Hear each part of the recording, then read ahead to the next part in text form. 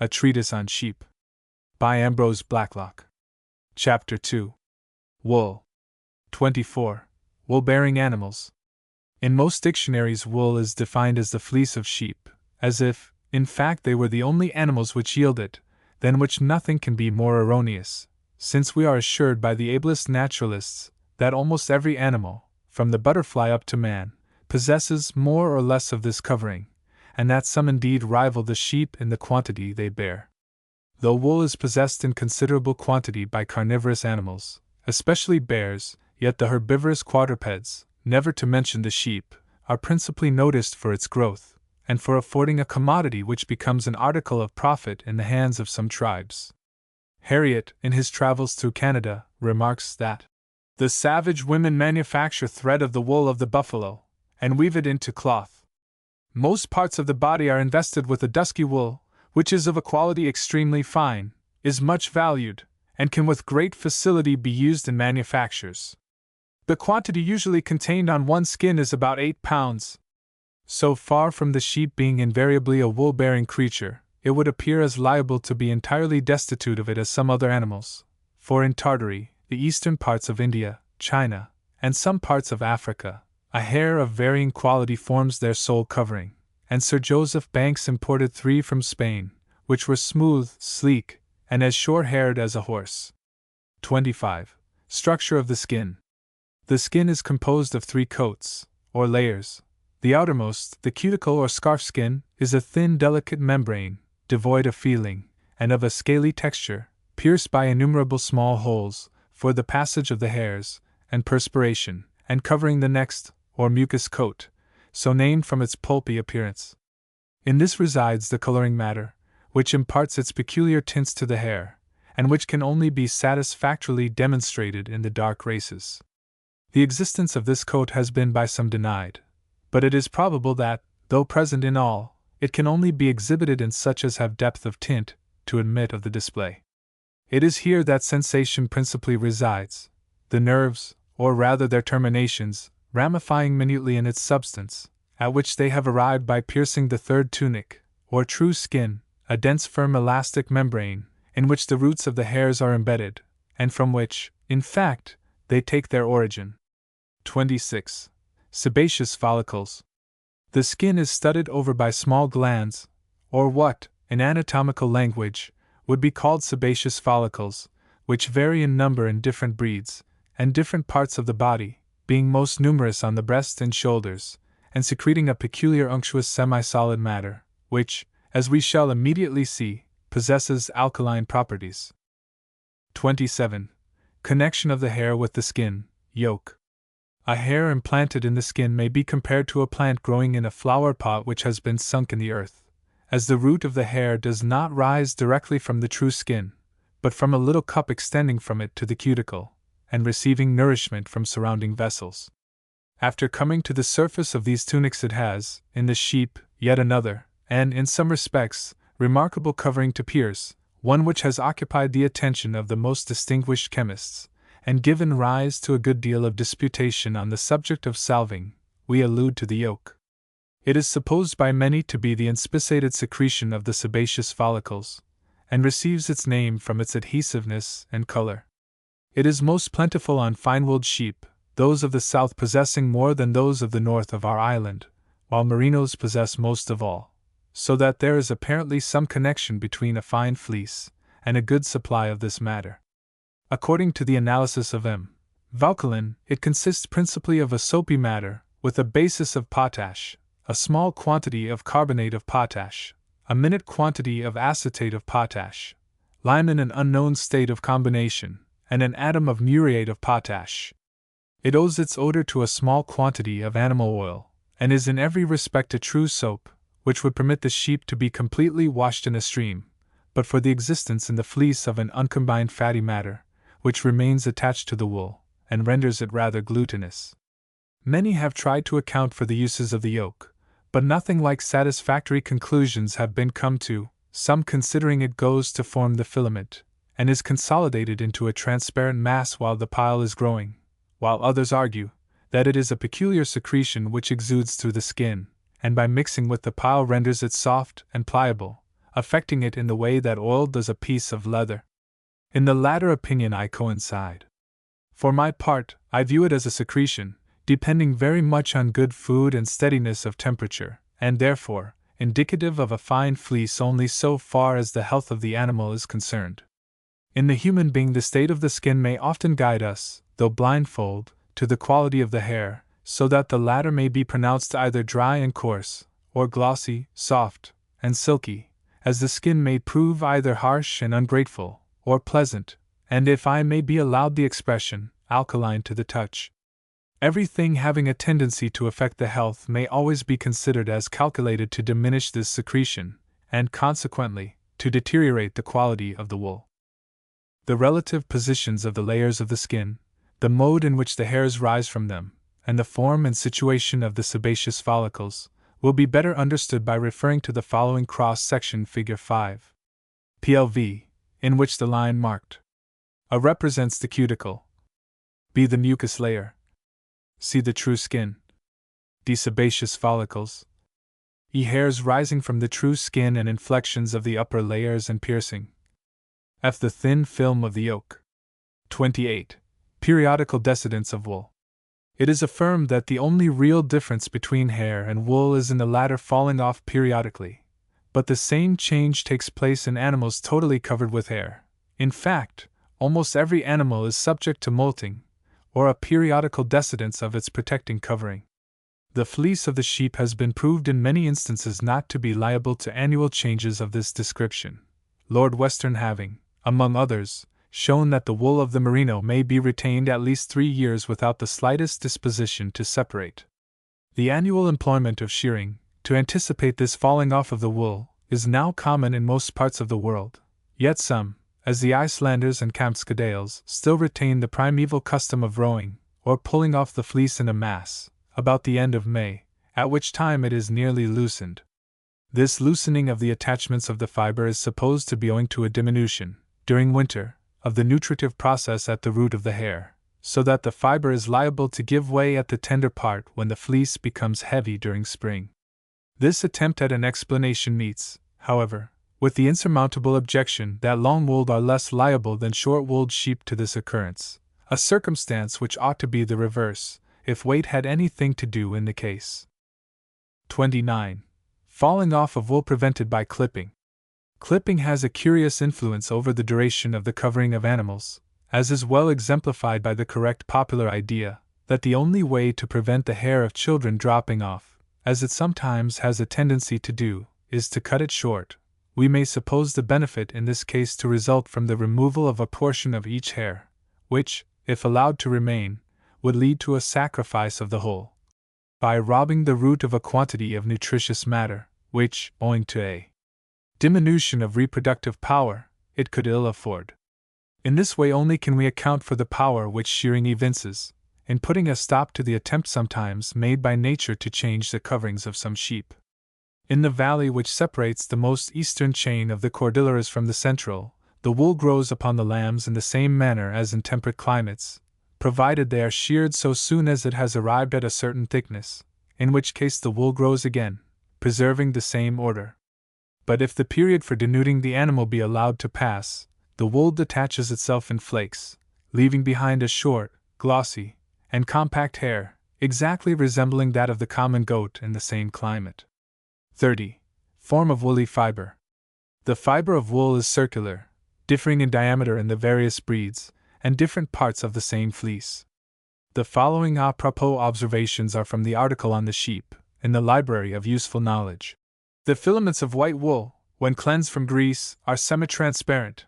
Their surface in some places is beautifully polished, in others curiously encrusted, and they reflect the rays of light in a very pleasing manner. When viewed by the aid of a powerful achromatic microscope, the central part of the fiber has a singularly glittering appearance. Very irregularly placed minuter filaments are sometimes seen branching from the main trunk, like boughs from the principal stem. This exterior polish varies much in different wools, and in wools from the same breed of sheep at different times.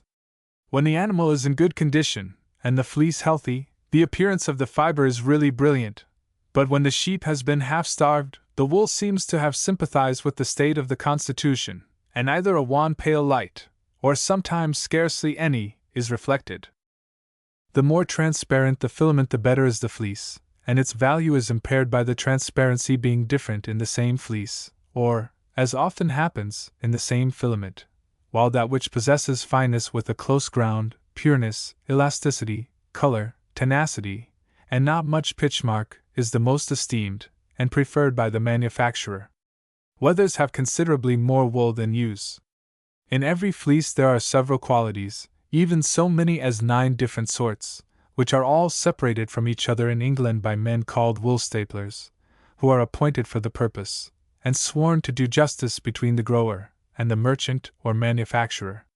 In this manner the latter obtains, without trouble or risk, the very kind which he knows will suit his purpose, for though the sorter, surrounded by a number of baskets, divides the wool according to its properties without the slightest hesitation, and with a rapidity truly surprising, yet such is the amount of the dexterity acquired by practice, that a mistake seldom occurs, and his judgment can as rarely be disputed. 31. Structure and properties of hair and wool. Each hair is composed of a number of filaments, or smaller hairs, ranged side by side, and this we can perceive without the slightest trouble, from the tendency it sometimes has to unravel at the apex, and again, by drawing a hair through the fingers from point to root, when we feel a roughness occasioned by projecting filaments, which only proceed a certain distance up the trunk, the longest being most internal.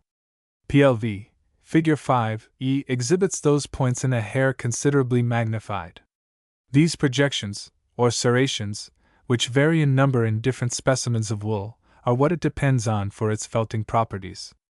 They are sharper and more numerous in felting wools than in others, and the better the felting properties of the wool, the more numerous the curls, because what induces curling on the animal's back leads to felting in the hands of the manufacturer.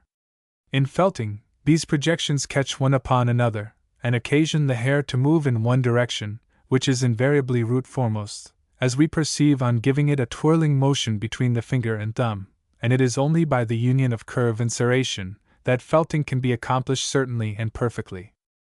Woolly fiber consists of a semi-transparent stem, or stalk, supposed to be hollow, as represented at Figure 4, PLV, and is partly distinguished from hair by the latter being opaque.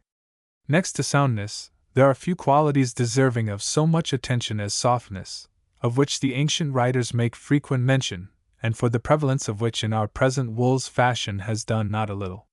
It is a quality that tends, in a material degree, to the cheap and easy working of the cloth, and, as such, is said to render wool 25% more valuable to the manufacturer than a harsh and brittle pile. It apparently depends on the fineness of the fiber, which should not, however, go the length of weakness. Fineness is in turn mainly connected with the yolk, the secretion of which ought, on that account, to be promoted by attention to the general management of the animal, as it is well known to undergo a change of properties by starvation, exposure, or any neglect whatever. 32. Particular soils injurious to wool. Soil, also, has much influence on the pliability of wool. Chalky lands, which are so notorious for injuring the fleece, are supposed to act in the manner of a corrosive, but the correct explanation is, not that the chalky particles attack the fiber in a direct way, but that they render it brittle, by absorbing the oily moisture with which it is naturally imbued. Moreover, the plants growing in such situations cannot but be injurious to sheep, owing to their impregnation, though a slight one, with calcareous matter, for grooms know well how soon a horse's coat becomes disordered by the frequent use of hard or well water, and prefer, therefore, the river for their steeds. 4. 33. Felting. The felting of wool may be defined as a property depending on the curls and serrations of the fiber, by which it is allowed to move only with the root foremost, and by which it is enabled to catch and retain a hold on fibers that are near it, so as to form a web or cloth. Felting is best brought into operation by alternate pressure and relaxation, which may be produced in a variety of ways. The ancient method, and one still pursued by the Tartars, was to tramp on a mass or layer of moist unwrought wool, so as to form a coarse cloth or carpet, while the modern, and more perfect plan is, either, as in hat making, to apply pressure with the hands, or, as in the finishing of cloth, to pass the fabric repeatedly through rollers. The way in which a close fabric is formed, by the juxtaposition of a few scattered hairs, gave rise for long, as well it might, to serious disputations among philosophers, and the favorite theories of each, unbased as they were on observation, might till now have agitated the scientific portion of our manufacturers, had not the microscope brought to light much of what is true and valuable in our researches. Moisture appears to be of service during the felting of wool, as it induces it to curl, enabling the fibers to expand and catch one on another, after they have been bent and compressed by the force applied to them, and is of itself sufficient to felt a fabric, as we frequently perceive in the instance of stockings, which have been allowed to remain too long in water, when they become short from undergoing contraction, and resemble after such treatment an imperfect cloth. It is for this reason that the hatter, after tumbling over, in all directions, the fur of which the hat is to be made, wets it before applying pressure, and that the woolen manufacturer, after freeing the web from grease, soaps it before its subjection to the action of the rollers. Without felting, cloth would resemble a net, and would unravel on being cut, from the fibers crossing only in two directions, but the strokes of the mill put an end to this, by laying the fibers in every possible direction, and so twining them one with another, as to render them a coherent mass. 34. Different kinds of wool. The wool of this country is divided into two great classes, long and short. The former varies in length from 3 to 8 inches, and before being made into stuffs and worsted goods, requires to be deprived of its felting tendencies, by passing it through heated iron combs, which remove the feathery parts, or serrations, and make it resemble silk or cotton. The shorter combing wools are in general used for hose, and are softer than the long combing wools.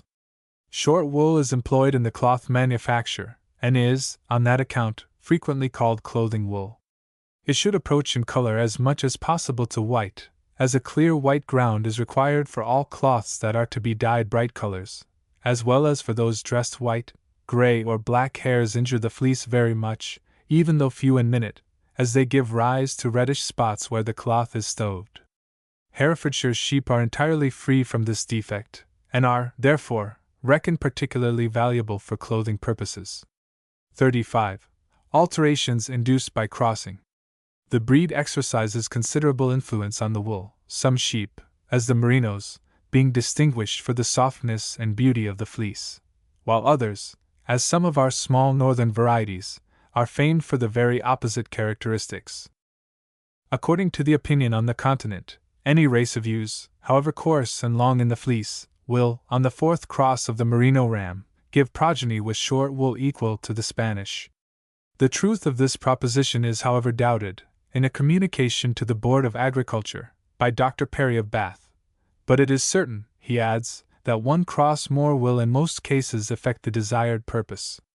If we suppose, he says, the result of the admixture of the blood of the Merino ram to be always in an exact arithmetical proportion, and state the native blood in the US 64, then the first cross would give 32/64 of the Merino, the second 48/64, the third 56/64, the fourth 60/64, the fifth 62/64, and so on.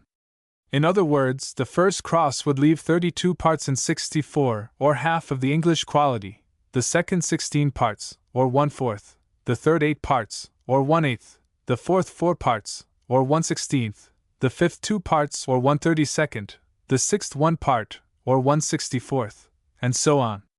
Now, if the filament of the Wiltshire, or any other coarse wool, be in diameter double that of the Ryland, it is obvious that, according to the above statement, it would require exactly one cross more to bring the hybrid wool of the former to the same fineness as that of the latter. This, I believe, very exactly corresponds with the fact. The difference between 1/8 and 1/16 is very considerable, and must certainly be easily perceived, both by a good microscope, and in the cloth which is manufactured from such wool. In the latter method, it certainly has been perceived, but I have had hitherto no opportunity of trying the difference by the former. The fifth cross, as I have before observed, brings the Merino Wilts wool to the same standard as the Merino Ryland. 36. Bratting injurious to wool. Wool rendered fine by clothing sheep is never equal to that which owes its perfection to natural causes. The Saxon wool, which is principally produced by artificial means, has been compared, from its inelastic sickly appearance, to grass that has been secluded from the sun. The custom of bradding is therefore not to be recommended, and indeed is now nearly laid aside. Housing sheep with the same intentions is also bad, inasmuch as it must affect their health, and destroy the curl of the fiber. Shelter is, however, absolutely necessary from extremes both of heat and cold, as temperature has much influence on the covering of animals, and in none more than the sheep. Chapter 3. British Wool Trade. 37.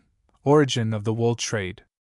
Wool, since Eden closed its gates on our progenitors, has been a current coin, an important material, on which has been employed the skill and industry of almost every tribe, and been the means of raising many a petty people to the hard-won dignity of a nation. Man, at first placed in a comfortable temperature, needed little as a defense against the weather, while fashion, then unthought of, or only as a sport, failed to interest the simple-minded races in the cut or texture of the coverings they wore. That the first dresses of mankind were formed from vegetable materials, we have the highest authority for believing, and even at present, the garb of the natives of some of our lately discovered islands consists of a simple girdle formed from rough-cut reeds. But as the dawn of knowledge smiled upon the savage, and animal sacrifice tutored him in the uncouth rudiments of a coarse anatomy, the superior comfort, even of the untanned hide, would be remarked, and the clumsy mantle of the Kaffir hordes welcomed as a change. Time would not long elapse till roving dispositions, and the encounter of unstable climates, would show the wanderer the necessity of a fabric better adjusted by shape and pliancy to the nature of his wants, while the clinging of lock to lock of woolly fiber would plainly tell the superfluous nature of the supporting skin, and point the way to make an ill-closed cloth. 38. Invention of weaving. Weaving is not absolutely necessary for the manufacture of cloth, since wool will felt, though far from evenly, without the preliminary process of being laid in threads, so that cloth may have been almost coeval with mankind without our being required to assign much mechanical ingenuity to its inventors. But we have tolerably clear evidence in the inspired writings that weaving was known in the earliest ages, and that it was trusted principally to the women. Thus Delilah wove Samson's hair when he slept in her lap, and a short time after, it is written that the mother of Samuel made him a little coat, and brought it to him from year to year. At a later period, Solomon thus describes a good wife: she seeketh wool and flax, and worketh willingly with her hands. 5. That garments were in those early ages made of several pieces, joined by needlework, is evident on a perusal of Genesis 37. 3. Judges v. 30, and 2 Samuel 13. 13. And this plan is allowed to be even more ancient than the weaving of flax. Job, who flourished, or is supposed to have flourished, before the Israelites left Egypt, shows clearly by his words that flannel clothing was then in vogue.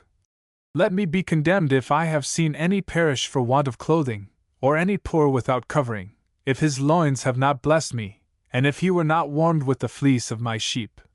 And that the cloth was woven, and not produced by beating, is evident from his saying, when complaining of his sad estate: my days are swifter than a weaver's shuttle. 5. 39. The early progress of the wool trade is veiled in much obscurity, and only to be discovered by seeking for it in a mass of fable, which in many instances enabled the old writers to string together the dry details of history, in a manner suited to the taste and habit of their time.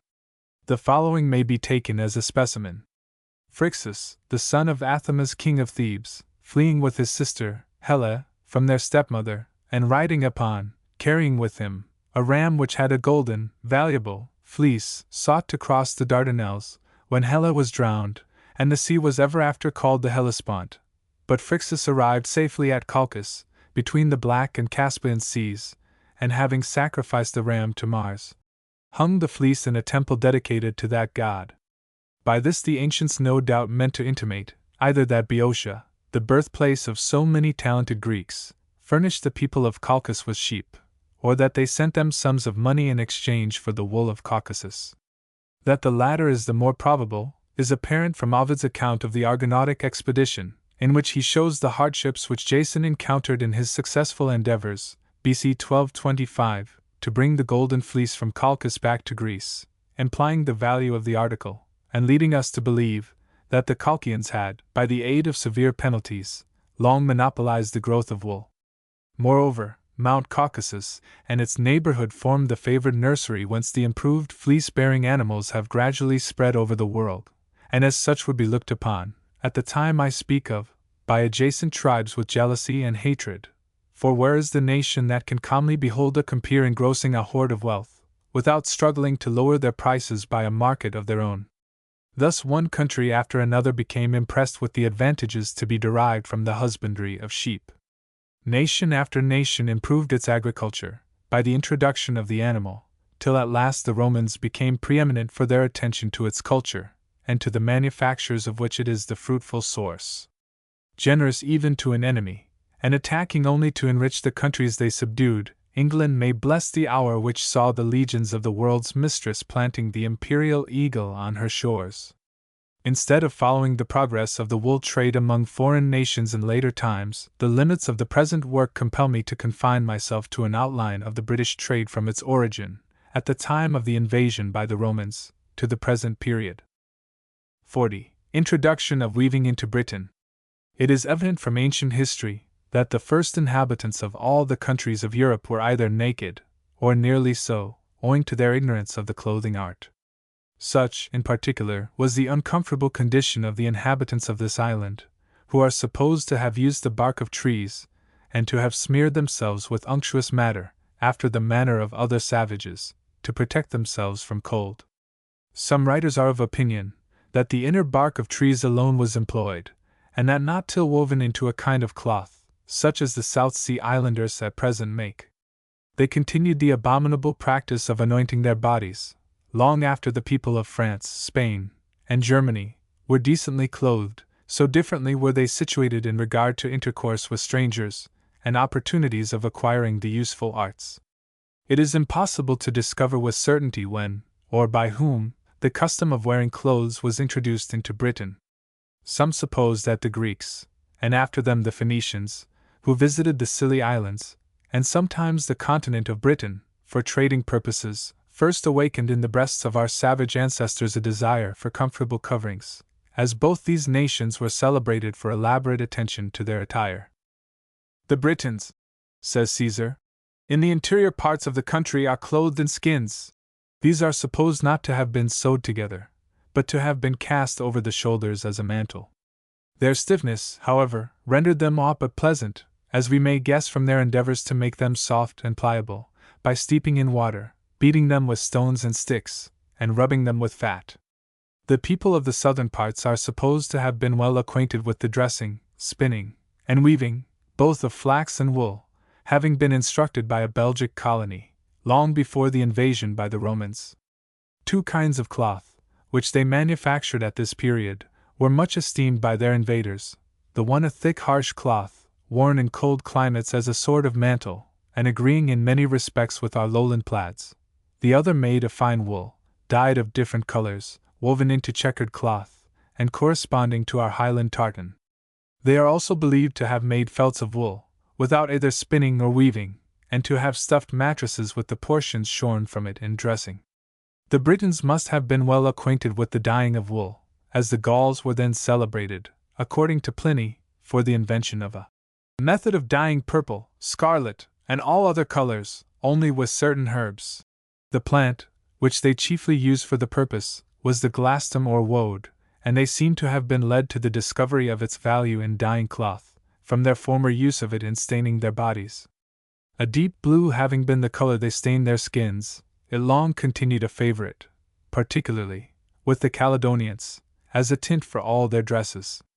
Though the most civilized of the ancient Britons were tolerably versed in the most essential branches of the woolen manufacture, yet that useful art was not diffused over our island till the landing of the Romans, whose soldiers, being almost all drawn from the plough, were well adapted, when settled in the country, to foster the arts of peace. In order to benefit themselves and the island, their emperors were at great pains to discover and procure the best artificers of every description, particularly the best manufacturers of woolen and linen cloths, whom they formed into colleges, or corporations, endowed with various privileges, and governed by a procurator, who was under the direction of that great officer of their empire, the Count of the Sacred Largesses. In this manner it appears that the first woolen manufactory was established at Venta Belgrum, now Winchester, 100 years after the conquest of the country. It has been believed, from Britain having been partly peopled from Spain, that our sheep were originally Spanish, and, as Giraldus Cambrensis, Collectin de Reb. Highburn, affirms, that the Irish in his time were clothed in black garments, from the wool of their sheep being so colored. Some have supposed the sheep of that island were imported from Spain, a supposition rendered probable by Southey telling us, in his letters from that country, that in the north of the peninsula the animals are almost all of a black color. No mention ever occurs in the ancient writers of the importation of sheep into Britain, from which it may be supposed that they had found their way into it long before its forcible separation from the continent by natural convulsions. Camden, in his work on Britain, quotes from an old orator, part of a beautiful panegyric on the great Constantine, in which the happiness of Britain is eloquently described, and its advantages in regard to sheep graphically depicted. Innumerable are thy herds of cattle, and thy flocks of sheep, which feed thee plentifully, and clothe thee richly. So that, even allowing for the high-flown nature of the verbiage, the sheep of the island must have been far from indifferent, and well worthy of any trouble the grasping Romans may have been put to, in the erection of manufactories. 41. Importance of the British woolen manufacture. The history of our wool, and the woolen manufacture, is, at one period and in one point of view, the history of our public revenue, while in a succeeding period it becomes the capital object of our commerce, and the important subject of our political councils. The preserving and supporting it against foreign rivals, the due regulation of its numerous branches, and the proper restrictions deemed requisite to ensure to this country the commercial benefits resulting from it, have occupied our ablest statesmen for many centuries. The wools of England have always been in the highest repute, and that more abroad than at home. Their fineness and abundance have been ascribed by many to the sweet short grass on most of our downs and pastures, and to the sheep having the privilege of feeding, all the year round, without being shut in folds. But it cannot be denied that, though food and climate may have much concern in the matter, the energetic industry and persevering attention with which an Englishman devotes himself to the attainment of an object have tended more than any other circumstance to the advancement of our wools and woolen manufactures, and to the consequent prosperity of our island.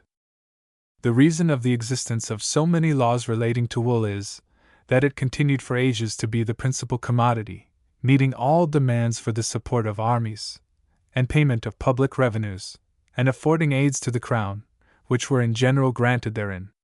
The scarcity of money in England before the discovery of America rendered it necessary to levy taxes frequently in kind, and as wool was abundant, it often figured as the representative of a more portable currency. Part of the £300,000 demanded by the Emperor of Germany as the ransom of Richard I was raised by a loan of wool. Edward I, the great reformer of our laws, imposed a duty of 6/8d on every sack of wool exported, and the like sum on every 300 wool fells. But soon after, when his necessities demanded a larger income, he laid those additional duties on foreign merchants, which afterwards became the tonnage and poundage, so famous in England's history. Among these additions, the former taxes on wool and fells were increased by 40 pence, while at the same time, like other monarchs of the period, he occasionally received subsidies of wool. In the same way Edward III, in attempting, during the 12th year of his reign, to wrest the crown of France from the House of Valois, procured a grant of half the wool in England, amounting to 20,000 packs, which, taking it as valued by some authors at £40 a pack, must have realized the sum of £800,000. 42. Weavers brought from Flanders. Commerce and industry were at a very low ebb during the time of Edward III, the principal export being wool, which only brought into the kingdom about £450,000. Edward promoted the woolen manufacture by bringing, in 1331, John Kemp, with 70 Walloon families, weavers, from Flanders, and owing to the want of native skill in this department, gave every encouragement to foreign weavers. 11 Edward III. Cap. 5.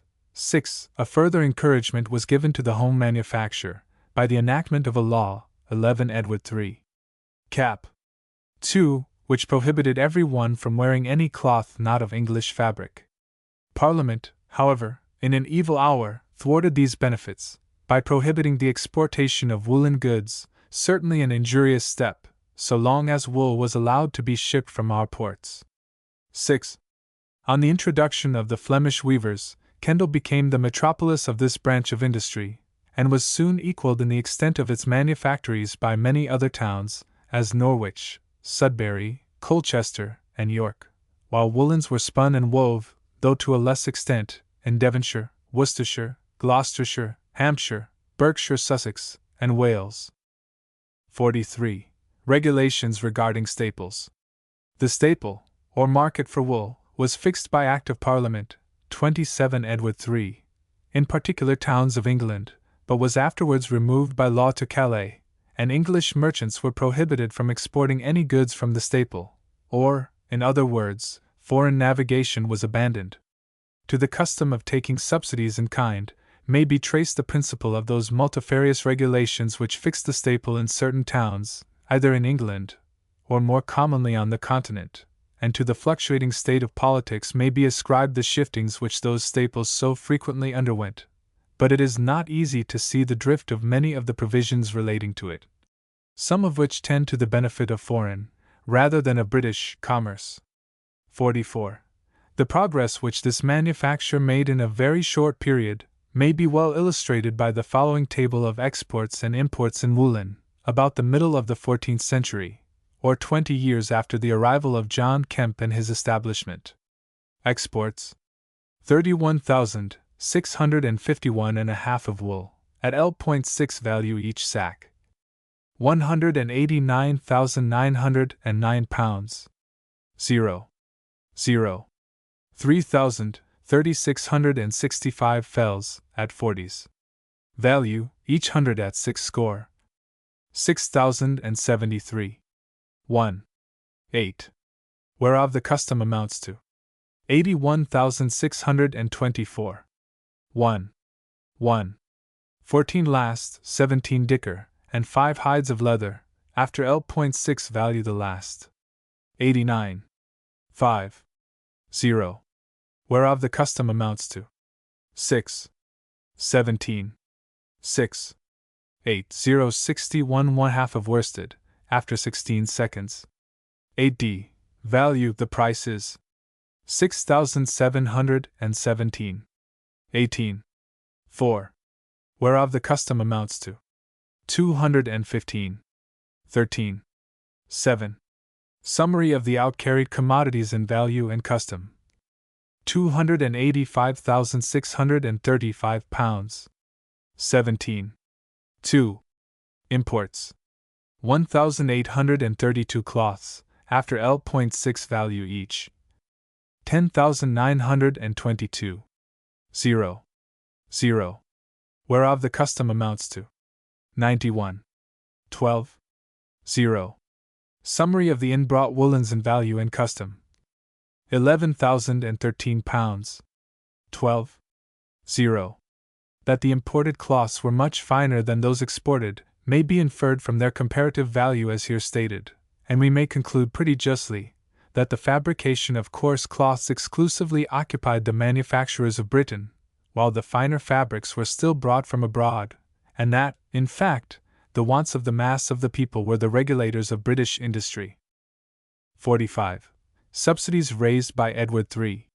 In 1338, Edward took a 15th of all the commonalty of his realm in wool, rating the price of every stone of 14 pounds, at 2s, although, in the previous November, he had sent the Bishop of Lincoln, and the Earls of Suffolk and Northampton, with 1,000 sacks of wool, into Brabant, which, being sold at L.40 a sack, procured him L.40,000.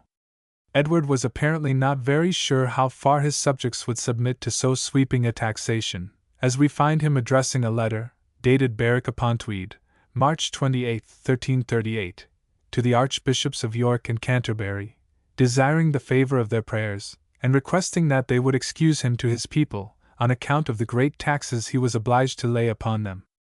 During the summer of 1339, the laity granted to the king the 1/2 of their wools throughout the whole realm, a favor his majesty is reported to have received most graciously. But of the clergy he levied the whole, compelling them to pay 9 merks for every sack of the best wool. Knighton, who held an office in the Abbey of Leicester, says that that house alone furnished 18 sacks. The revenue officers during this reign appear to have exercised their calling with great strictness, and to have interfered in an especial manner with the secret trade of the inhabitants of Bristol, but this was terminated by the king granting a license, dated Langley, November 25, 1339, to their weavers, allowing them to make wool and cloth without being liable to any molestation from the king's officers. 46. Progress of the trade under Henry VII, Henry VIII, and Edward VI. During the bloody and destructive wars of the White and Red Roses, when success graced the arms alternately of York and Lancaster, commercial enterprise was almost at a stand. This unhappy period brought, however, with all its evils, blessings in its train, and Henry VII not only did more for the advancement of the wool trade than his predecessors, but also gave it greater vigor than it could lay claim to at any former period. Fine cloths were much improved in his reign, and luxury began to be attended to in an article, which, till then, had only been rendered amenable to comfort. The ostentatious reign of Henry VIII gave an additional impulse to the trade, and cloth was sold in 1512 for 5 merks, which 50 years before would only have brought about 40 shillings, while, in consequence of increasing wealth, population, and consumption, the demand was materially increased. A new market was also opened up for the exit of their woolens, by the establishment of an intercourse in 1516 with several islands in the archipelago, and a few of the towns on the coast of Syria.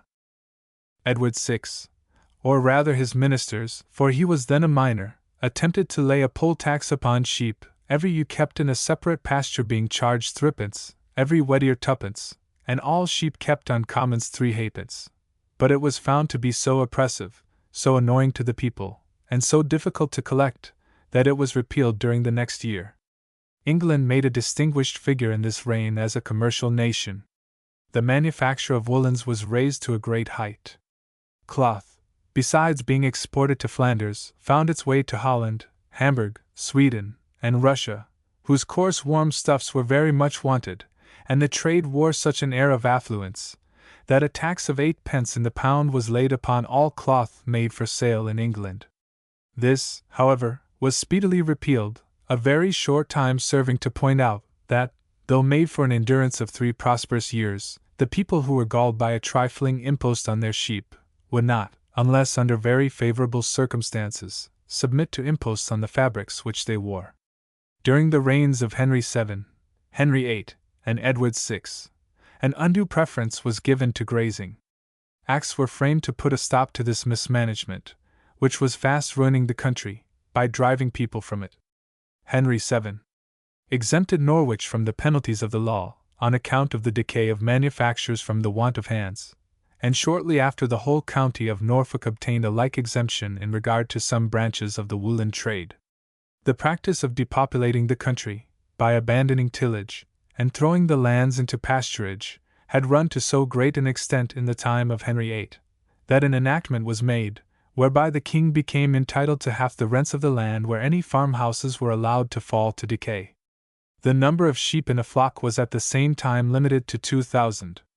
Hume conjectures, in his History of England, that unskilful husbandry was probably the cause why the proprietors found no profit in tillage, thus leading a farmer to keep a flock sometimes of 24,000 as expressed in the statute. This had the effect of increasing the price of mutton, a remarkable coincidence, which Parliament attributes to the commodity having gotten into few hands, though Hume ascribes it to the daily increase of money, thinking it almost impossible that such an article could be engrossed. At the commencement of the reign of Edward VI, the people were still sadly deficient in a knowledge of agriculture, a profession which, as Hume wisely remarks, of all employments, requires the most reflection and experience. A great demand having arisen for wool both at home and abroad, whole estates were laid waste, while the tenants, regarded as a useless burden, were expelled their habitations, and the cottagers deprived even of the commons on which they fed their cows. No wonder there was a decay of the people. 47. Wool trade encouraged by Elizabeth. Elizabeth extended her protection to the Protestants who fled from the persecutions of the Duke of Alva in the Low Countries, and the woolen manufactories became more flourishing than ever, so much so that, although in 1552 a large quantity of raw material was exported, yet in less than 30 years, the people of Germany, Poland, France, Flanders, Denmark, and Sweden were covered with British cloths, 200,000 pieces being annually exported, though the price was nearly tripled. At that time the processes by which woolens are rendered beautiful were unknown in England, and as our exports consisted in white undressed cloth, the profits upon dyeing and finishing, amounting to nearly £1 million a year, were lost. This was attempted to be remedied by prohibiting the exportation of white cloths, but the Dutch and Germans, who benefited by the dyeing processes, forbade the entrance of any English woolens dyed in the peace into their territories, and the export consequently fell immediately from 200,000 to 60 pieces. Then the restriction was taken off. It was at this crisis that the fabrication of medley cloths, or mixtures of wool dyed of different colors and wrought into the same web, was commenced. 48. Woolen cloth monopolized by the merchant adventurers. Though 9/10 of the commerce of the kingdom consisted in the time of James I. of woolen goods, wool was allowed to be exported till the 19th year of his reign, when it was forbidden by proclamation, but never strictly enforced. The cloth was very little admired even at home, and though it was the staple commodity of the realm, a company of merchant adventurers were allowed by a patent to possess the sole disposal of it. Elizabeth at one time attempted to rescue this important trade from the hands of these merchants, but they instantly conspired, and ceased to make purchases of cloth, when the Queen was necessitated to restore the patent. A Board of Trade was brought together by James I. in 1622, and one of the purposes contemplated was to remedy the low price of wool, which was leading the people to complain of the decay of the woolen manufacture. But Hume supposes, and with every appearance of probability, that this fall of prices proceeded from an increase of wool. 49. English consumption of wool increased. Till the 15th century our wool was sold in the fleece to such as came to buy it. Among the principal of our customers were numbered the Flemings and Brabanters, and in particular the merchants of Ghent and Louvain, who took off vast quantities for the supply of two manufactories that had flourished in those cities from the 10th century, and had furnished the greater part of Europe, and even England itself, with every kind of woolen cloth. Thus they might have continued, to the great loss of our island, had not the democratic hands employed in those manufactories repeatedly revolted, owing to their determination to resist attacks on looms, and being at length punished and dispersed, found their way in no long time to Holland. While in the last place, the spirit of sedition still being dominant, certain of their party attacked and killed some of the civil authorities, for which they had to make a precipitate flight to England, where they settled as peaceful citizens, and instructed our people in the working of wool. This occurred in 1420, from which time neither skill, money, nor enactments have been spared to enable us to retain so valuable a trade.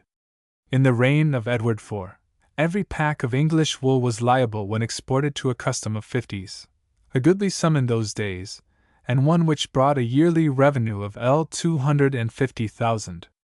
This excessive custom, almost amounting to a prohibition, added to the above-mentioned opportunities, in a manner compelled the people to manufacture for themselves, and in this they succeeded so well, that by the time of Elizabeth, the exportation of live sheep and wool was prohibited on pain of having the right hand struck off. It does not appear that this enactment was ever repealed, though supposed to be so by the 12th of Charles II. Cap. 32 c. 3, which, without taking away the penalties imposed by former statutes, imposes a new penalty, 20s.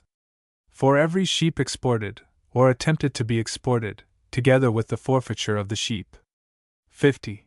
Severity of prohibitory enactments reprobated. By the 14th of Charles II. Chapter 18. The exportation of wool was deemed felony, and punished accordingly. This tended in no slight degree to the defeat of the ends intended, by hindering all who were not cold-blooded from bringing to justice the actors in so trifling an offense. This was soon, however, seen through, and corrected, by the 7th and 8th of William III.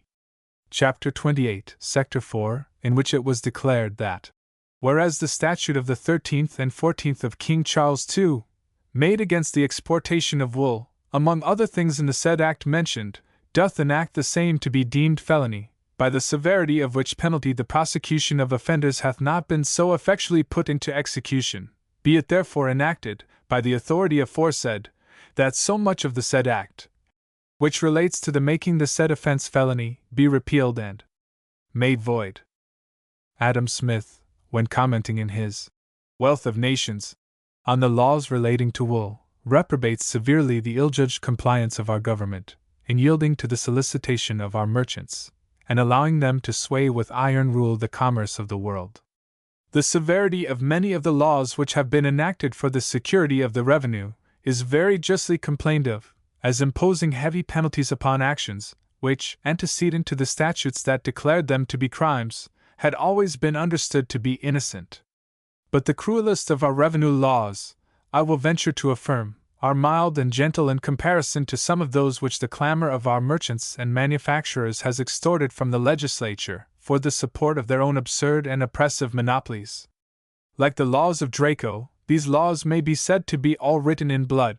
None of the laws, however, were effectual, not even the one passed in the middle of the 17th century, by which the offense was rendered capital. In spite of the vigilance of our government, a contraband trade in wool was long carried on between the inhabitants of the French and English coasts, especially those of Sussex, by a class of men called Olis, from their only venturing abroad in the night, and who were tempted to despise the penalty, with an intrepidity astonishing to the rest of Europe, by the high prices that were sure to be afforded to them in the Gallic market. Again, during the first half of the 18th century, large quantities of wool were constantly smuggled from Ireland to France, by which our trading interests were considerably injured, and the plans for suppressing exportation shown to be worse than useless. 51.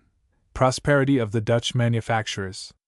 The woolen manufactures of the Hollanders were first established in 1636, or 1637, by 140 English families, who went from Norfolk and Suffolk to settle at Leyden and Alkmaar.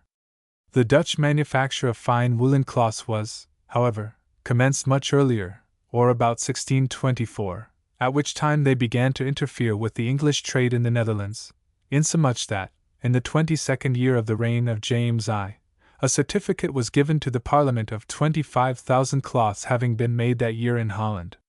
Upon this the House of Commons resolved, first, that the merchant adventurers setting impost upon our cloth is a grievance, and ought not to be continued, and that all other merchants promiscuously, as well as that company, may transport everywhere northern and western kerseys, and new draperies.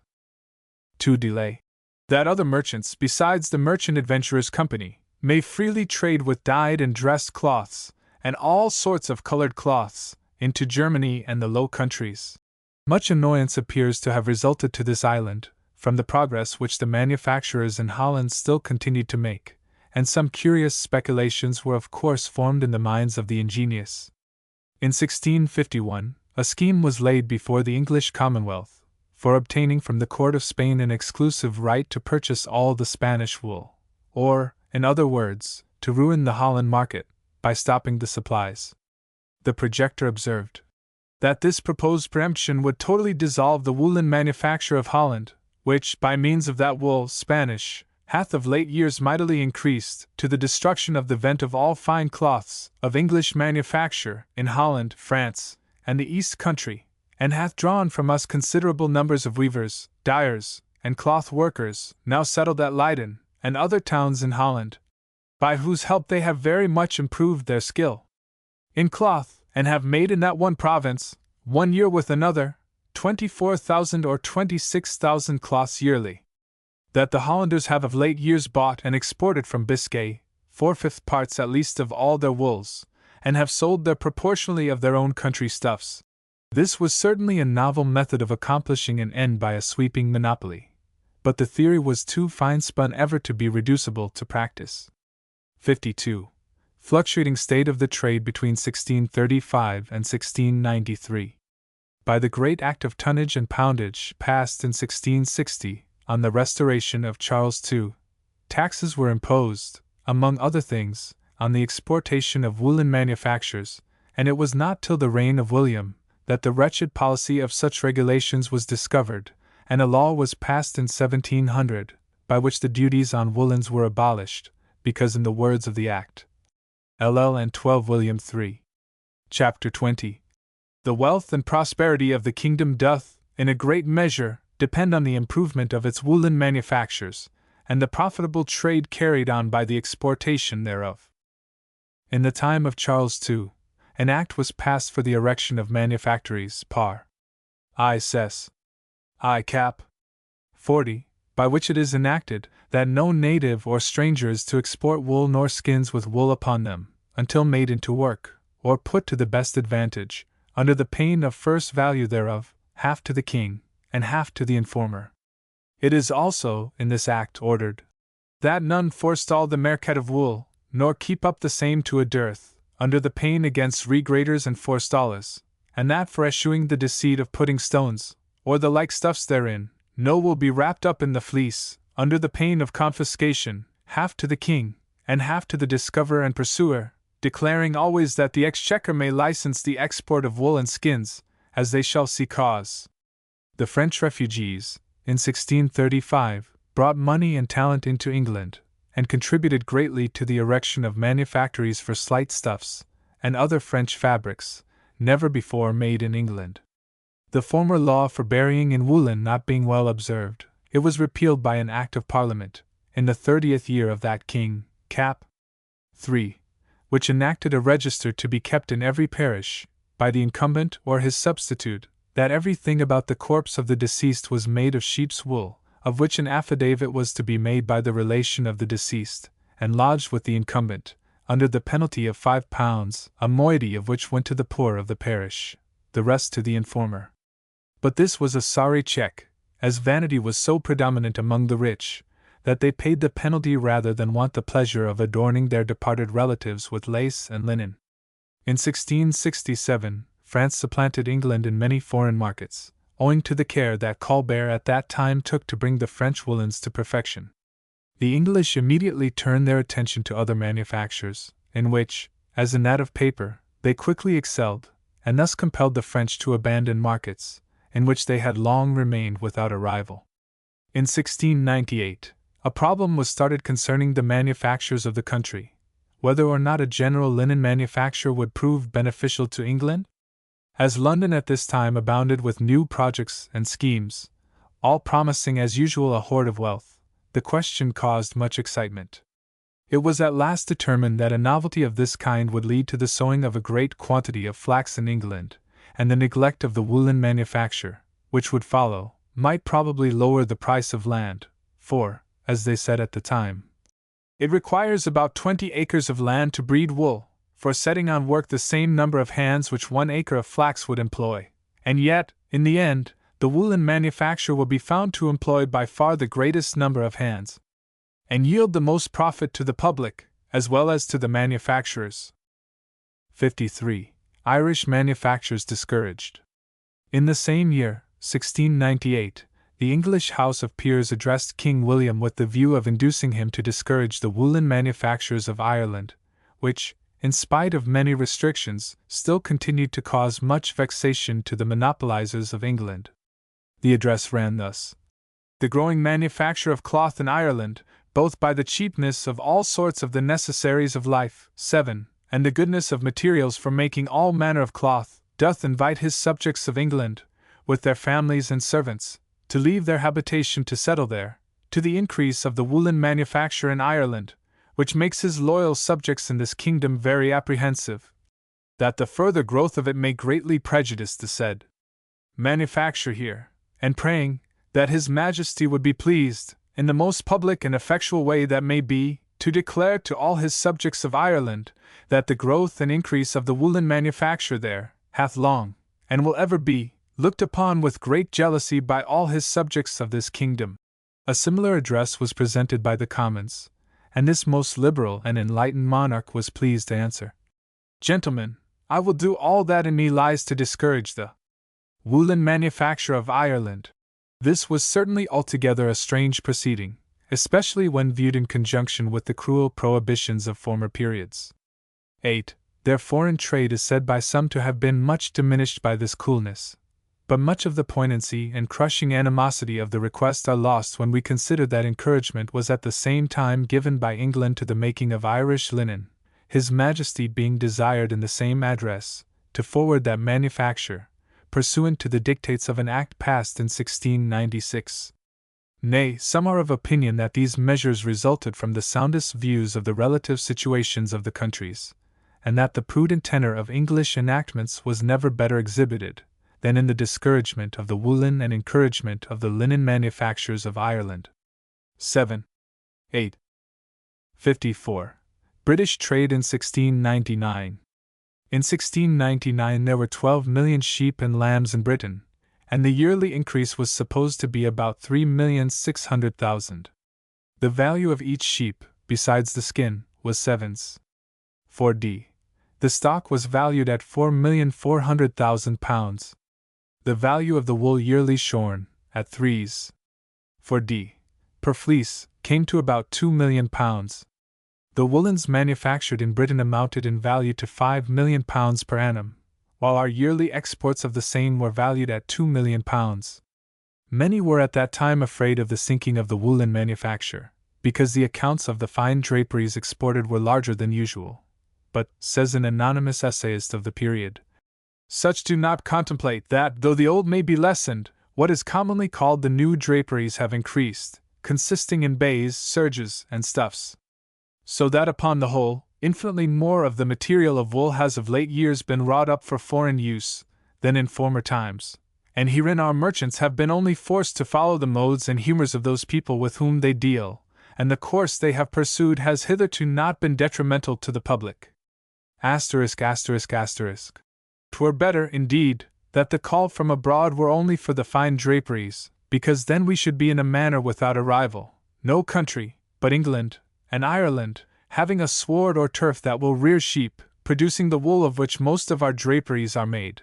'Tis true the wool of Spain is fine above all others, but 'tis the wear only of the richer sort. And of Spanish cloths not above 9,000 pieces are sent abroad, one year with another. 55. British woolens rivaled by those of Sweden. Before the Peace of Utrecht in 1713, we had no rival in the woolen trade but the Dutch, over whom we had many natural advantages, such as situation, goodness of our ports, and excellence of the principal constituents of the manufacture. They were obliged to furnish themselves with the materials at second hand. When the trade in woolens was properly set afoot in England, during the long and happy reign of Elizabeth, the interest of money was pretty much the same in both countries. But the Dutch were engaged in a hazardous and bloody war, and in establishing their Commonwealth, and East India trade, and therefore had not much time to think of improving any manufacture. Owing to these circumstances, we came into possession of all the principal marts for woolens, both in Asia and Europe, and retained them till the beginning of the war with France and Spain. We then prohibited trade with both these countries. About the year 1720, our exportations to Sweden, of cloth, stuffs, and other woolen manufactures, amounted to £50,000. The Swedes, however, though situated in a severe climate, tried experiments with English sheep, and with so great success, that, in 1765, they could boast of wool little inferior to that of England. They then erected manufactories, and we were compelled to relinquish a market, which we had long held to our profit and advantage. 56. Regulations from 1740 to 1742. In the 12th year of King George II, it was enacted by a statute cap. 21. That whereas the taking off the duties upon woolen or bay yarn imported from Ireland may be a means to prevent the exportation of wool, and of woolen manufactures, from Ireland to foreign parts, and may also be of use to the manufacturers of Great Britain, that from the 1st of May, 1740, the same shall be no longer payable, excepting only the duties upon worsted yarn of 2 or more threads twisted or thrown, or on crewel imported from Ireland. At this time more than 1,500,000 persons were employed on woolen articles, and were supposed to earn, one with another, 6 pence a day for 313 working days, amounting in all to £11,737,500 yearly. In 1742, the English purse suffered much from the contempt with which home manufactures were regarded by the nobility, in consequence of which the latter were speedily the losers.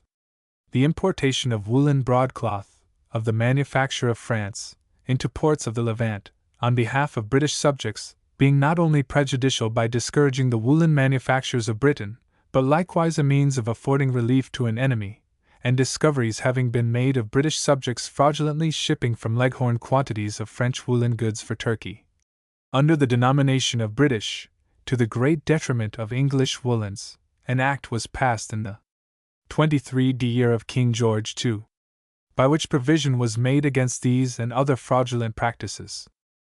57. Improvements in the manufacturing of woolens.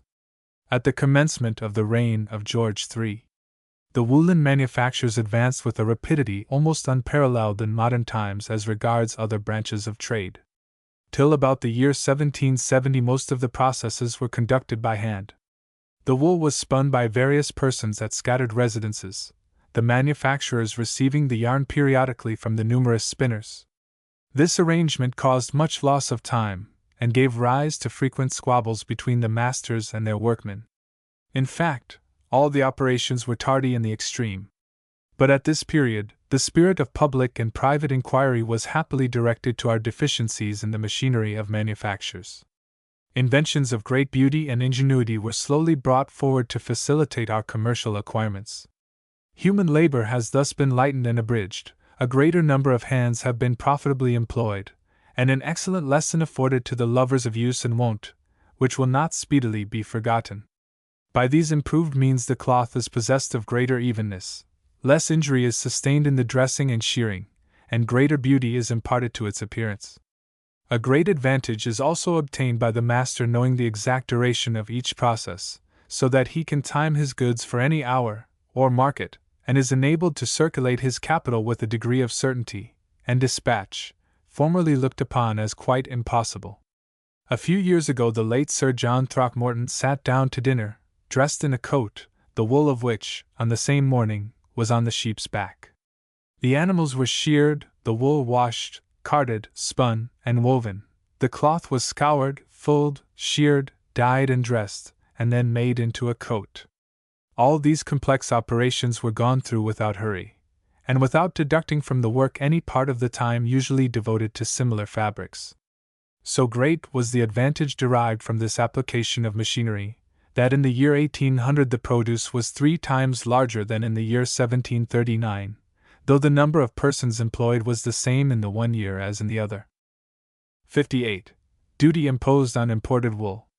For 3 centuries a free importation of foreign wool was permitted by our government, and it was not till 1803 that any one thought of laying a duty upon it. This duty was at first comparatively light, amounting only to a halfpenny £8, and it continued under a penny £8 till 1819, when Mr. Vansittart raised it to 6 pence.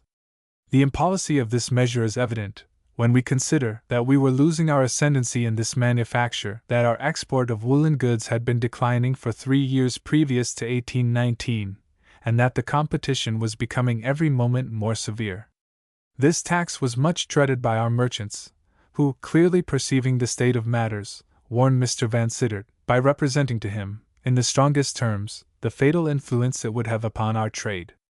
Its effects are best exhibited by its disastrous influence on the foreign trade in woolens, which fell off about a fourth in value, almost immediately after the imposition. The following table places this in the clearest point of view. Declared value of woolens exported. 1816.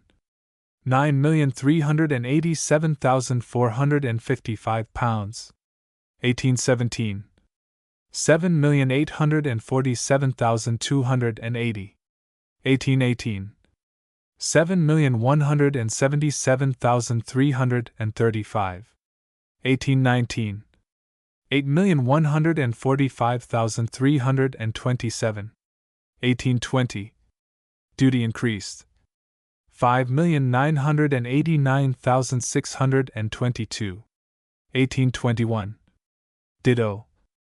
5,587,758. 1822. Ditto.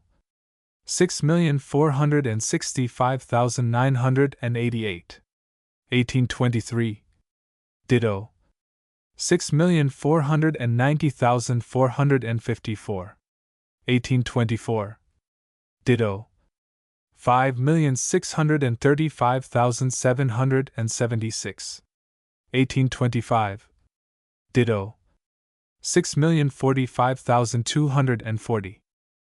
The opinions of our merchants ought to have formed the best of all beacons in pointing the course to be pursued by Mr. Van Sittart.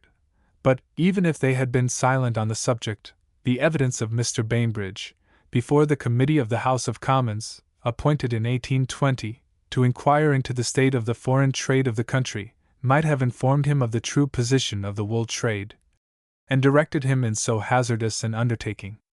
When Mr. B. was asked whether he thought that an increase in the means of paying for our manufactures would produce an increased consumption of them in Russia, Sweden, and Prussia, he replied, "I believe the woolen manufactures in Prussia are in such a state as to be able to compete with us completely. I speak of it particularly because we are in the habit of having transactions with the United States of America, and I find that a very considerable proportion of fine woolens and stuffs are absolutely shipped from the Netherlands, and from ports contiguous, part of which I understand to come from the interior of Germany, and from Saxony in particular, so that a portion of the trade, which we have been in the habit of transacting with the United States, is finding its way from the north of Europe. I therefore conceive that their manufactures are competing with the manufactures of this country, and consequently, they would not come to us to receive a supply of those articles which they can purchase from their own manufacturers at home." In 1825, at the earnest and obviously well-founded representations of the manufacturers, Mr. Huskisson reverted to the old system, and it was then wisely enacted that all foreign wool imported for home consumption, of the value of £1 and upwards, should pay a duty of £1d. a pound, but when the value of foreign wool was under £1, the duty was reduced to a halfpenny per pound. A boon was at the same time conferred upon the agriculturists, by the introduction of a new system with respect to the exportation of British wool, the growers of which were allowed, for the first time, to send it to foreign markets, on payment of a penny per pound. 59. Removal of the restrictions on foreign wool. The importation of wool was, by these reductions, speedily increased, and with it the consumption of our woolens by foreign nations.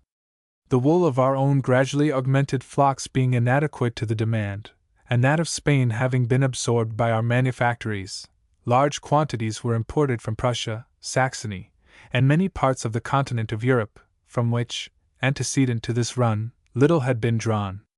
The average annual import of wool during 1765-66-67 was 4,241,364 pounds.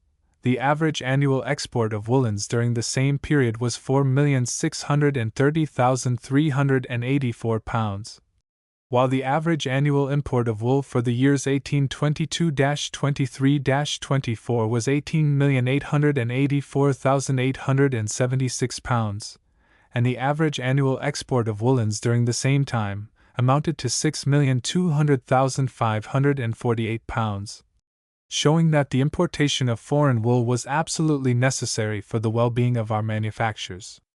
The importation of 44 millions of pounds weight, in the year ending January 5, 1826, must be ascribed as much to the spirit of overtrading, which then affected every branch of industry, as to the reduction of the duty, but the large importations during 1827 afforded an additional proof of the necessity of foreign wool to the successful formation of a most important article of commerce.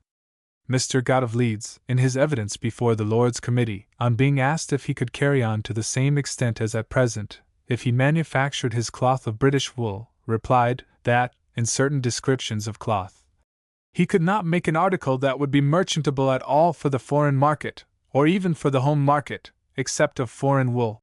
He then proceeds to state that though the competition is very strong in every department of the manufacture, yet that foreigners are decidedly superior to us in some description of low cloths. The following question was then put, and plainly and emphatically answered. Speaking of the finer cloths, is the competition such as to render an additional duty on the importation of foreign wool likely to injure the export trade? I have no doubt, speaking on my oath, that it would be fatal to the foreign cloth trade of the country. I would further say that it would be equally injurious to coarse manufactures of all kinds made of English wool. The competition now with foreigners is as nearly balanced as possible, and the disturbing operation of a tax of that description would necessarily enable the foreigner to buy his wool cheaper than we should do it in this country. The result would be that foreigners would, by such a premium, be enabled to extend their manufactures to the exclusion of British manufactures of all descriptions. In another part of his evidence, Mr. Gott says, if 2 pieces of cloth at 10s a yard were put before a customer, one made of British wool, the other of foreign wool, one would be sold, and the other would remain on hand. I could not execute an order with it. If any person sent to me for cloth at 7s or 8s a yard, and if it were made of English wool it would be sent back to me, and I must resort to foreign wool, or foreign mixed with British, to execute that order. In fine, the British wool could not be got rid of without a copious importation of foreign wool to aid the manufacturer in his disposal of it, as fine cloths are so much better and more durable in their wear than coarse cloths, that they are coming more and more into demand, to the almost total exclusion of the latter. Moreover, the good old custom of making homespun cloth is reviving among our farmers, and as it is excellently suited for workday wear, though necessarily of an inferior gloss, coarse cloths will, to a considerable extent, cease to be the concern of our manufacturers. The only cloth, indeed, which the bulk of the people will require, will be a finer material to form the garb for Sunday and holiday recreation. 60. Countries from which we derive our wool. Our markets are supplied with foreign wool principally from the following places: Australia, Van Diemen's Land, Cape of Good Hope, Peru, Germany, Spain, and Russia. The Tasmanian fleeces are preferred to the Australian, and fetch, in general, higher prices, owing to their being fit for combing, while the latter, though making considerable advances in fineness, are still of short staple. Both are favorites with our manufacturers, from their being firm in the pile, a quality resulting from the constant good health of the animal in those countries. The German wool takes precedence of the Spanish, and has done so since 1819 or 1820. The King of Spain, about the year 1800, presented the Elector of Saxony with a small merino flock, and from that period our importations from Spain have diminished, as those from Germany have increased. From the period of its first introduction into Germany, till 1814, when peace once more fell to the lot of Europe, these sheep were gradually spread over the kingdom of Saxony, and when, by the events of 1815, the continental trade was thrown completely open, the Saxon dealers, perceiving the value of this new commercial article, commenced a regular trade in it with England. By this new supply, the Spanish wool, as here shown, was slowly beaten from its hold on the British manufacturers. Importations into England of wool from Spain and Germany, at 3 separate periods: 1800, 1814, 1827. Germany, 421,850 pounds. 3,595,146 pounds. 22,007,198 pounds. Spain and Portugal, 7,794,758 pounds. 9,234,991 pounds. 4,349,643 pounds. At these periods the ports of these countries were open to British merchandise, so that we have here a convincing proof that the wool growers of Spain do not owe their losses, as supposed by some, to the hostile incursions of the French, but to the friendly competition of a neighboring state. Wool, both of coarse and fine quality, is daily becoming a more and more important export from the Black Sea, owing to the great range of pasturage in southern Russia. The ordinary wools are very coarse, and the fleeces dirty and full of grass seeds. Though not subject to export duty, it is not supposed that it will ever turn out a lucrative article for the British manufacturer. 61. Wool trade from 1800 to 1830. The latest tabular accounts on which much reliance can be placed are to be found in M. Culluca's Commercial Dictionary, but of these I am compelled to offer only an abridgment, and in general nothing but the sum total of his detailed statements. The number of short-wooled sheep in England in 1800 was 14,854,299. The number of long-wooled sheep in England in the same year was 4,153,308. The quantity of British wool in 1800 amounted to 325,269 packs, while in 1808 it had increased to 414,502 packs. The sheep and lambs wool imported into Great Britain from foreign parts in 1810 was 10,914,137 pounds. In 1815, 13,640,375 pounds. In 1820, 9,789,020 pounds. In 1825, 43,795,281 pounds. In 1830, 32,313,059 pounds. The increase here observable in 1825 is accounted for above in our notice of the state of the taxes before and at that period.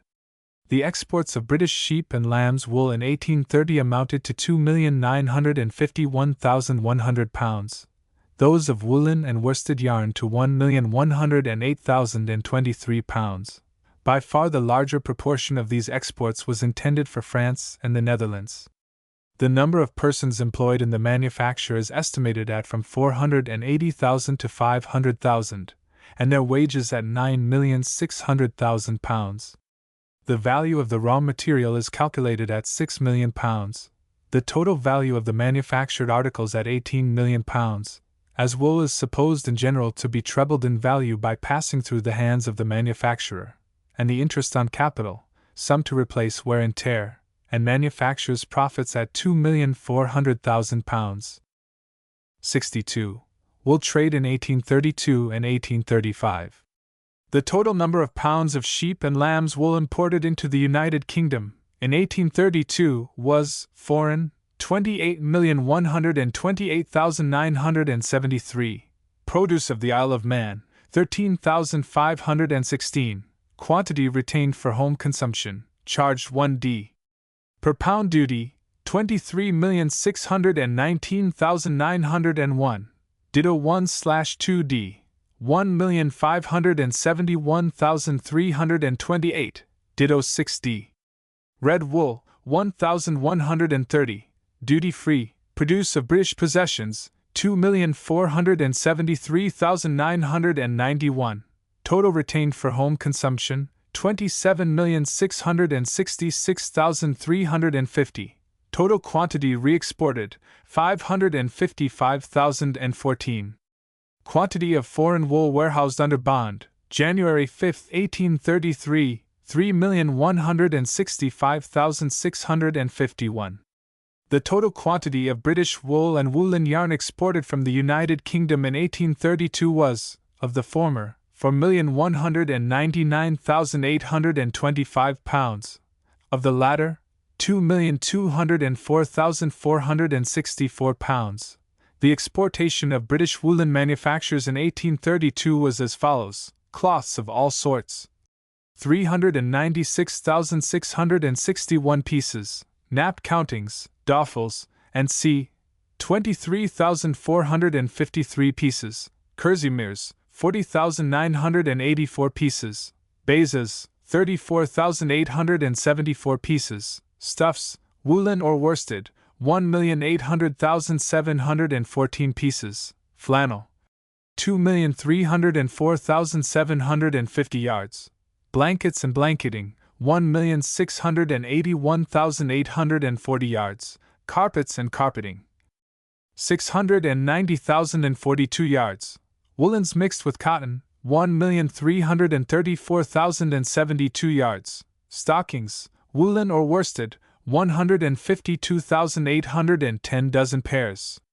Sundries, viz., hosiery, rugs, coverlids, tapes, and small wares, 55,443 pounds once. 8d. Value. Declared value of British woolen manufactures exported, £5,244,478 10d. 9. The total quantity of wool imported into the United Kingdom, in the year 1835, was by weight 42,208,949 pounds, which is rather more than 4 million pounds under the importation of 1834, but on the January 5, 1835, 6,494,266 pounds remained warehoused under bond, whereas, on the January 5, 1836, there were no more than 2,846,014 pounds so locked up. This is an important difference of stock on hand, which, no doubt, has tended, and will tend, to keep up the price of the article. The country from which we import the greatest quantity of wool is Germany. In 1835, the amount was nearly 24 million pounds weight.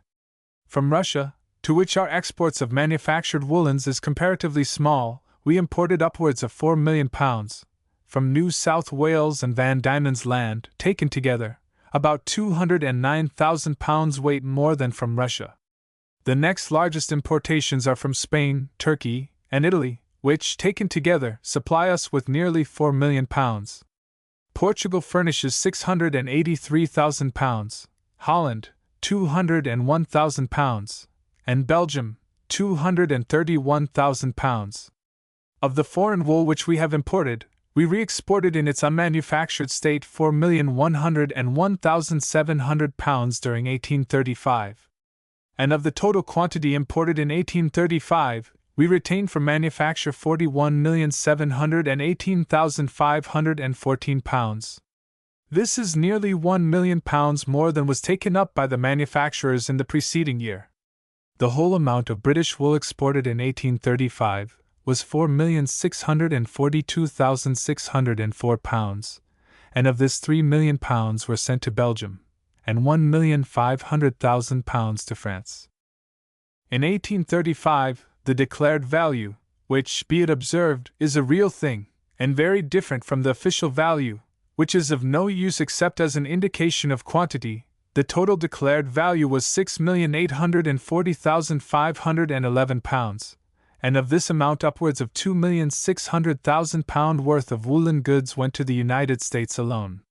Next after the United States in the scale of our customers for woolens comes the East Indies and China. To these we send the value of upwards of 800,000 pounds, to our North American colonies the value of 418,000 pounds, and to the West Indies, 114,200 pounds worth. In Europe, our best customer is Germany, which, in 1835, took 631,000 pounds worth. Besides the more fully manufactured goods, Germany took from us, in the same year, 1,191,000 pounds weight of woolen yarn. Of European customers, next after Germany come Portugal, which took, in 1835, to the amount of 368,000 pounds, Holland, 245,629 pounds, Italy, 243,582 pounds, and Belgium, 123,727 pounds. Russia took only 93,025 pounds worth of woolen goods. The South American states begin to be good customers. Brazil took, in 1835, 337,788 pounds worth, and Mexico and other states, 356,700 pounds worth. Looking at the aggregate, the export of 1835 was fully £1,000,000 in value above that of 1834, but as the price was higher in 1835, this is no certain guide to the proportion of increase in quantity. In the year 1835, we exported to France only 68,000 pounds worth of woolen manufactures.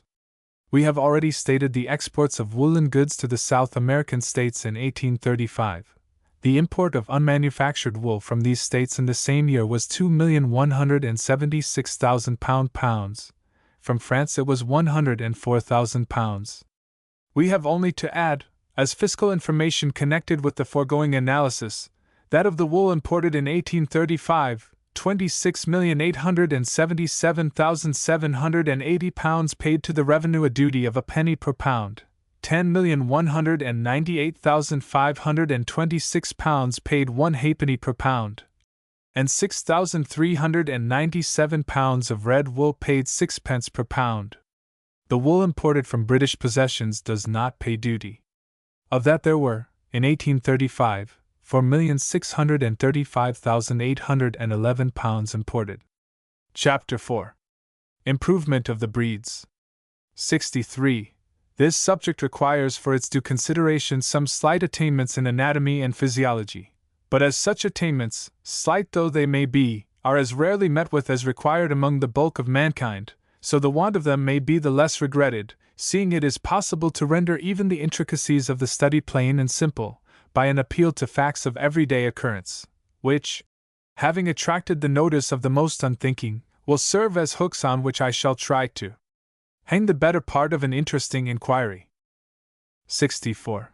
Early improvers of sheep. There cannot be a more certain sign of the rapid advances of a people in civilization and prosperity than increasing attention to the improvement of livestock.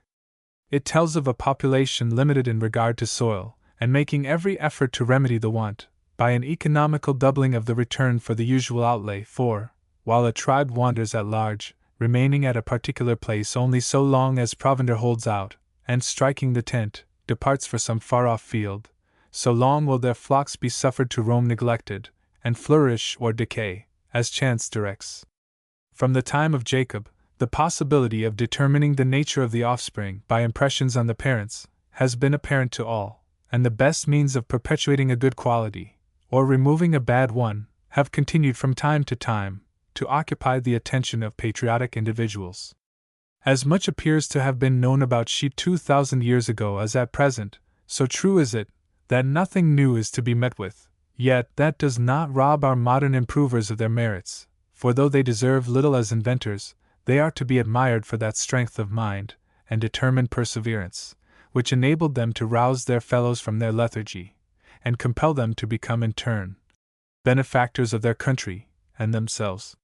The signs of a good ram are concisely laid down by Varro, by Virgil in his Third Georgic, and by Columella, and though the Spanish nobility were looked upon with wonder, till eclipsed by our own extravagance, in giving 200 ducats, or 50 pounds for a ram, yet Strabo assures us that in his day, under Tiberius, they gave more than 3 times that sum for one of the breed of the Caraxi, a Pontic nation, believed to have the finest fleece in the world. The greatest recorded improvers of the sheep in ancient times were Lucius Columella and his uncle Marcus Columella, Spaniards of distinction, who removed to Rome in the reign of Tiberius, and made agriculture the study and business of their lives. The former commenced his celebrated treatise on husbandry during the reigns of Tiberius and Caligula, and appears to have finished it AD 55. It is a work which may be read with advantage even at present, as it abounds with much that is valuable, and is accessible to all through its English translation.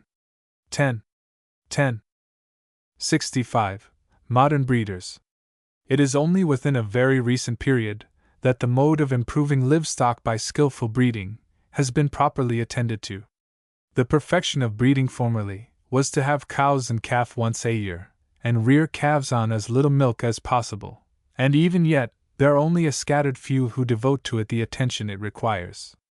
The first, in modern times, who arrived at anything like eminence in this department, was Joseph Allam, of Clifton, who raised himself by dint of industry, from a ploughboy, and for a long time contrived to keep his method secret, being supposed by many to have bought his ewes in Lincolnshire, at the very time he was constantly bringing them from the Melton quarter of Leicestershire.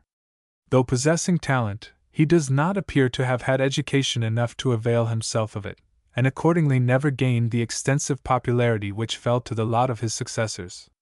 As the introducers of new and important plans of management in agriculture are always rewarded by large profits, and the gratitude of their countrymen, so none were ever more generously dealt with in either respect than Mr. Robert Bakewell, of Dishley, and Mr. Ellman, of Glynde. The former, who may be said to have created a variety, considered that a tendency to acquire fat was the first quality to be looked to in an animal destined for the food of man, and on this, with him a fundamental principle, was based the whole of his proceedings.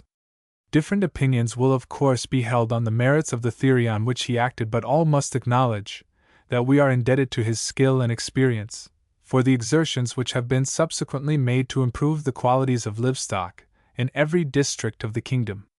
It was by his example, in fact, that the farmers all over the country were stimulated to exertion, and be the system bad or good, it ought to have our veneration, seeing that it was the commencement of a new and most important agricultural era.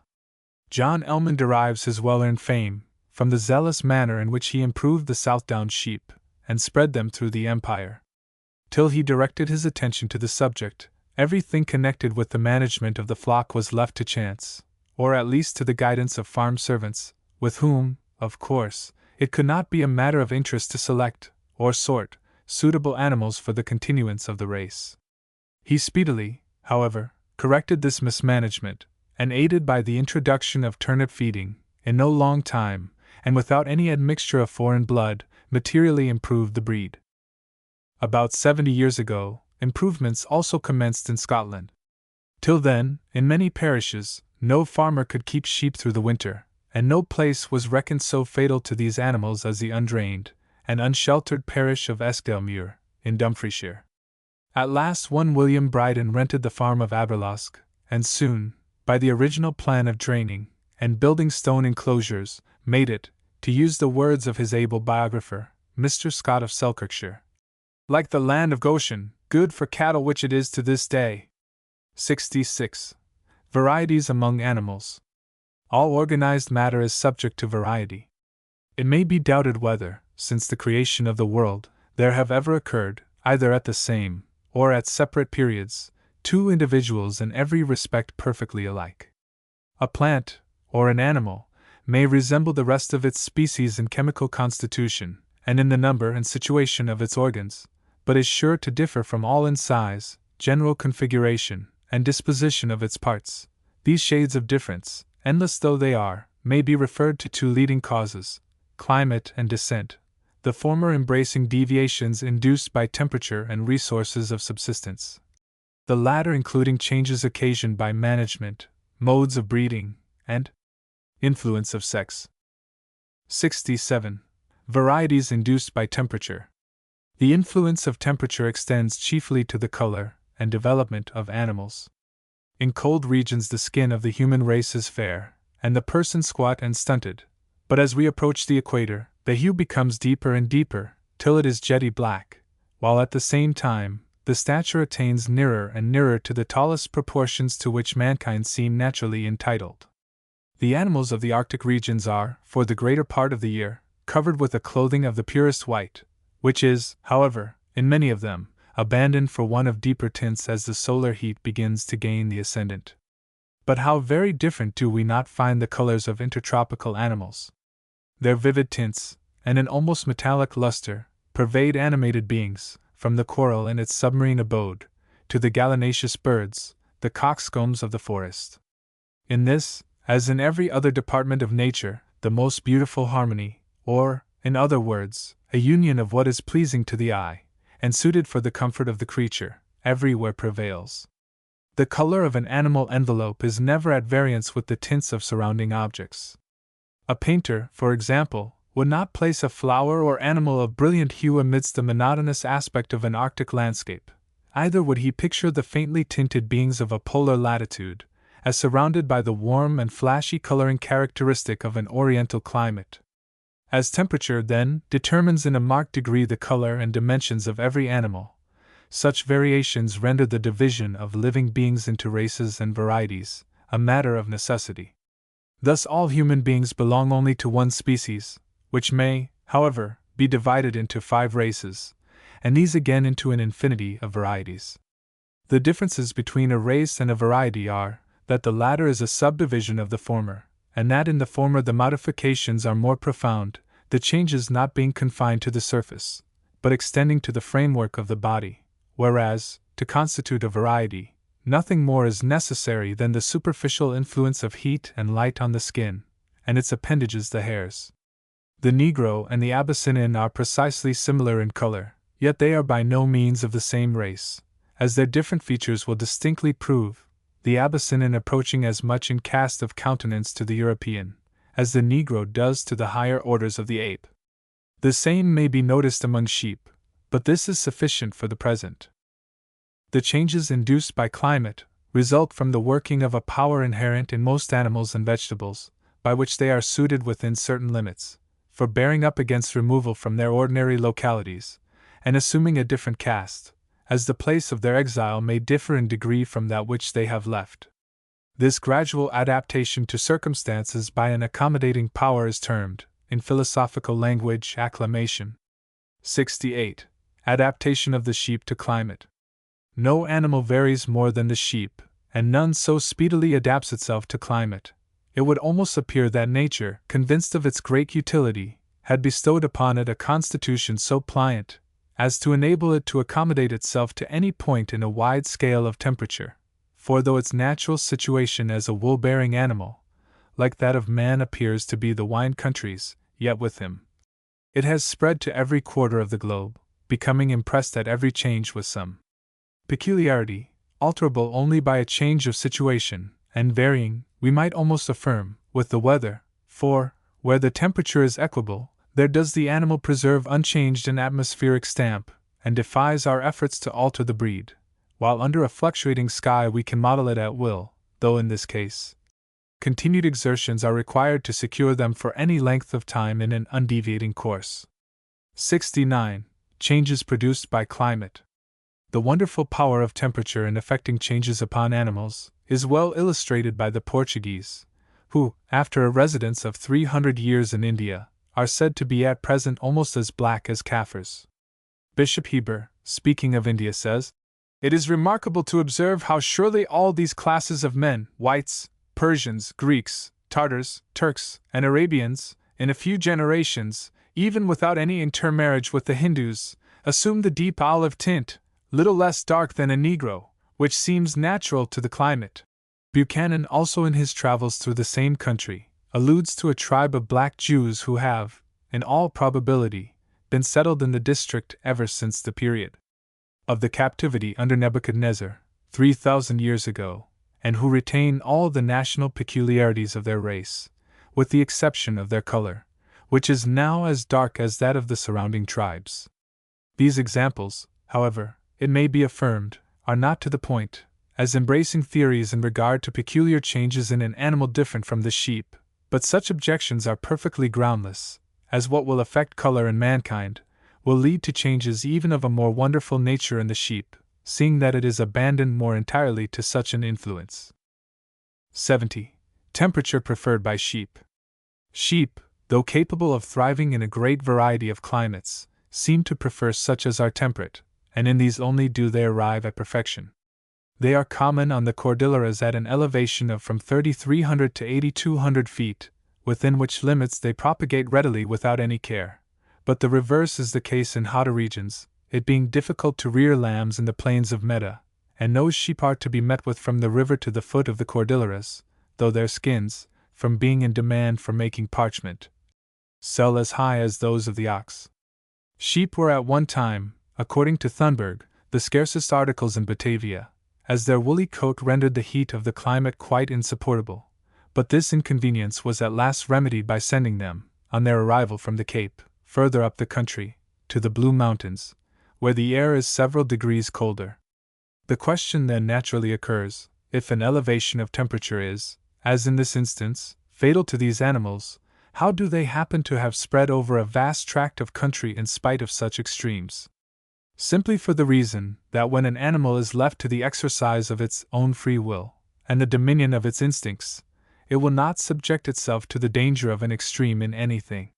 It will not traverse several hundred miles in a single season, and thus expose itself to sudden changes.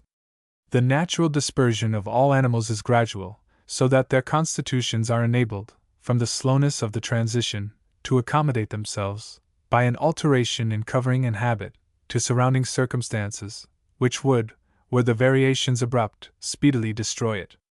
The reason why a race of animals occasionally thrives so well in a country to which it may be removed, appears to lie in its being suited, I may say, accidentally, by peculiar conformation, to the temperature to which it is transplanted. There are some happy climates where, introduce what animals you will, no matter how stunted they are, or how different the degree of warmth may be, their offspring will thrive, proving large and vigorous, and every way worthy of being placed at the head of its species.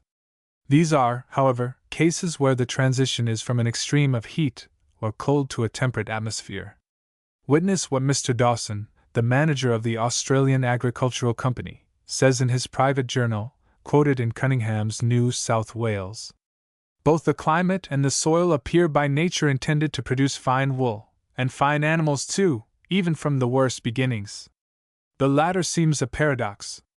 The extensive range afforded to every animal keeps it in good condition, and, perhaps, the natural grasses may have more of good in them than their appearance indicates. However this may be, the climate clearly has a wonderful effect on the size of all animals, even upon man, who is universally tall here, though born of diminutive parents. From this I am led to believe that the climate governs chiefly, and thus every breeding animal introduced here will attain a size not known in Europe. 71. Extent of the alterations produced by climate. Changes occasioned by climate are always limited to the fleece, horns, and disposal of the fat, and never extend to those parts, on the permanence of which the animal depends for its station in the scale of being, as the feet, teeth, and digestive organs. In tropical countries we find the fleece approaching more to hair than wool, as in the sheep of Thibet, so celebrated for the silky nature of their coat. Burchell remarks that the skins he brought from the Cape of Good Hope were often taken for those of an unknown quadruped, from the furry nature of their wool, if such it can be called, and thinks it is owing as much to the pasture, which is well adapted for giving these animals a soft and useful fur, though not suited, like New South Wales, for the growth of the finest wool, and that the colony might turn this to great advantage. In cold regions the hairy covering is more developed and fully coarser, but always mingled with a proportion of hard rough wool. The influence of climate on portions of the fleece and skin is well illustrated by circumstances which have occurred in Galloway, even within the limits of our traditionary writings. 11. The native sheep of the highlands of that district is supposed to have been a small, handsome, white-faced breed, at least so thinks John McClellan, who wrote an account of Galloway in 1650, from the wool being much praised, and eagerly bought up by merchants, which would not have been the case if taken from the black-faced animal.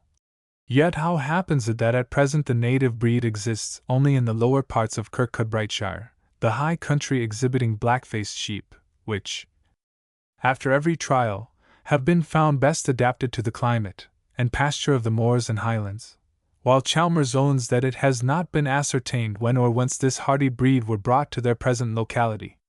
Why, it is tolerably plain that though the white-faced sheep might be placed there originally, yet they would speedily lose every trace of their origin, and become black-faced when placed on a hilly country, and subjected to the slow but certain influence of peculiar food and climate. 11. Mr. Cully imagines that the dun-faced sheep were the earliest tenants of the Scottish hills, but so far as my researches extend, that supposition is entirely contradicted.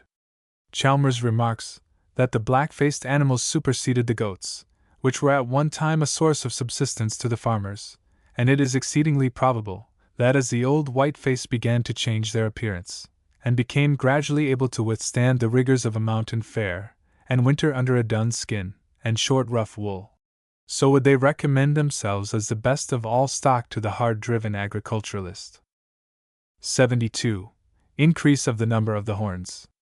As much wonder is sure to be excited by the fact that bony prominences are subjected with as great certainty to the modeling hand of climate as softer parts, I give the following from a recent work, entitled Gardens and Menagerie of the Zoological Society Delineated, premising, however, that, in my opinion, temperature has a vast deal more to do with alterations in the horns than domestication or cultivation.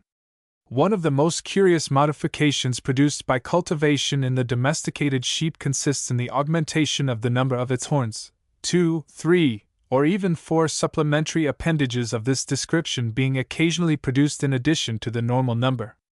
Under these circumstances, the additional horns usually occupy the upper and fore part of the head, and are of a more slender shape, and take a more upright direction than the others, thus approaching in character to those of the goats, while the true horns retain more or less of the spiral curve that distinguishes those of the sheep. There exists a strong tendency to the propagation of this monstrosity, which is extremely frequent in the Asiatic races, but is also met with in a breed that is common in the north of Europe, and is said to have been originally derived from Iceland and the Faroe Islands. In this case it is unconnected with any other anomaly, but in the flocks of the nomad hordes of Tartary, it is usually combined with an enlargement of the tail and adjacent parts by the deposition of fat, frequently to an enormous extent. 73. Causes of the various forms of the horn. Horns are seldom met with in the sheep of hot climates, occurring more frequently in cold and temperate regions, thus following closely the development of the other coverings, to which, as before stated, 19, they are strictly analogous. The fleece consists of two portions, hair and wool, the one predominating more or less over the other, as the climate may direct. The form of the horns is always in unison with the character of the fleece. Thus, if the animal is covered with hair, as in the goat, the horns will be straight, but if it is clothed with wool, as in the sheep, the horns will be curved. The same holds good in other animals. The reason of this appears to lie in the tendency which the hair or wool, constituting the horny sheath, has to model the form of the supporting bone. The fiber of hair is nearly straight, that of wool is, on the other hand, remarkable for the number of tufted curls, or small spiral ringlets, into which it naturally contracts, so that a merino ram, for example, will never be found with rectilinear horns, nor a true goat with twisted ones. The truth of these remarks is borne out by observations on animals on whose heads more than two horns are occasionally met with. We always in such instances notice that the additional horns are straight, thus indicating the presence of a considerable quantity of hair among the wool. The curve will be more decided, and the twists more numerous, in proportion as the fiber comes nearer and nearer to a perfect wool, evidence of which we have in the beautifully tufted and spiral horns of the merino ram, which are as opposite in this respect to those of the goat, as is its fleece to the hairy coat of the latter. From these considerations I am led to believe that the form of the horn, when present, is an excellent guide to the nature and quality of the other coverings, and an index to every gradation which can possibly occur between wool and hair. 74. The proper temperature required for sheep. Regular warmth is absolutely necessary for the production of a good animal and a fine fleece, and is only to be obtained by attending to the draining and clearing of land, so as to dissipate moisture, and allow currents of air to play freely across the country. 12. An atmosphere which holds suspended a large quantity of watery vapor is always extremely chilling to an animal body. This is accounted for by the well-known fact that a moist air, being a better conductor of caloric than a dry one, robs an animal more quickly of heat. Thus, in passing from the dry air of the hills into the vapor of the valleys in a winter morning, we feel as if the transition had been from a temperate to an icy region. Hence one of the reasons why sheep thrive best in a rather elevated situation. Moist air, however, is exceedingly oppressive in hot weather, because evaporation, from the surface of the body, is to a great extent diminished, and it is only by the perspiration being allowed to escape rapidly, and to convey away the heated particles, that we can manage to be in any degree comfortable during the heat of summer. This free evaporation we endeavor in every way to obtain, and often in a manner that ignorant people would consider as the reverse of sensible. It is well known that draughts of cold liquids are very far from answering the purpose of lowering our temperature when above a pleasant standard, but we find that a basin of hot soup, or tea, will speedily bring about the desired end, by producing a copious determination of fluid to the skin. Yet, if the air contained no moisture, we should experience sensations just as unpleasant as those already mentioned, for evaporation from our bodies would proceed at such a rate that we would soon be parched. It is to counteract this tendency of dry air that the Americans are in the habit of placing a small vessel of water on their stoves, by which contrivance a quantity of vapor is diffused through the apartment, sufficient to balance the loss from the arid warmth of the fire. 12. That an equable temperature is only to be obtained by draining and clearing a marshy and wooded country is sufficiently authenticated. In the thickly wooded and swampy territories of Guyana, rain falls continually during nearly 8 months of the year, and the cold is so intense that fires are necessary in the houses throughout the night. But in Cayenne and its neighborhood, which were cleared of wood about 150 years ago, the increase of temperature is now so great that during the night the people are annoyed by the warmth, and the rains are either so frequent nor so heavy as in the rest of the country. Paris and Quebec are nearly under the same latitude, yet the air of the latter is much colder than that of the former, evidently from its being surrounded by forests so dense and umbrageous that sun and wind are alike denied access to the earth. The difference between a cleared and an uncleared country in regard to wool is well illustrated by contrasting North America, its heavy woods and stagnant atmosphere, with the thinly timbered surface and constantly renovated air of New South Wales. It is only within the last few years that Canada has been enabled to compete with Britain in the article of wool, and that the sheep, which were of the coarsest kind, have been so improved as to do away with the prejudices against their mutton. Australia, on the other hand, has, from its earliest colonization, figured as a sheep-rearing country of the first importance, and nothing has conduced so much to this as its freedom from closely planted trees, by the absence of which the settler is enabled at once to stock his farm with the best of sheep.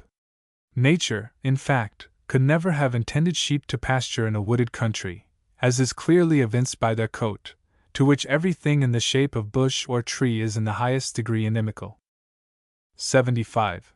Geographical limits of the sheep. Every plant and animal has certain geographical limits, out of which it cannot exist. With the exception of man and the dog, no animal has a wider range than the sheep, extending as it does from Iceland almost to the equator, and from a few degrees south of that to the polar extremity of South America. But though existing under so great a variety of exposures, it must not be inferred that it can come to perfection in them all. On the contrary, it rather delights in the temperate zones, and can evidently only be raised to its highest point of excellence in the countries of the vine. The western parts of continents produce better sheep than the eastern, and the southern hemisphere better than the northern, as in the former situations the temperature is more nearly equable than in the latter. The same may be said of maritime districts, as compared with such as are inland. Temperature is affected in the same way by elevation as by northern or southern position, the mean heat diminishing in the same ratio when ascending a mountain, as in receding from the equator. On this account, Humboldt compared the earth to two mountains with their bases at the equator, and their summits at the poles. The mean temperature, when resulting from the height of the place above the level of the sea, is at the same time influenced by the nature of the aspect, as we notice in the Alps, where the glacier exists on the northern side, at the same elevation at which the vineyard yields a perfect fruit upon the southern. 76. Particular forms induced by certain limits. The character which a predominance of heat, or cold, impresses on the animal as a whole, extends also to individual parts of the body. The sheep of South Africa are, as all the world know, remarkable for the magnitude of the tail, which forms an immense fatty appendage. The sheep of Persia, Tartary, and China are distinguished from all others by the tail forming a double globe of fat.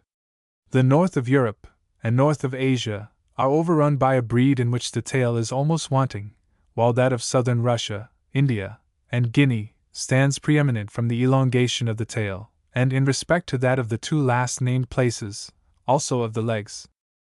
77. Influence of vegetation on form and disposition. Vegetation influences, to a great extent, the form and disposition of the animal. Such changes may be brought about either by the plenty, or scarceness, of the herbage, or by the nature of the country on which that herbage is produced. Animals found on hilly countries are always widely different from those of the plains. Their bodies are light, their legs long, and their habits of that unquiet kind which renders them hostile to anything like restraint.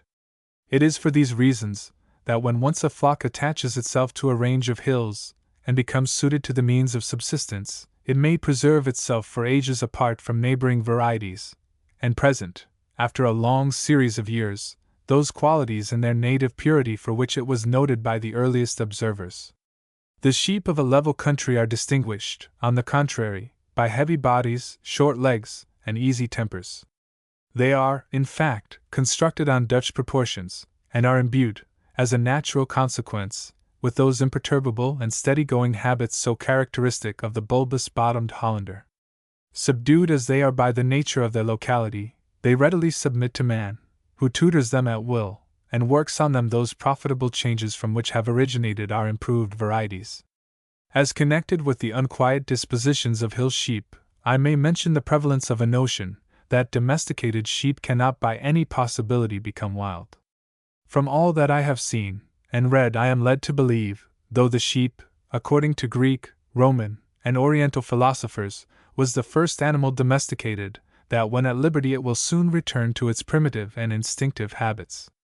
Benicasel, in his work on Spanish America, remarks that sheep are found in a state of nature in the northern parts of New Spain, having multiplied to an extraordinary degree in the widespread plains and savannas. In ascending our Scottish mountains, every one must observe the state bordering upon wildness, in which the sheep appear, roving in detached but well-led parties, bounding away to the most inaccessible places on the approach of danger, and peering from the eminences in all the pride of scornful independence. Professor Blumenbach at one time doubted the possibility of domestic sheep ever becoming wild, but his opinion was changed on perusing the work of Vincentius, where there occurs a remarkable passage, in which Nearchus, when speaking of the desert island of Cataia, on the coast of Carmania, says that the inhabitants of the neighboring islands yearly carried the sheep as offerings to Venus and Mercury, and that, in course of time, they became wild in the deserts. 13. Constant attendance is, therefore, called for on the part of man, to ensure that untroubled reliance on his care so conducive to the welfare of the flock, for even on a temporary cessation of his protection, those instincts, which can be subdued but not eradicated, are brought into operation, and their presence will go far to retard the advancement of those qualities, on the perfection of which a prophet can alone be hoped for. 13. 78. Breeds required for Britain. Of the numerous breeds at present in our island, a few only are indispensably necessary for the continuance of its prosperity. These stand, according to Marshall, thus: a very long-wooled sheep, as the Lincolnshire or Teeswater for the richest grass lands and finest worsted manufactures, the New Leicester for less fertile grass land, and for rich enclosed arable land, on which the fold is not used, intended to supply coarser worsted, stockings, coarse cloths, blankets, and carpets, a middle-wooled breed, as the Wiltshire, the Norfolk, or the Southdown, for arable lands on which folding is practiced, and for cloths of middle qualities, a fine-wooled, as the Ryland, for the finest cloths, and a hardy race for heath and mountains. Some argue, and rightly, that only 3 breeds are necessary for Scotland, inasmuch as only 3 are required by the nature of the country. Scotland may be regarded, in an agricultural point of view, as divided into highland, upland, and plain. The highland consists of primitive rocks, covered by peaty soil and heath, on which these indefatigable gleaners, the black-faced sheep, alone can gain a subsistence. The upland is formed by the transition series of rocks, covered with grass, and to it the Cheviots appear indigenous.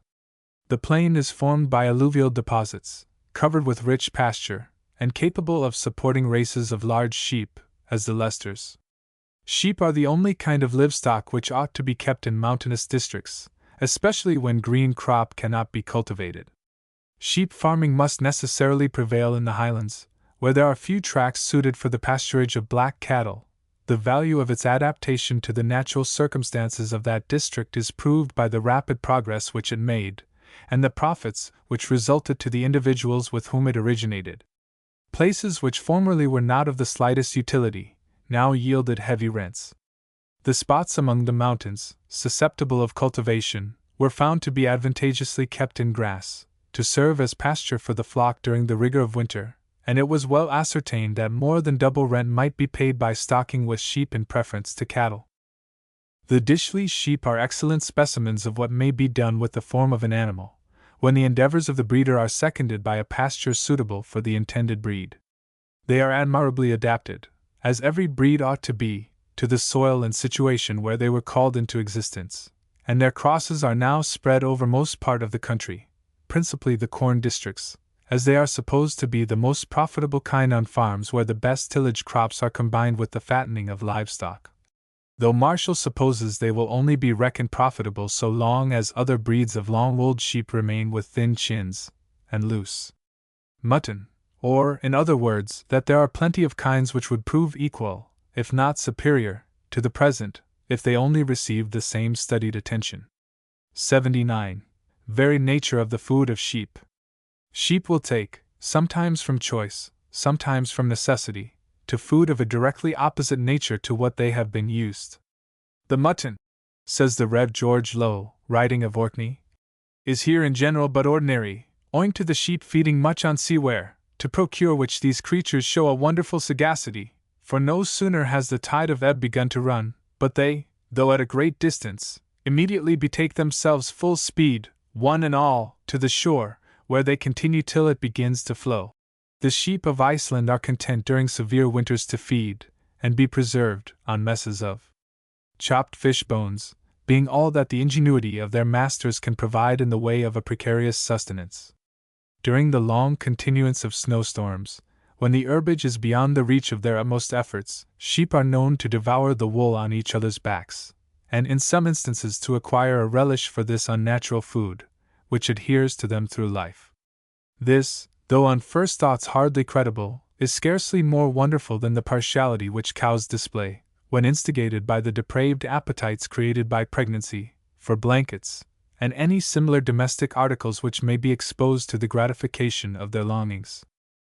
The Puric sheep of Ladakh, in the Himalaya Mountains, is, as described by Mr. Moorcraft, in the Transactions of the Asiatic Society, in respect to the very nature of its food, a most remarkable animal.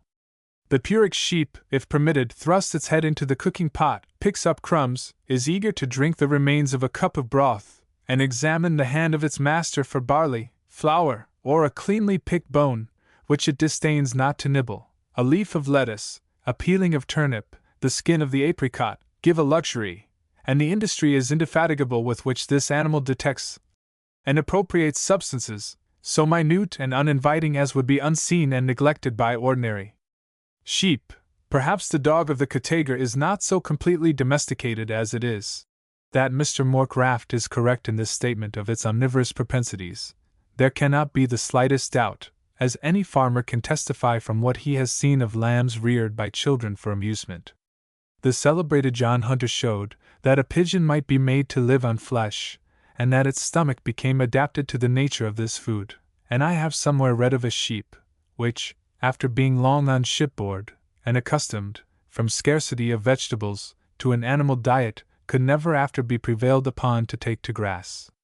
Nor need these circumstances excite surprise, since the food of every living creature is, for a certain period at the commencement of existence, limited to such as is purely animal. But to keep to our subject. Those in the habit of opening the stomachs of sheep must have remarked the eroded appearance which the inner coat occasionally presents.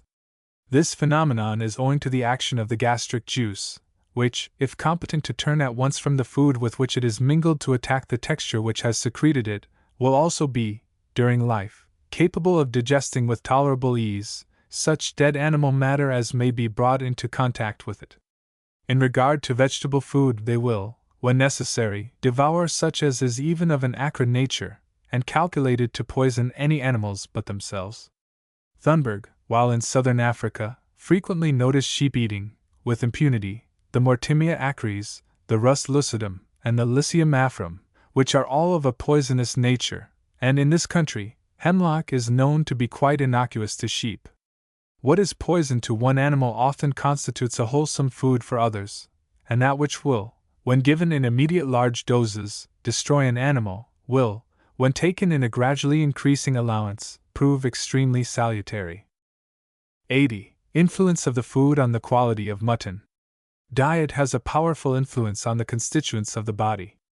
A rank succulent pasture taints the flesh, or renders it insipid and unpleasant, while a dry aromatic herbage communicates a delightful flavor, and enables people versed in the pleasures of the table easily to discriminate between turnip-fed and grass-fed mutton, and again, between the latter, and that which has spent its existence on the hills.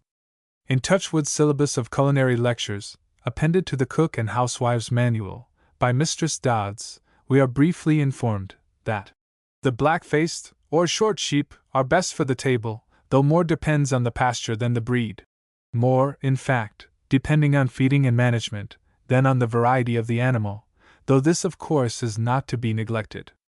A notion has been advanced in this country that artificial pastures are less nutritious than natural ones, and that the animals which are raised upon them are, consequently, of a laxer fiber, and the flesh less wholesome, as well as less savory. This, I have no doubt, is perfectly correct, as many diseases may be traced to such improper food, and what is calculated to produce in some cases actual disease, cannot fail to prove at all times capable of retarding the advancement of the animal. These soft succulent pastures appear not to be positively poisonous, but to be negatively so from their deficiency in saline matter, the rapid growth of the plant preventing the elimination and absorption of many of these ingredients with which the soil abounds. This is proved by the greater necessity which exists for the use of salt in the food of the herbivorous animals of hot climates, than in that of such as inhabit temperate or cold latitudes, vegetation being in the former more rapid in its details, and in certain states of the atmosphere hurried in the extreme, while in the latter the process proceeds with that leisure which enables the plant to make good the measure of its constituents, as it increases in size. In many parts of North America it is well known that, at certain seasons, the wild animals make eagerly for the salt licks, and following up this hint, the settlers easily induce their oxen to keep near their dwellings, by serving them periodically with salt. When the wild cattle of South America had greatly increased, it was discovered that they could not exist unless they had access to streams which had acquired brackish particles from the soil. If salt, in places devoid of it, was not furnished to them by man, they became stunted, unfruitful, and the herds soon disappeared. Even in this country, the free use of salt is found to be highly beneficial to our domestic animals, preventing the occurrence of many of those diseases which are otherwise sure to follow the use of foods such as is mentioned above, and ensuring that sound health which is so conducive to the accumulation of fat. 81. Differences in the quality of mutton. I shall now enter a little into the manner in which the quality of the flesh may be affected, and the methods of judging of the different states or conditions in which it may be found under various circumstances, premising that it requires much experience to enable a person to pronounce with confidence as to the value of the muscular parts from the inspection of a living animal. The flesh of different specimens of the same animal varies not so much from breed or descent as from age, feeding, and exercise.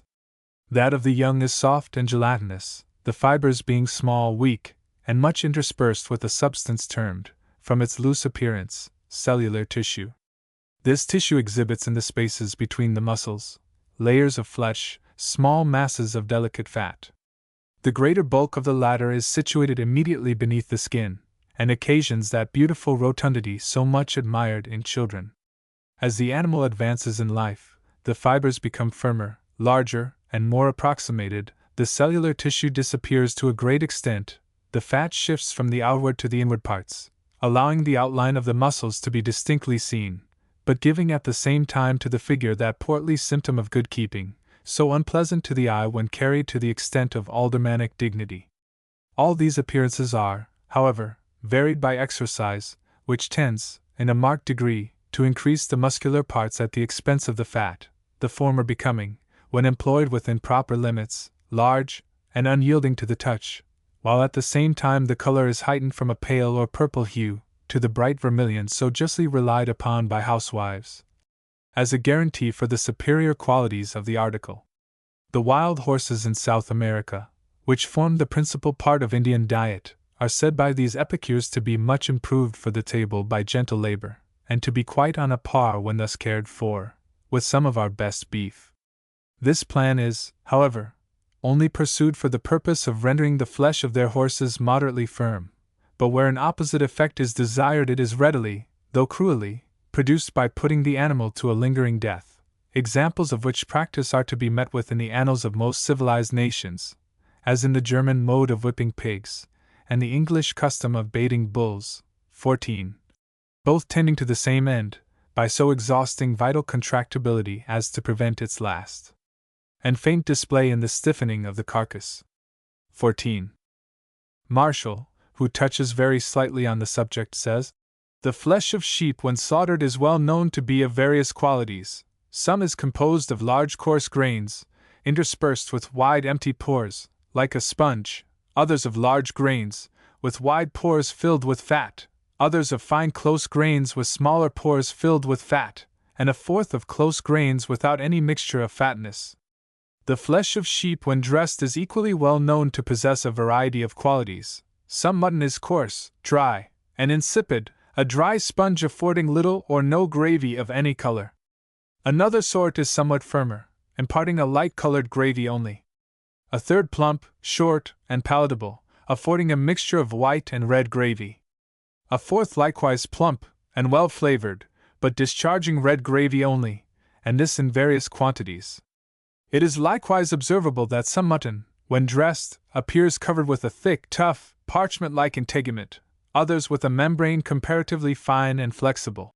This membrane ought to be rather thin than thick, as, when of the latter texture, you may safely affirm that the animal was aged.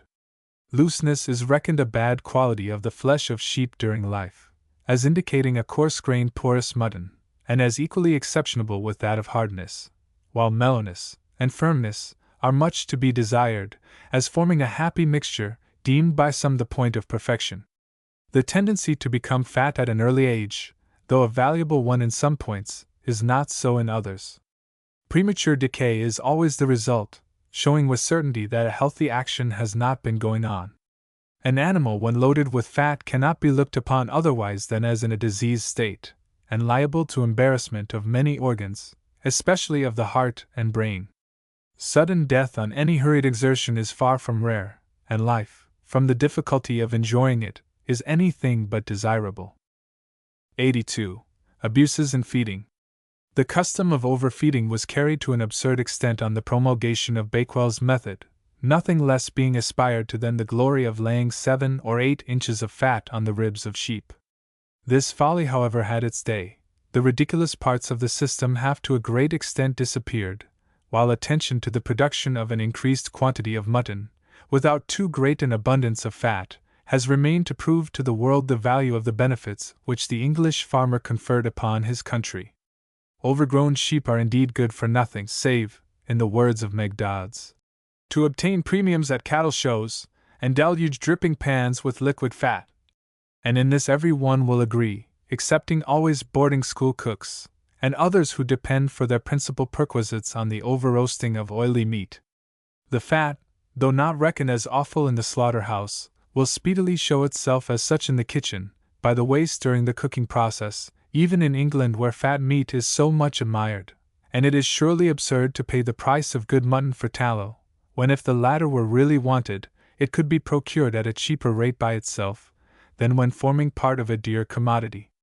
The only way in which overfat meat can at all be reckoned profitable, is in its application to the wants of the working classes, whose bodily labor enables them to enjoy what would to others prove displeasing in the extreme, and to digest and assimilate with ease food which to the sons of sloth would prove a poison. So far as these wants have been supplied, the attempt of Bakewell has been attended with the happiest results, as he and his disciples have placed by their well-spent exertions much good food within the reach of the poorer classes, which they must otherwise have gone without, while in many instances it has driven bacon from the market, being a cheaper and more palatable commodity, which cannot but contribute to the health of the people, seeing the continued use of salted meat is calculated to injure the body, and render it liable to many diseases. Marshall remarks that fat, like charity, covers a multitude of faults, and he is right, for an ill-shaped animal if well fed, has all its angles speedily effaced, and if its ugliness has not amounted to absolute deformity, it acquires that rotundity of contour so pleasing to the eye, and so apt to mislead us. The rapidity is various with which animals take on fat, much depending on hereditary predisposition, and the nature of the food, and much also on the state of the atmosphere, and quiet habits, a moist and rather warm air tending greatly to the advancement of the process, some birds becoming fat in 24 hours of wet weather. Children that have been emaciated by diseases often resume their original plump condition in a few days, and animals that have been famished, as hogs, afterwards fatten very rapidly.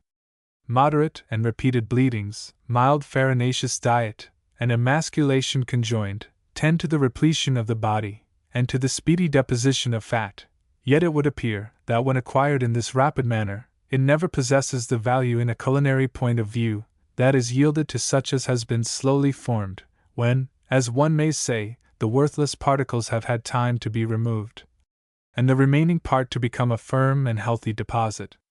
It is partly owing to this that animals are never at their best when forced to take on fat at an early age, but are most esteemed by the gourmand when they, as in the case of the sheep, have lived from 3 to 4 years. 83. Tendency to acquire fat. A disposition to early obesity, as well as a tendency to that form which indicates a propensity to fatten, is materially promoted by a good supply of rich food, while the animal is in a growing state. The Spanish shepherds are so well aware of this, that half of the lambs are annually killed, that the survivors may obtain every indulgence in the way of milk. Care should be taken never to place animals suddenly on food much superior in feeding qualities to what they have left. Very lean sheep are never put to full turnips in winter, nor to rich pastures in summer, but are prepared for turnips on good grass lands, and kept on second year's lease, and afterwards given a moderate allowance of turnips if they are to be fatted on pastures. It is an invariable rule with all good managers, never to allow this or any other animal, reared solely for the shambles, to lose flesh from its earliest age till it is sent to the butcher, as more food is necessary to bring it to a certain condition than to keep it at it.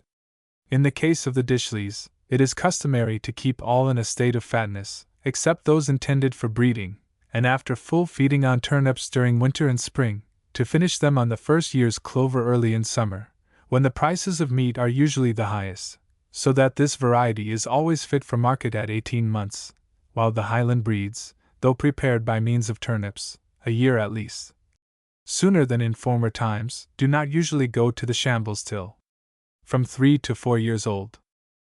84. Frequent change of pasture necessary. Sheep ought never to be permitted to remain too long on one pasture. Great benefit will be derived from their removal from time to different parts even of the same farm, by which arrangement a change of herbage will be ensured. No animal can be kept for any length of time in health, if restricted to one unvarying routine of diet. This has been satisfactorily proved by the experiments of Magendie, who found that health could not be sustained on one or even two kinds of food beyond the 30th day. Now, though such immediate injury cannot result to a flock from retention on a particular pasture, owing to the variety of sustenance being considerable, yet proportional harm will ensue sufficient to induce us not to repeat the risk. Nature, the best of guides in all that relates to the protection of her creatures, is nowhere more pointed in her directions than on this head. A necessity for a variety of food, and a desire to secure it, are implanted in the disposition of every animal. And where is the creature more prone to extensive rambles than the sheep? We limit it to a paltry pasture ground of roods and acres, but does it not show, by its determination to transgress our barriers, that such is not the treatment nature has designed for it? There is something more than wildness of character, and restless disposition, in the powerful attempts it continually makes to defy our artificial boundaries. There is in these efforts a longing for fresh fields and other herbage, an instinctive feeling that all is not as it ought to be, and yet we attend not to the hint. Nothing will conduce so much to the health of the sheep, and to the speedy taking on of fat, as the frequent shifting of the flock. Disease will doubtless still affect the animals, but illness will be rare, and mortality diminished, if by the care of their rulers, they are enabled to obtain what instinct tells them is the best of medicine. 85. Varieties induced by apparently trivial causes. Surrounded in a civilized state, by all that can minister to the supply of wants, whether real or supposed, man is not on that account to be imagined as always so situated. Look to savage nations, and remark their destitute condition, their dependence on the uncertain proceeds of the chase, and their reliance on modes of agriculture as unprofitable as they are unmatured. Countries there are certainly to be found, where the elements of temperature are so fortunately balanced and combined as to produce only good effects, and in which the rude inhabitants reap the fruits of a spontaneous plenty. But these form only a small proportion of the globe, and in most regions man must give his unceasing endeavors to the cultivation of a plant or animal, before he can raise it from the miniature condition in which he finds it, to such a size and richness as will satisfy his wants. nor need we go far for illustrations. The crab has been transformed into the apple, and the sloe into the plum. None of our cereal grasses, as now cultivated, are to be met with in a wild state. They have evidently been brought to their present fullness by the care of ages. The red cabbage and the cauliflower are the altered descendants of a widely different seaside plant. The different races of cabbages are examples of a wonderful deviation from the natural type, and they all require much nicety in cultivation to prevent them assuming the characters of the original stock, as, when permitted to grow wild, especially on a sterile soil as that of the sea coast, they are sure in no long time to become exact counterparts of their originals. Cultivation, also, though taken in rather a different sense, influences to a great extent the form and features of animals. In proof of this may be adduced the differences that exist between different ranks of inhabitants in almost all countries. Buffon says that in France you may distinguish by their aspect not only the nobles from the peasantry, but the superior orders of nobility from the inferior, these from citizens, and citizens from peasants. The African field slaves in America are extremely different from the domestic servants of the former nation, retaining as they do their original peculiarities from poor living and degrading duties, while the latter have nearly approached to the habits and modes of thinking of their masters, from living with them, and being well treated under the same roof. The South Sea Islanders, says D.R. Eliot's son, who appear to be all of one family, vary according to their degree of cultivation. The New Zealanders, for example, are savages, and chiefly black, the New Hollanders half civilized, and chiefly tawny, the Friendly Islanders are more advanced, and not quite so dark, several are lighter than olive color, and hundreds of European faces are found among them. Indeed, the examples are almost endless which I could bring forward to aid my explanations, but these it would be needless to give, since it is in the power of every one to study the differences in form and features of the classes of society in our own island, and by so doing understand the influence of otherwise trivial and unimportant circumstances on an animal at all times so easily molded to situation as the sheep. 86. Varieties from mode of breeding. Changes are wrought for the most part by attention to the mode of propagation of the plant or animal, by the plan of crossing, and by careful selection of the parent stock. Every one must be struck with the varieties constantly occurring in the vegetable world. Flowers change their colors, and become double, and these characters can be perpetuated by seed. Hedgerow plants may be observed to vary even in the limits of an ordinary walk, and to be continued as varieties so long as they remain in the same locality. The following striking example of the extent to which plants may be made to vary by altering their circumstances is related by Mr. Herbert in the Horticultural Transactions, Volume 4. I raised from the natural seed of an umbel of a highly manured red cowslip, a primrose, a cowslip, oxlips of the usual and other colors, a black polyanthus, a hosenhose cowslip, and a natural primrose bearing its flower on a polyanthus stalk. From the seed of that very hosenhose cowslip, I have since raised a hosenhose primrose. I therefore consider all these to be only local varieties, depending upon soil and situation. 50 years ago, says Buffon, writing in 1749, our potherbs consisted of a single species of succory, and 2 of lettuce, both very bad, but we have now more than 50 kinds of lettuce and succory, all of which are good. Our best fruits and nuts, which are so different from those formerly cultivated that they have no resemblance but in the name, must likewise be referred to a very modern date. In general, substances remain, and names change with times, but in this case names remain, and substances are changed. Our peaches, our apricots, our pears, are new productions with ancient names. To remove every doubt upon this subject, we have only to compare our flowers and fruits with the descriptions, or rather notices of them transmitted to us by the Greeks and Romans. All their flowers were single, and all their fruit trees were wild stocks, and their species very ill-chosen.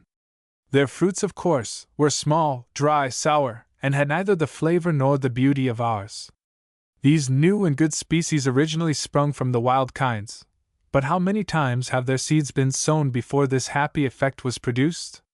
It was only by sowing and rearing an infinite number of vegetables of the same species that some individuals were recognized to bear better and more succulent fruit than others, and this first discovery, which supposes much care and observation, would have remained forever useless if a second had not been made, which implies an equal degree of genius as the first required of patience. I mean the mode of multiplying by engrafting those precious individuals which unfortunately cannot propagate or transmit their excellent qualities to their posterity. ******* In the animal kingdom, most of those qualities which appear to be individual are propagated and transmitted in the same manner as their specific qualities. It was therefore more easy for man to have influence upon the nature of animals than upon that of vegetables. Particular races in any species of animals are only constant varieties, which are perpetuated by generation. But in the vegetable kingdom there are no races, no varieties so constant as to be perpetuated by reproduction. In the species of the hen and pigeon, a great number of races have been very lately produced, all of which propagate their kinds. In other species, we daily rear and improve races by crossing the breeds. 87. Breeding in N. Though there are several methods pursued by breeders for the improvement of flocks, the one most in vogue is that of choosing individuals of the same family, and breeding in N. It is, however, a plan requiring, for the safety of the flock, either very great skill in selecting the males and females, or only to be followed to a very limited extent. No subject ever called forth so much random controversy, and no evil has ever so clearly shown itself as such, yet it is only recently that people have opened the intellectual eye to the dangers of a practice, against which the ablest pens were long and vainly blunted. The object of breeding in N is to strengthen good qualities and get rid of bad ones, as speedily as possible, and it is plain that if we happen to select animals with slight imperfections, these imperfections will become hereditary, and will go on assuming a worse and worse type till the breed be destroyed.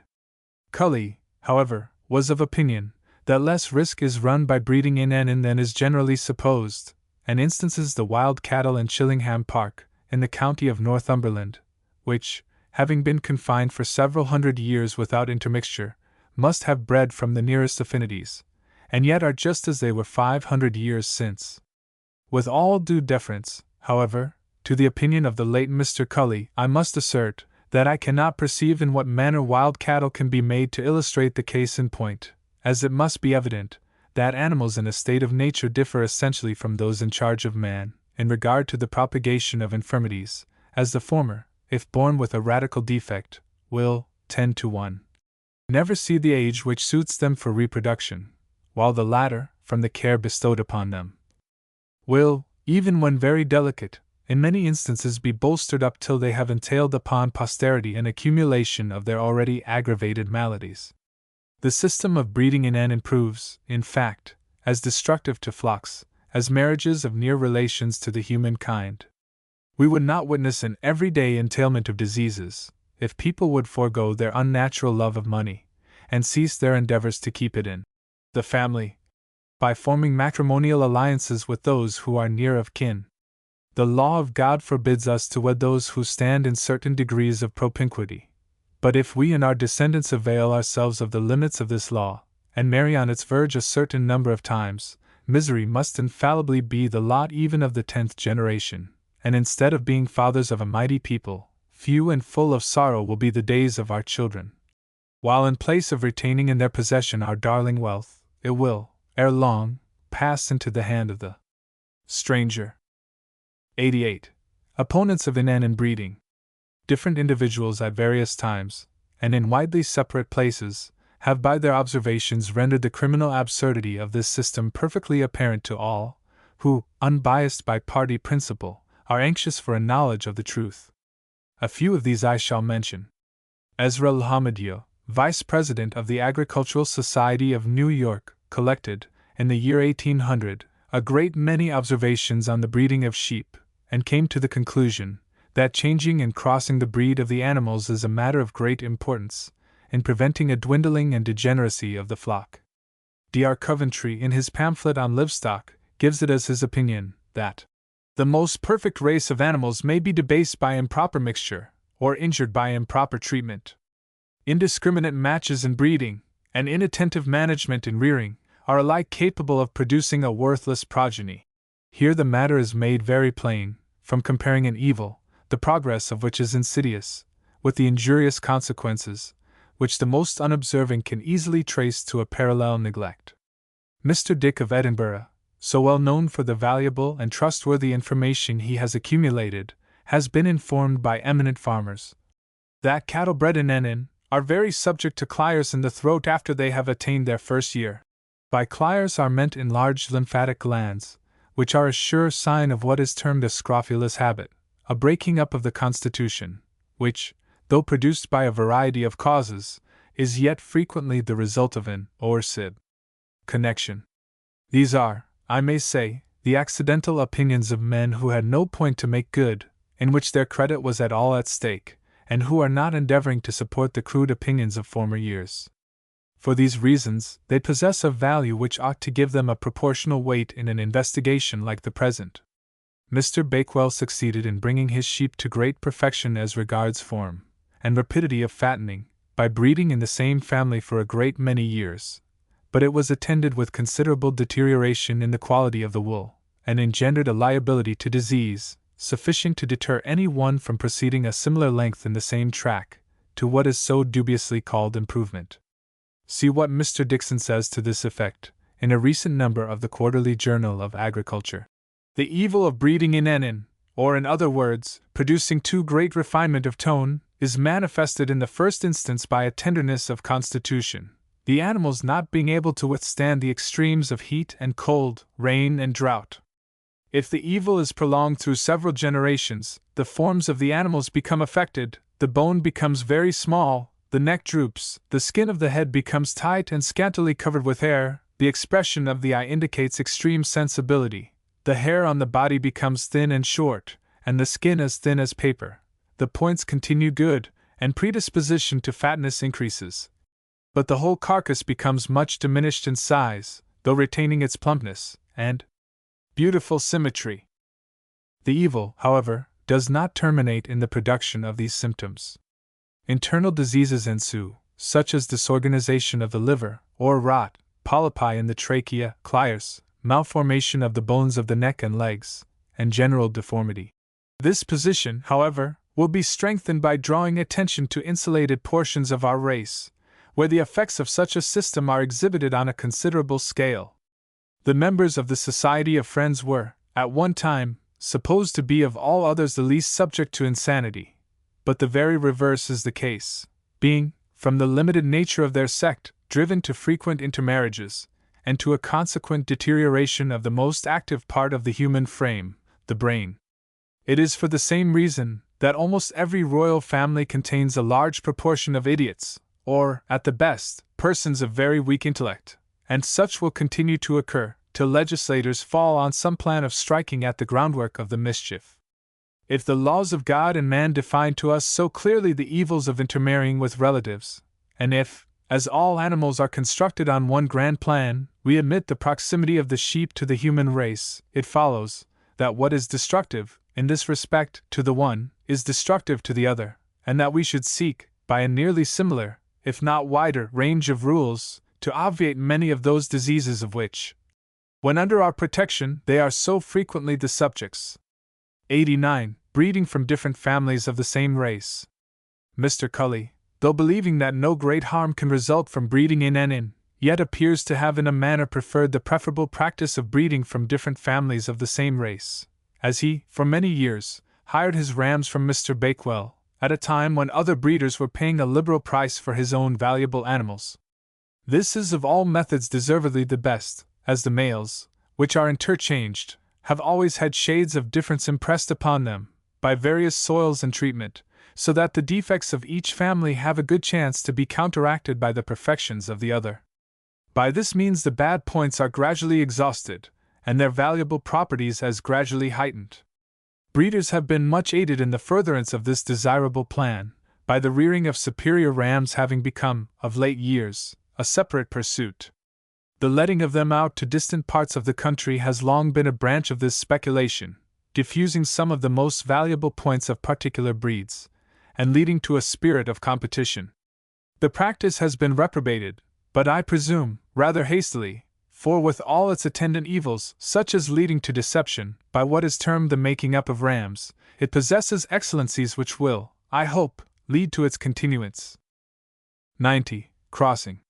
The only other method of improving a breed is by crossing two distinct races, one of which possesses the properties it is desirable to acquire, and wants the defects we wish to remove. This, however, is a measure not to be recommended, and only to be resorted to when either of the others will do, for it is scarcely possible to obtain the desirable properties without at the same time imparting qualities sufficient to neutralize them, and with which, in fact, we would rather dispense. To cross, as Mr. Cleghorn remarks, any mountain breed with Leicester rams, with a view to obtain a propensity to fatten at an early age, would be attended with an enlargement of size, which the mountain pasture could not support, and the progeny would be a mongrel race, not suited to the pastures of either of the parent breeds. The folly of such a proceeding is beautifully shown in the failure of the attempts made, some years ago, to better the fleece of the mountain sheep, in the south of Scotland. To effect this desirable end, rams were brought from the Cheviot range of hills, and the consequences were, as described by Mr. William Hogg, of Staubo, in the Quarterly Journal of Agriculture, just what a preliminary consideration of the existing circumstances would have proved to be unavoidable. The independent habits of the mountain flocks were lost, and a mongrel progeny, of a clumsy figure, occupied the lowest and warmest of the pastures. As they were very improper subjects to breed from, they were often a drug in the market, but the store-master had no other resource but to struggle on against the opposition which the animal itself made to the change, and also against the influence of bad seasons, in order to get the influence of the Cheviot breed fully established. ***** With its shaggy coat the animal lost its bold independent look, its stout shape, its unvitiated taste, and its sound constitution. A course of severe winters too occurred during the time of changing, while every property calculated to resist privation and fatigue was unconfirmed in the progeny, and in consequence, the ravages by rot and poverty among the flocks that occupied soft pastures were immense. How did it happen that the store-master had no other resource but to persevere in an unprofitable course? Was he obliged to strive against natural obstacles, which even a short experience might have taught him were, in that manner, insurmountable?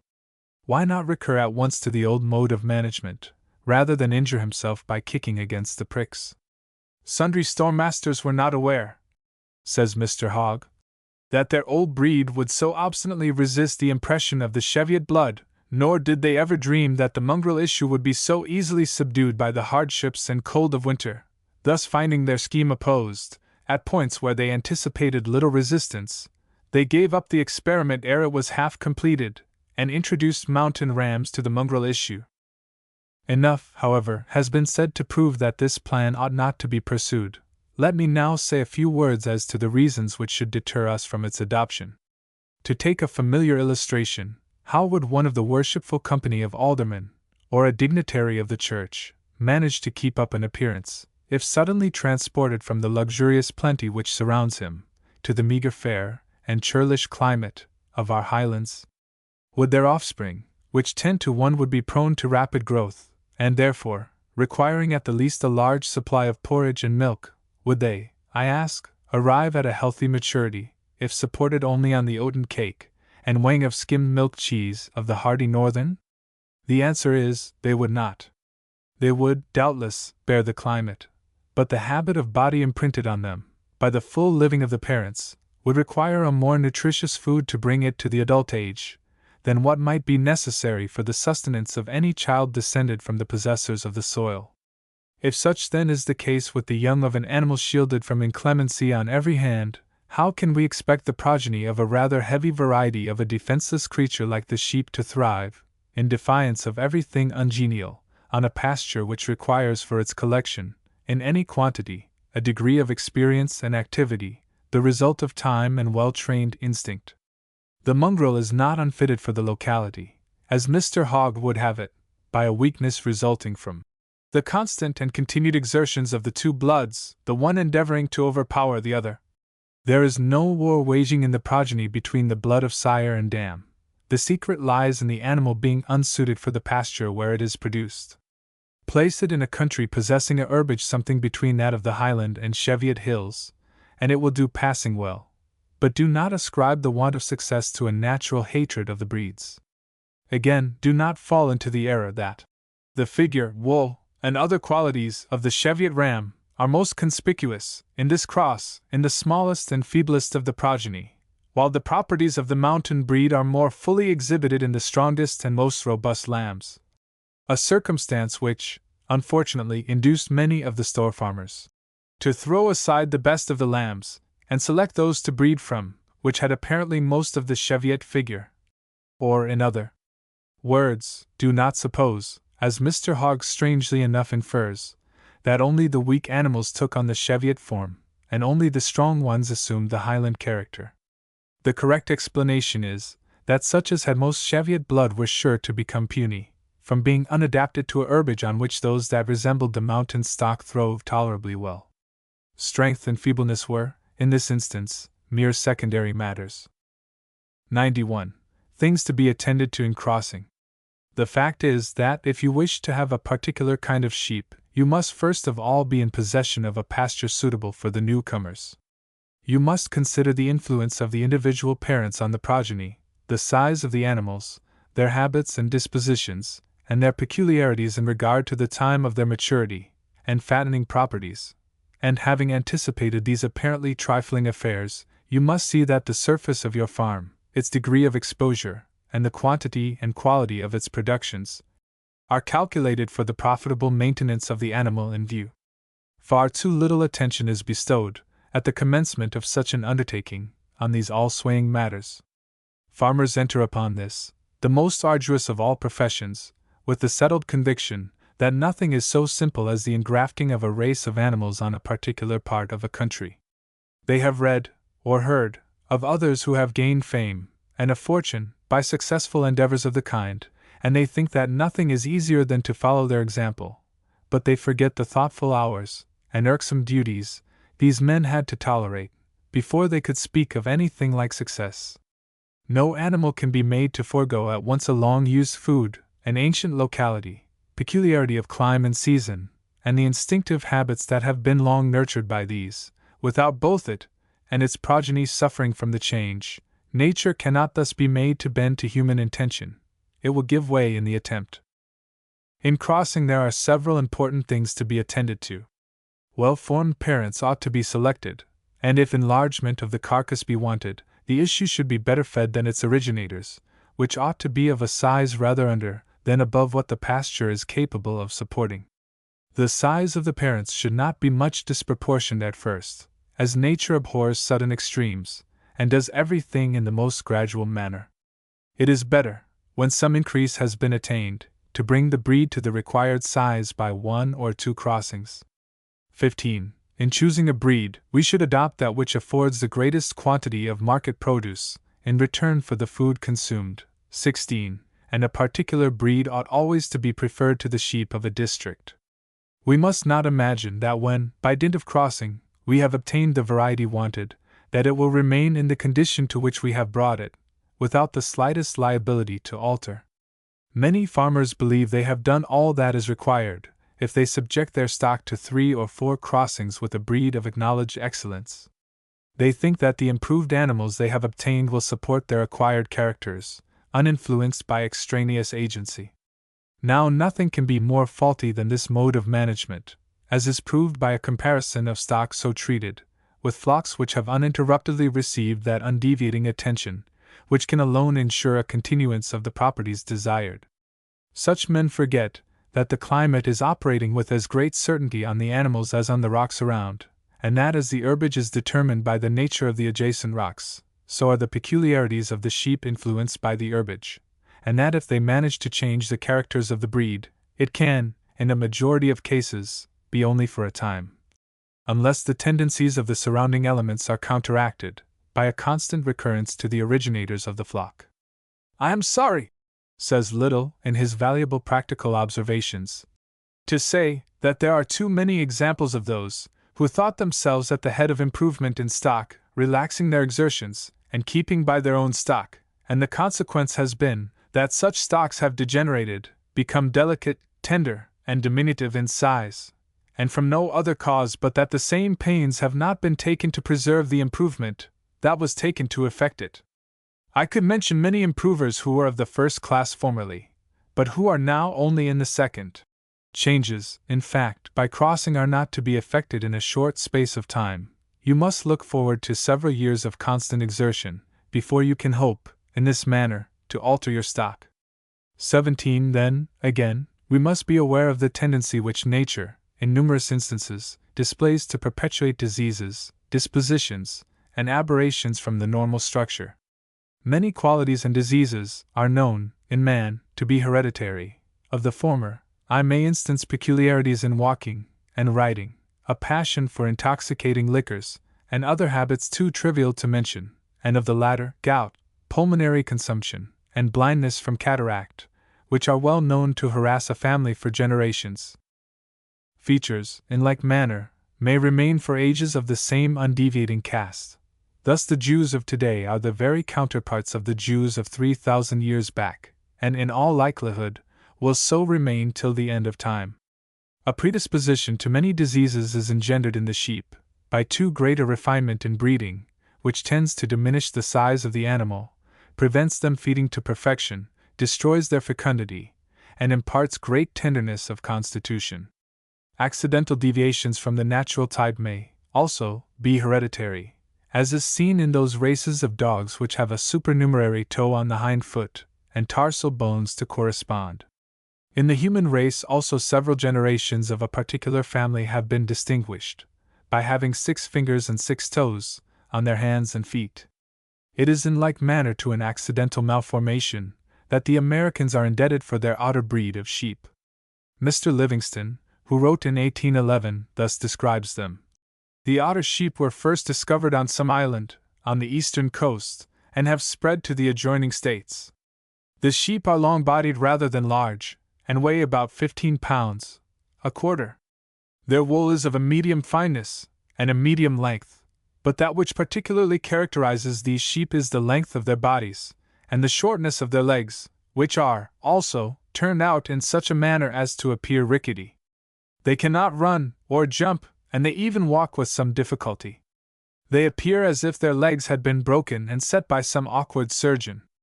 They can scarcely exist in a deep country, and they cannot possibly be driven to a distant pasture or market. Dr. Dwight, in his travels in New England, remarks of this curious variety, that the forelegs are remarkably short, and bent inward, so as distinctly to resemble what are called club feet. 18. I believe this to be the only instance where man has availed himself of a defect in the animal kingdom, and turned it to his advantage. Attention ought also to be bestowed on the order in which different parts of the animal are subjected to changes during crossing.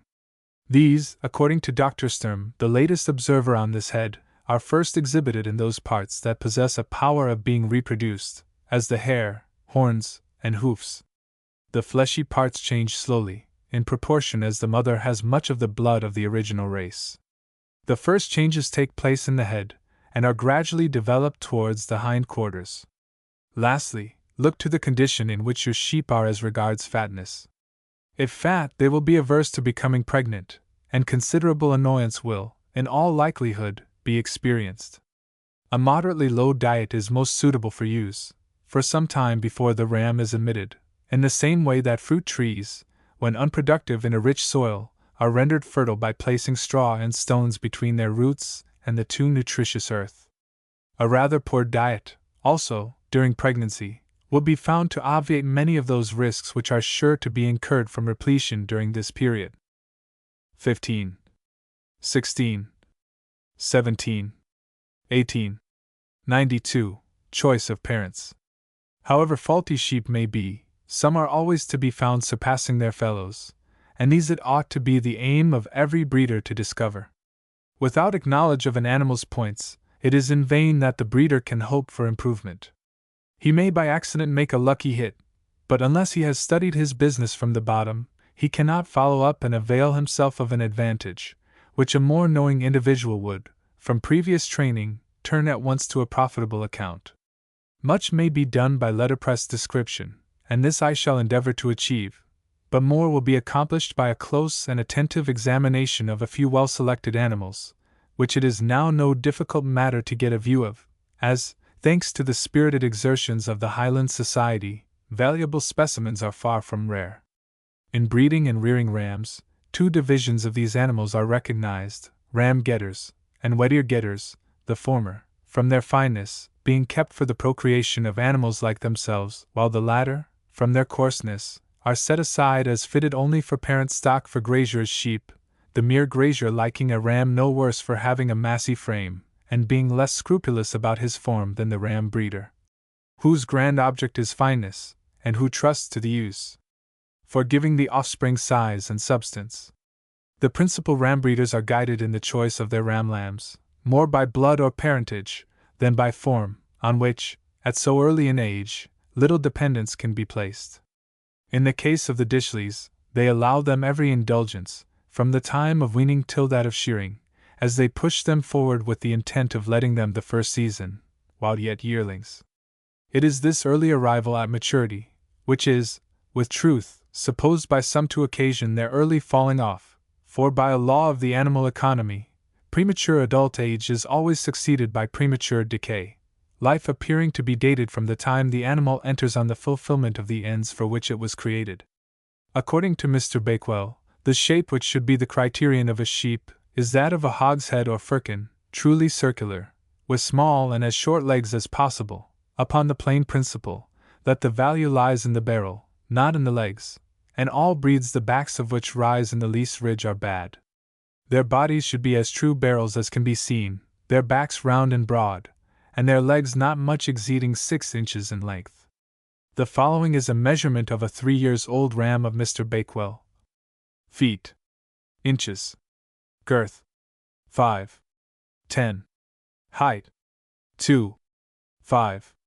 Breadth of collar. 1. 4.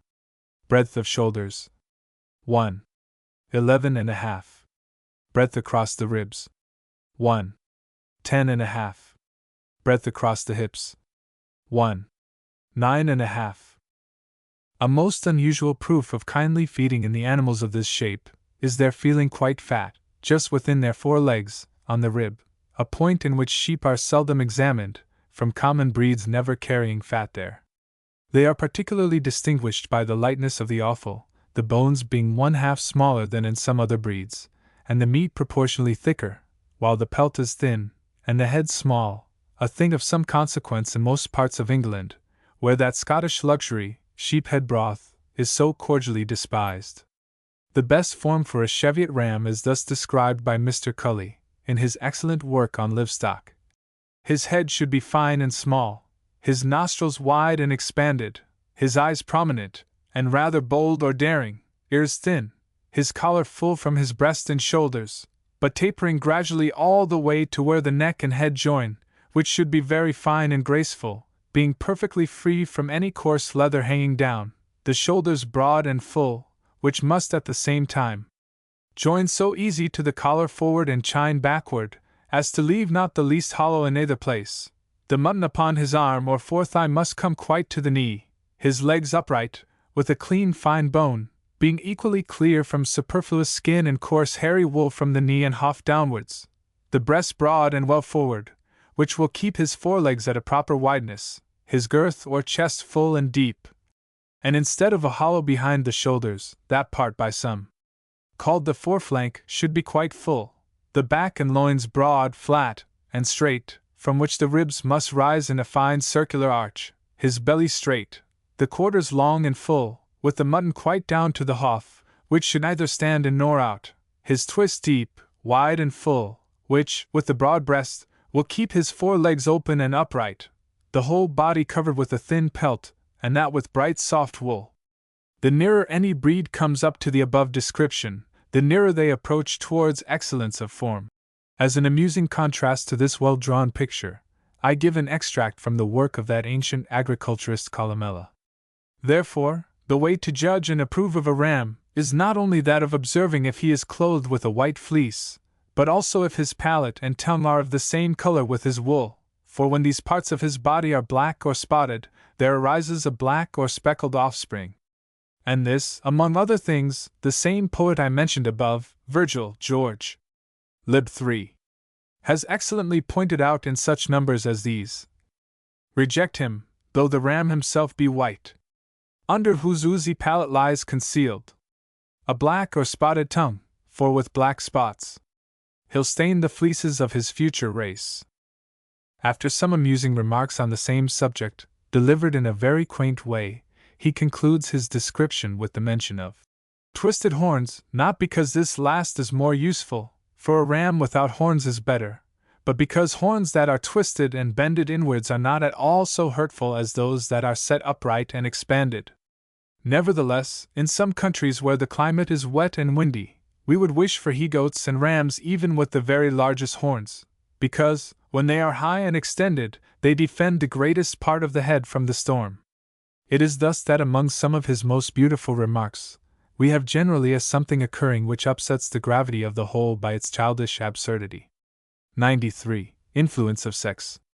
In early ages, the greater share of attention appears to have been bestowed on male domesticated animals, on account of the more numerous offspring of which they would become the parents, and from this, as the Rev. Henry Barry, of Acton Beecham, Worcestershire, supposes, in a valuable essay on the breeding of livestock, published in the British Farmer's Magazine, has originated the prevalent idea that the male has a more decided influence than the female on the form of the progeny. The ideas entertained respecting the useful qualities of an animal would, in former times, be very similar, and lead to the adoption of a general standard of excellence, towards which it would be required that each male should approximate, and thus there would exist, among what may be termed fashionable sires, a corresponding form and character, different from, and superior to, those of the general stock of the country. This form and character would, in most instances, have been acquired by perseverance in breeding from animals which possessed the important or fancied requisites, and might, therefore, be said to be almost confirmed in such individuals. Under these circumstances, striking results would doubtless follow the introduction of these sires to a common stock, results which would lead superficial observers to remark that individual sires possess properties as males, which, in fact, were only assignable to them as improved animals. In general, the qualities of the male and female parents are visible to an equal extent in the offspring, as is well exemplified among horses, in the mixture of the blood and card breed, where the great difference in form and character is nicely blended, but occasionally, the peculiarities of the male, or female, are visible only on some particular part of the offspring. As in the crossing of the merino ram with the Ryland ewe, when the former affects the fleece, and the latter the carcass. Though there are many opinions as to the comparative influence of the sexes on the progeny, yet, as before stated, the majority of voices represent the male as the more influential. Mr. Boswell, in his essay on this subject, published in the Quarterly Journal of Agriculture, and in the Farmer's Magazine, is decidedly of this opinion. Being fully convinced of the power of the male on the offspring, I have always accounted it as a loss to put a bad male to a high-bred female, and have never done so.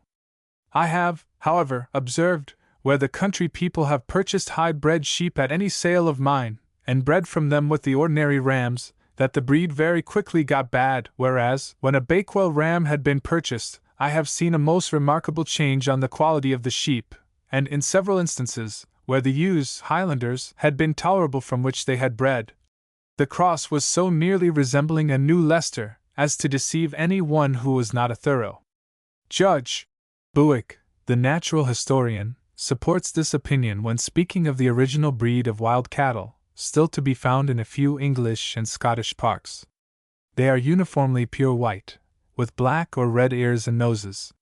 He says that cows, when in season, used often to be turned into the park at Chillingham Castle, in Northumberland, and that, when covered by the wild bull, all their produce was uniformly white, with red ears and noses.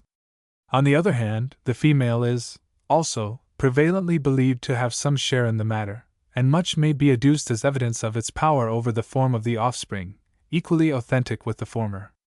Mr. Ferguson, in a paper on livestock, in the Quarterly Journal of Agriculture, relates the following apposite and amusing story. Naturalists are, I believe, nearly agreed that the influence of the male exceeds that of the female in communicating qualities to the offspring, and a very providential arrangement it is, in respect that good points may be thus diffused with far more rapidity than could otherwise occur. The choice of the female is by no means, however, a matter of indifference, and it is only by due attention to both that perfection can be looked for.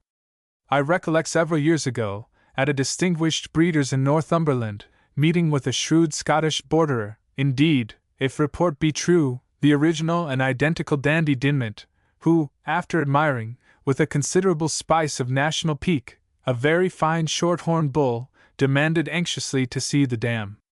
The cow having been accordingly produced, and having undergone a regular survey, Dandy vociferated, with characteristic pith, "I think naething o' your bull now, why sic a calm," and unquestionably, the mould or calm must have its own share in producing shapes, though in his haste to detract, as he thought, from the merits of the bull, poor Dandy totally overlooked the additional compliment paid to the judgment of the South Ron. It is in general supposed, that if the female be by descent small, that the length of the legs of the issue will not be influenced by the male. The weight of the carcass is a good deal affected by the male, but not so much as by the female. The impressions of one or other, especially of the male, do not cease on the birth of the fruits of a connection, for though he may have no further meeting with that female, yet are the succeeding offspring tinged with his peculiar color, or modelled after his form. This is well illustrated by a fact which came under the notice of the Earl of Morton. His lordship bred from a male quagga and a mare of 7/8 Arabian blood, a female hybrid, displaying in form and color her mixed origin. The mare was then given to Sir Gore Ouseley, who bred from her first a filly and afterwards a colt, by a fine black Arabian horse, but both these, in their color, and in the hair of their manes, strongly resembled the quagga. This isolated fact would be, however, but of small value if unsupported by others, which are luckily now of common occurrence, among which the following tends strongly to its corroboration. In the Philosophical Transactions for 1821, Dr. Wollaston relates that D. Giles, Esq., had a sow of the black and white kind, which, after littering by a chestnut boar of the wild breed, was put, some time after the death of this, to boars of quite a different variety, yet the offspring were covered with chestnut marks, so as closely to resemble the long-departed animal.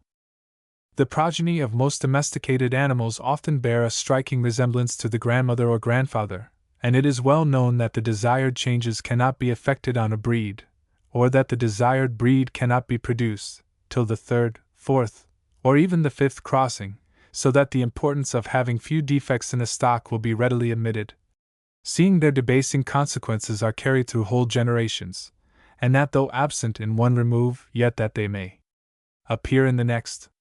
Both sire and dam should be chosen as free from defects as possible, a thing often neglected in rearing domestic animals, especially horses, where the opinion is in vogue, that no matter how debilitated and worn out may be the dam, yet that if coupled with a young and perfect sire, a healthy handsome offspring will be the issue, than which idea nothing can be more absurd, as such animals, if left to nature, would seldom or never come in contact, owing to the one party never attaining a decrepit age, but perishing on its verge.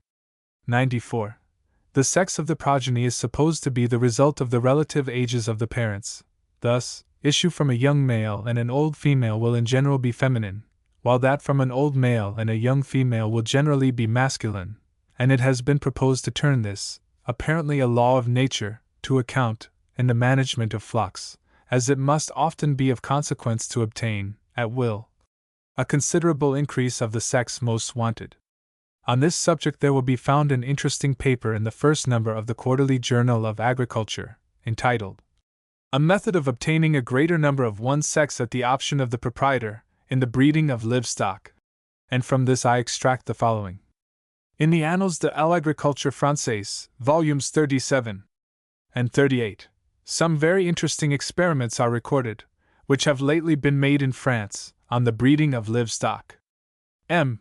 Charles Giroux de Buserings proposed, at a meeting of the Agricultural Society of Séverac, on the 3d of July, 1826, to divide a flock of sheep into 2 equal parts, so that a greater number of males or females, at the choice of the proprietor, should be produced from each of them.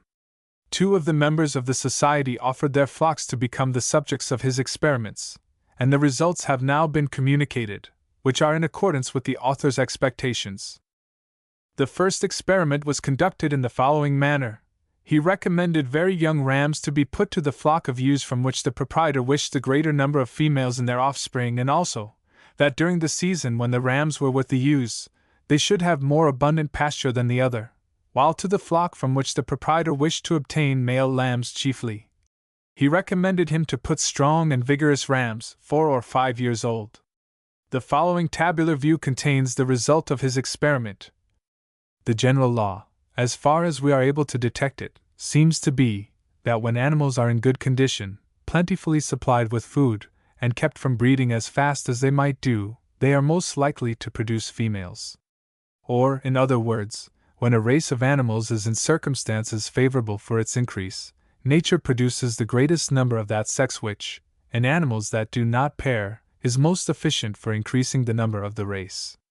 But if they are in a bad climate, or on a stinted pasture, or if they have already given birth to a numerous offspring, then nature, setting limits to the increase of the race, produces more males than females. Yet, perhaps, it may be premature to attempt to deduce any law from experiments which have not yet been sufficiently extended. M. Giroux is disposed to ascribe much of the effect to the age of the ram, independent of the condition of the ewe. Chapter 5. Management of Sheep. 95. Those who have attended to the subject are well aware that the profitable management of livestock is the most difficult department in the business of a farm. So much depends on the nature of the locality where sheep are kept, and on its situation in regard to markets for the disposal of its produce, that little but what is of general application need be written on this head. Precise rules for agricultural conduct can seldom be laid down with any probability of their being followed, as it must necessarily vary less or more with the peculiar circumstances of the estate, and must, therefore, to a great extent, be trusted to the intelligence of the farmer. All, therefore, that I shall aim at in treating of this division, will be the giving an outline of the more important matters connected with sheep husbandry, leaving the tyro to use it as circumstances may point out. For obvious reasons, a natural arrangement of the subject is the best, and to this, therefore, I shall, as much as possible, adhere. 96. Putting tups to use. The middle of November is the time at which this is usually done, but the season is anticipated or delayed according as the spring provender is expected to be early or late, plentiful or scarce. When the sheep are spread over a wide track, 1 ram is in general allotted to 30 ewes, but when the latter are on a limited range of pasture, the proportion of 1 to 50 may be reckoned ample. The rams ought not to be left with the ewes above 4 or 5 weeks, as it does not do to have lambs dropped after the middle of May. Indeed, much trouble will be saved to the shepherd if he can contrive to have all the lambs yeaned about the same time, as the flock will, from its numbers being of a similar standing, be healthier, and every way easier to manage, than one in which there is a great diversity of ages.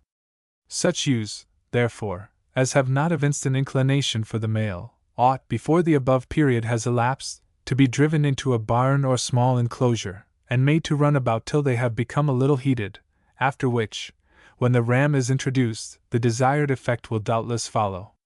Delay will in many cases be unavoidable, owing to the ewes being in too high condition, but this the shepherd should try to obviate, by administering 1 or 2 doses of Epsom salts, which, by reducing the plethora, will increase the activity of the animal, and render it in many ways more prone to pregnancy.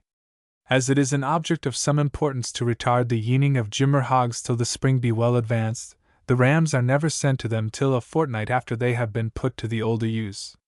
Much nicety is always required in choosing the time at which rams mould be put to Jimmers, as they are in general sorry nurses, and sure, in bad seasons, to lose many lambs.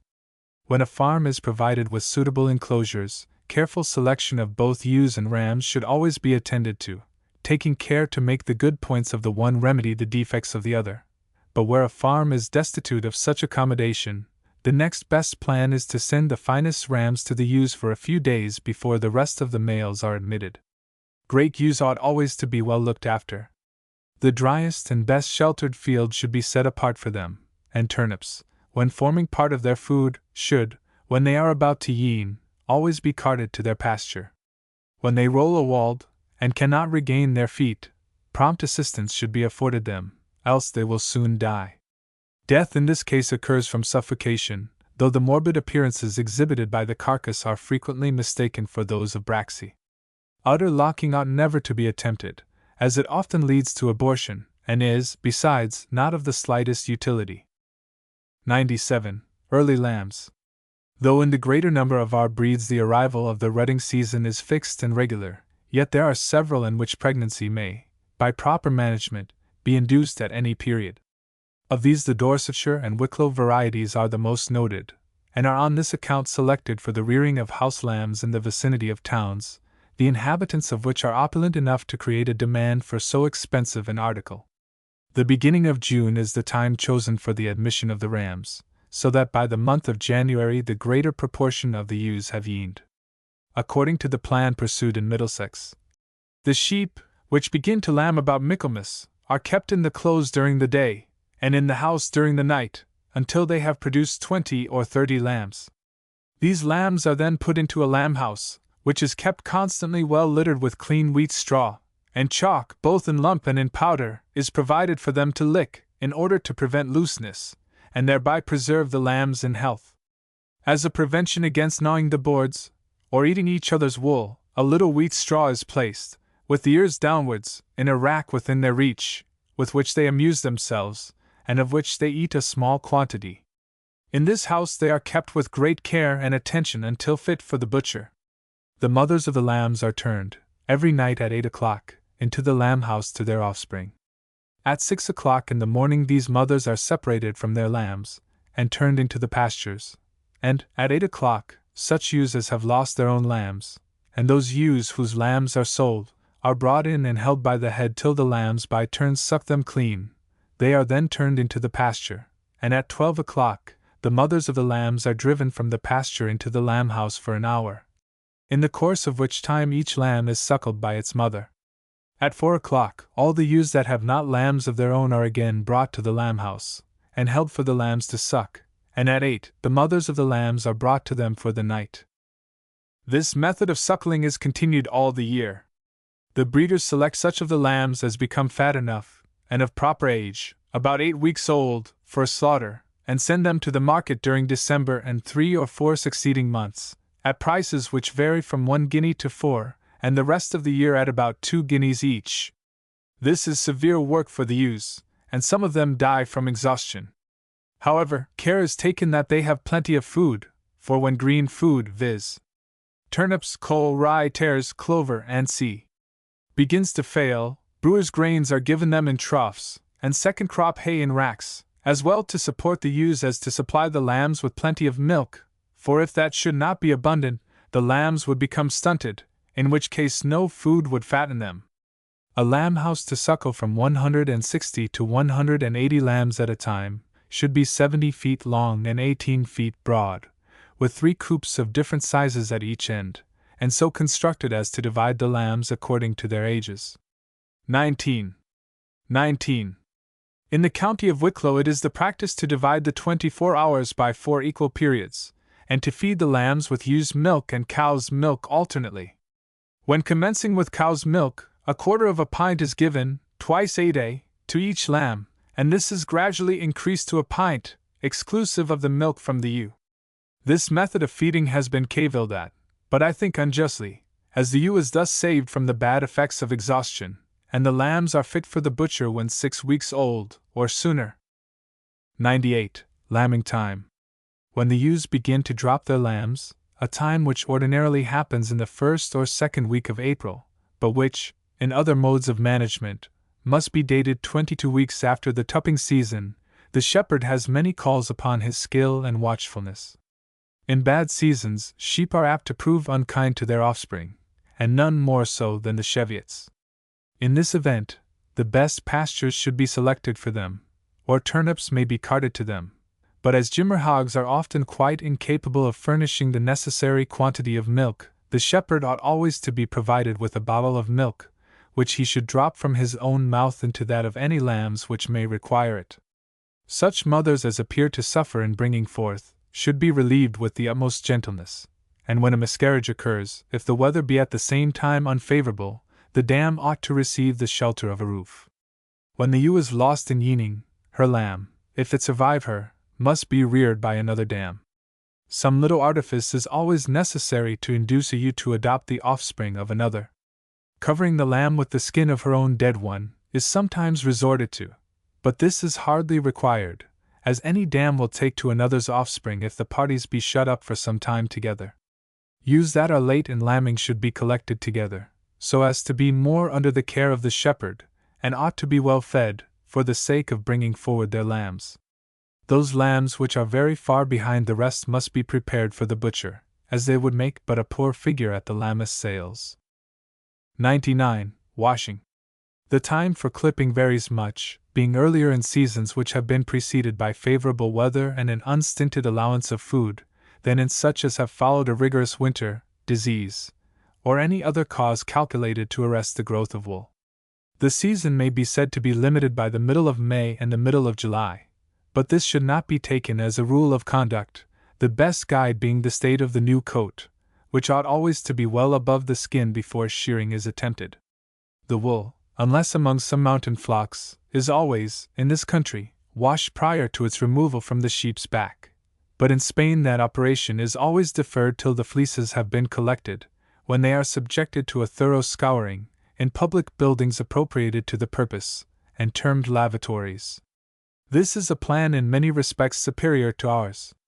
Its adoption by our farmers has been recommended by Dr. Perry.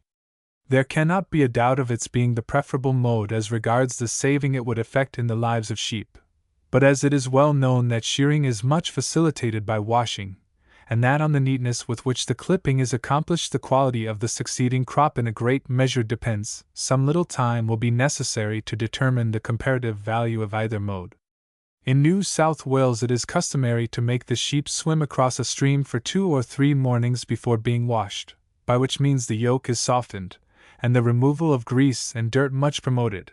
But this, though a good plan in that mild and even climate, could not be looked upon as safe in a temperature so variable as that of Britain.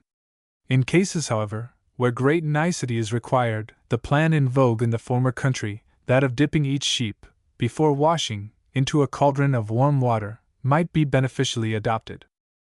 Mountain sheep are cleaned by being forced to swim across a pool, but the finer or lowland breeds are washed entirely by the hand. The latter method alone demands a short explanation. Dry, and if possible, sunny weather is selected for the operation on the morning of which the lambs are separated from the flock, and the latter is conveyed to the margin of some pebbly-bottomed pool. Here they are penned or otherwise kept together, while they are seized, one, by a man standing mid-thigh deep near the water edge, and turned back downwards, the head alone being above the surface. Plate V, Figure 1.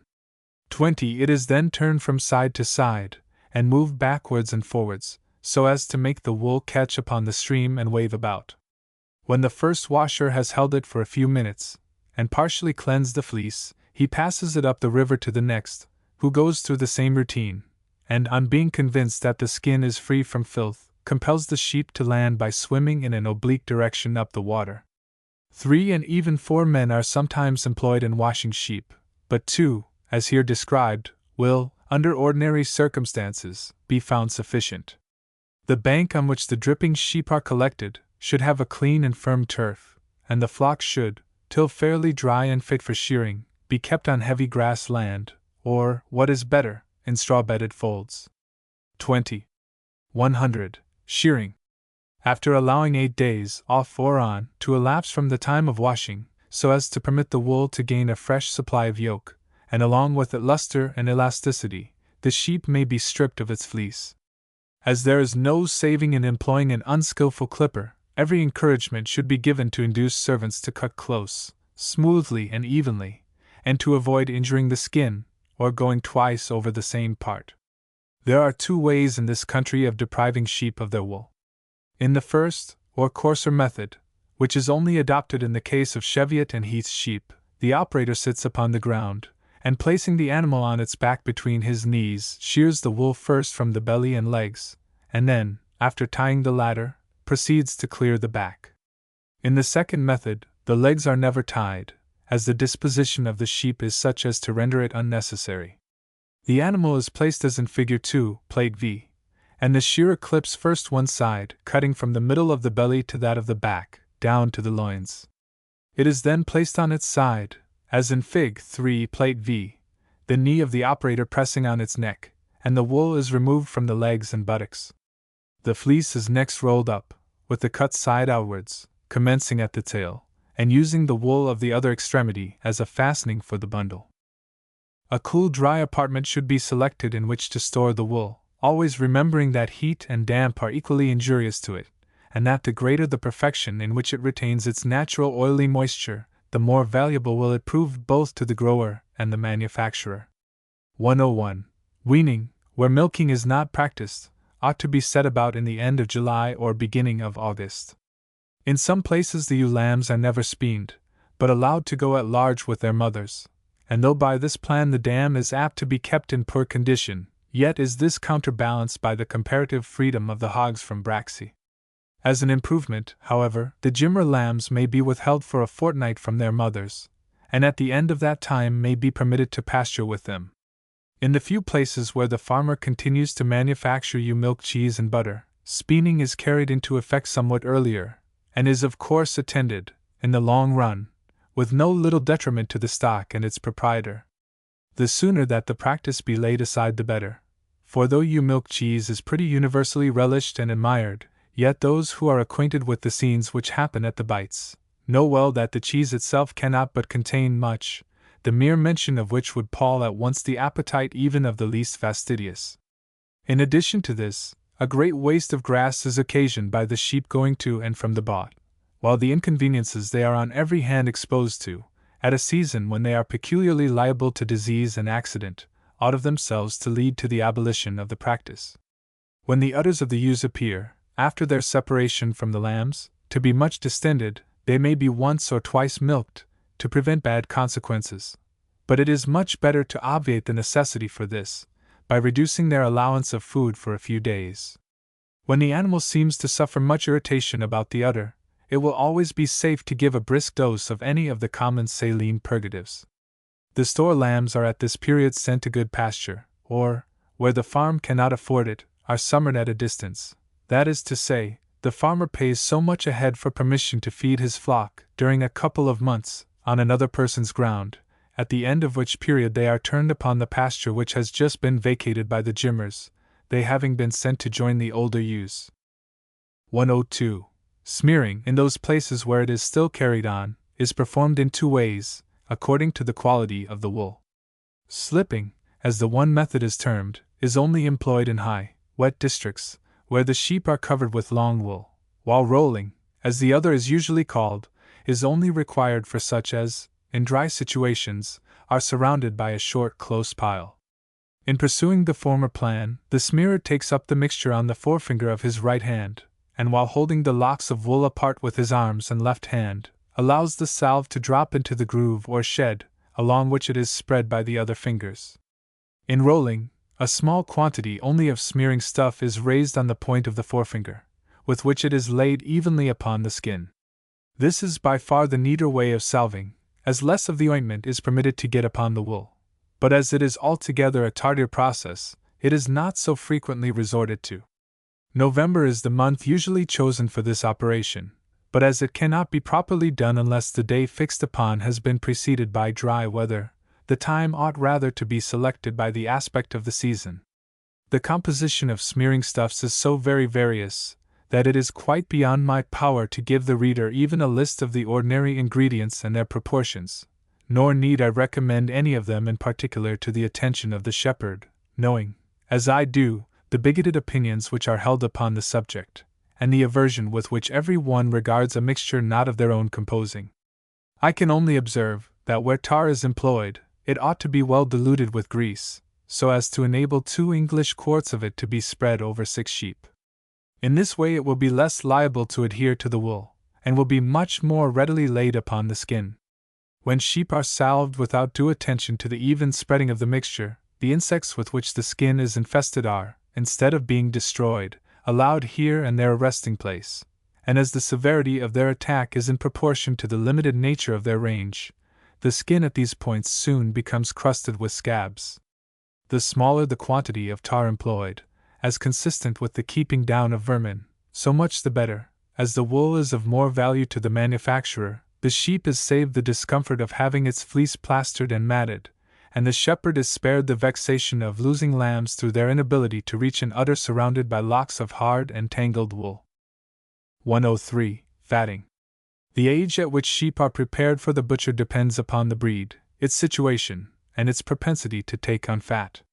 The Heath sheep may be considered as requiring to be the greatest length of time in the hands of the farmer, and the Leicesters as the reverse, wethers of the former variety being usually disposed of when from 3 to 4 years old, and ewes when from 4 to 5, while wethers of the latter kind are fit for market often at 18 months, and the ewes are in general fed off after the 3rd year. Sheep, in spring and autumn, are peculiarly liable to diseases of the intestines, a circumstance mainly to be ascribed to the changes which are, in these seasons, constantly occurring in the nature of their food. Much of this is owing to careless management in the economy of the pastures, and to restricting them for great lengths of time to one kind of provender, a thing guarded against by all good breeders. Sudden transitions, however, from a poor to a nutritive pasture and the reverse, are always bad, and therefore to be avoided, but change of feeding ground, with these restrictions, cannot be too much inculcated. It is, in fact, the soul of sheep husbandry. The bleakest portions of a farm should be pastured off in autumn, so as to reserve the sheltered spots for winter use. The cast ewes may then be drafted off to feed on a more succulent herbage, previous to being penned on turnips. Most of the points worthy of attention in sheep feeding having already been detailed in the article on crossing, I shall only add a few particulars in regard to management on turnips. When sheep are fed on turnips, they are in general confined to a particular portion of the field by nets or hurdles. The latter, when made of Scotch fir, cost about a shilling each, but when constructed of larch, the price is 14 pence. Those made of larch are by far the more durable, and will last 3 years if kept under cover during summer. 2 men are required to set them up, besides a horse and cart to take them to the field, on which account nets have a decided preference, being easy of transportation, and requiring little house room. Though valuable in windy situations, nets cannot be used to enclose horned sheep, as their heads become entangled with the cords. They will seldom serve for more than 3 years, but as they cost only 3d per yard, they may be considered as every way cheaper than hurdles. When the turnips allotted to the sheep, which seldom exceed a week's supply, are consumed, another portion of the field is enclosed, while the shells are torn up with a 2-pronged hook, and either left there to be consumed by the flock, or carted to another field for the use of sheep not then intended to be fattened. A fresh supply should always be afforded them before the old one is eaten clean, otherwise their fattening will be much retarded. It is usual to allow them at the same time plenty of salt, placed up and down the field in troughs or boxes, 21, and about a ton of hay in the 10 or 14 days, to every 100 sheep, though that number, if supplied with what, and permitted to run about, will consume that quantity in a week. In spring, from half a pound to a pound of oil cake is given daily to each of them, along with turnips. 21. In places where the cold during spring is anyway severe, the Swedish turnip ought always to be preferred for feeding sheep, as from the formation of the upper part of the bulb, water cannot collect within it as it does in other varieties, to their serious injury when frost sets in. Turnips must be cut for such sheep as are shedding their teeth. The mouths of those that refuse to eat them should be examined, that in the event of a tooth being loose or broken it may be removed. Occasionally a sheep will be unable to gnaw a turnip, owing to a peculiar formation of the head, the lower jaw being so very short as to give the profile some resemblance to that of a pig. Such deformed animals are said in this quarter to be ground-mouthed, I believe from the elongation of the nose suiting them better for poking in the earth than for feeding in the usual way.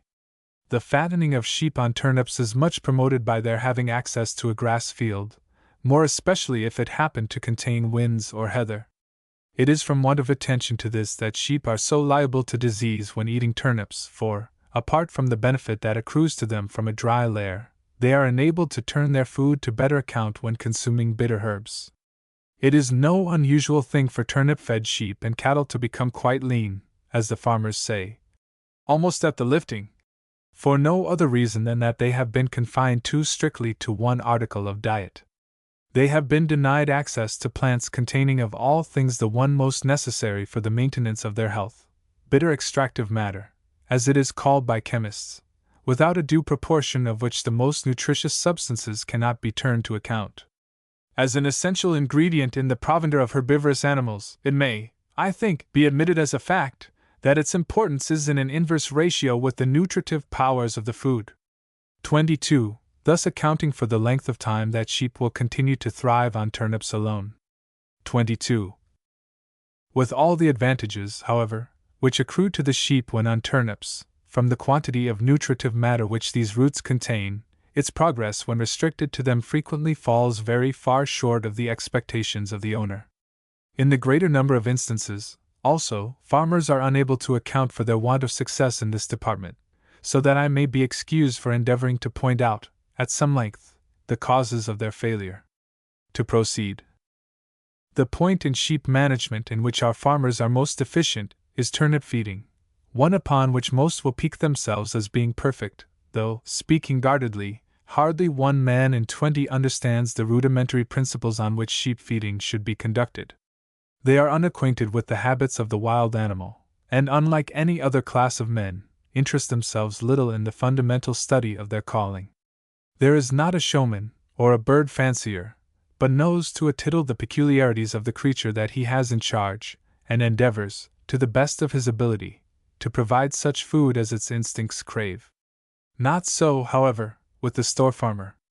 He cares not to inquire whether the sheep is naturally calculated to subsist on one kind of nutriment, and if so, whether they will, when left to the exercise of instinct, resort to turnips of their own accord, whether the sheep is usually restricted to confined localities similar to our fields, or is the unrestrained rover over an extensive pasture. Yet it is from investigations of this kind that we are to derive our mode of treating sheep, and are to form plans beneficial to ourselves, from their being, in a manner, improvements upon nature. We find, from a perusal of the works of travelers, and from the anatomical peculiarities of the sheep, that it is fitted for residence in countries precipitous in surface, and scantily supplied with herbage.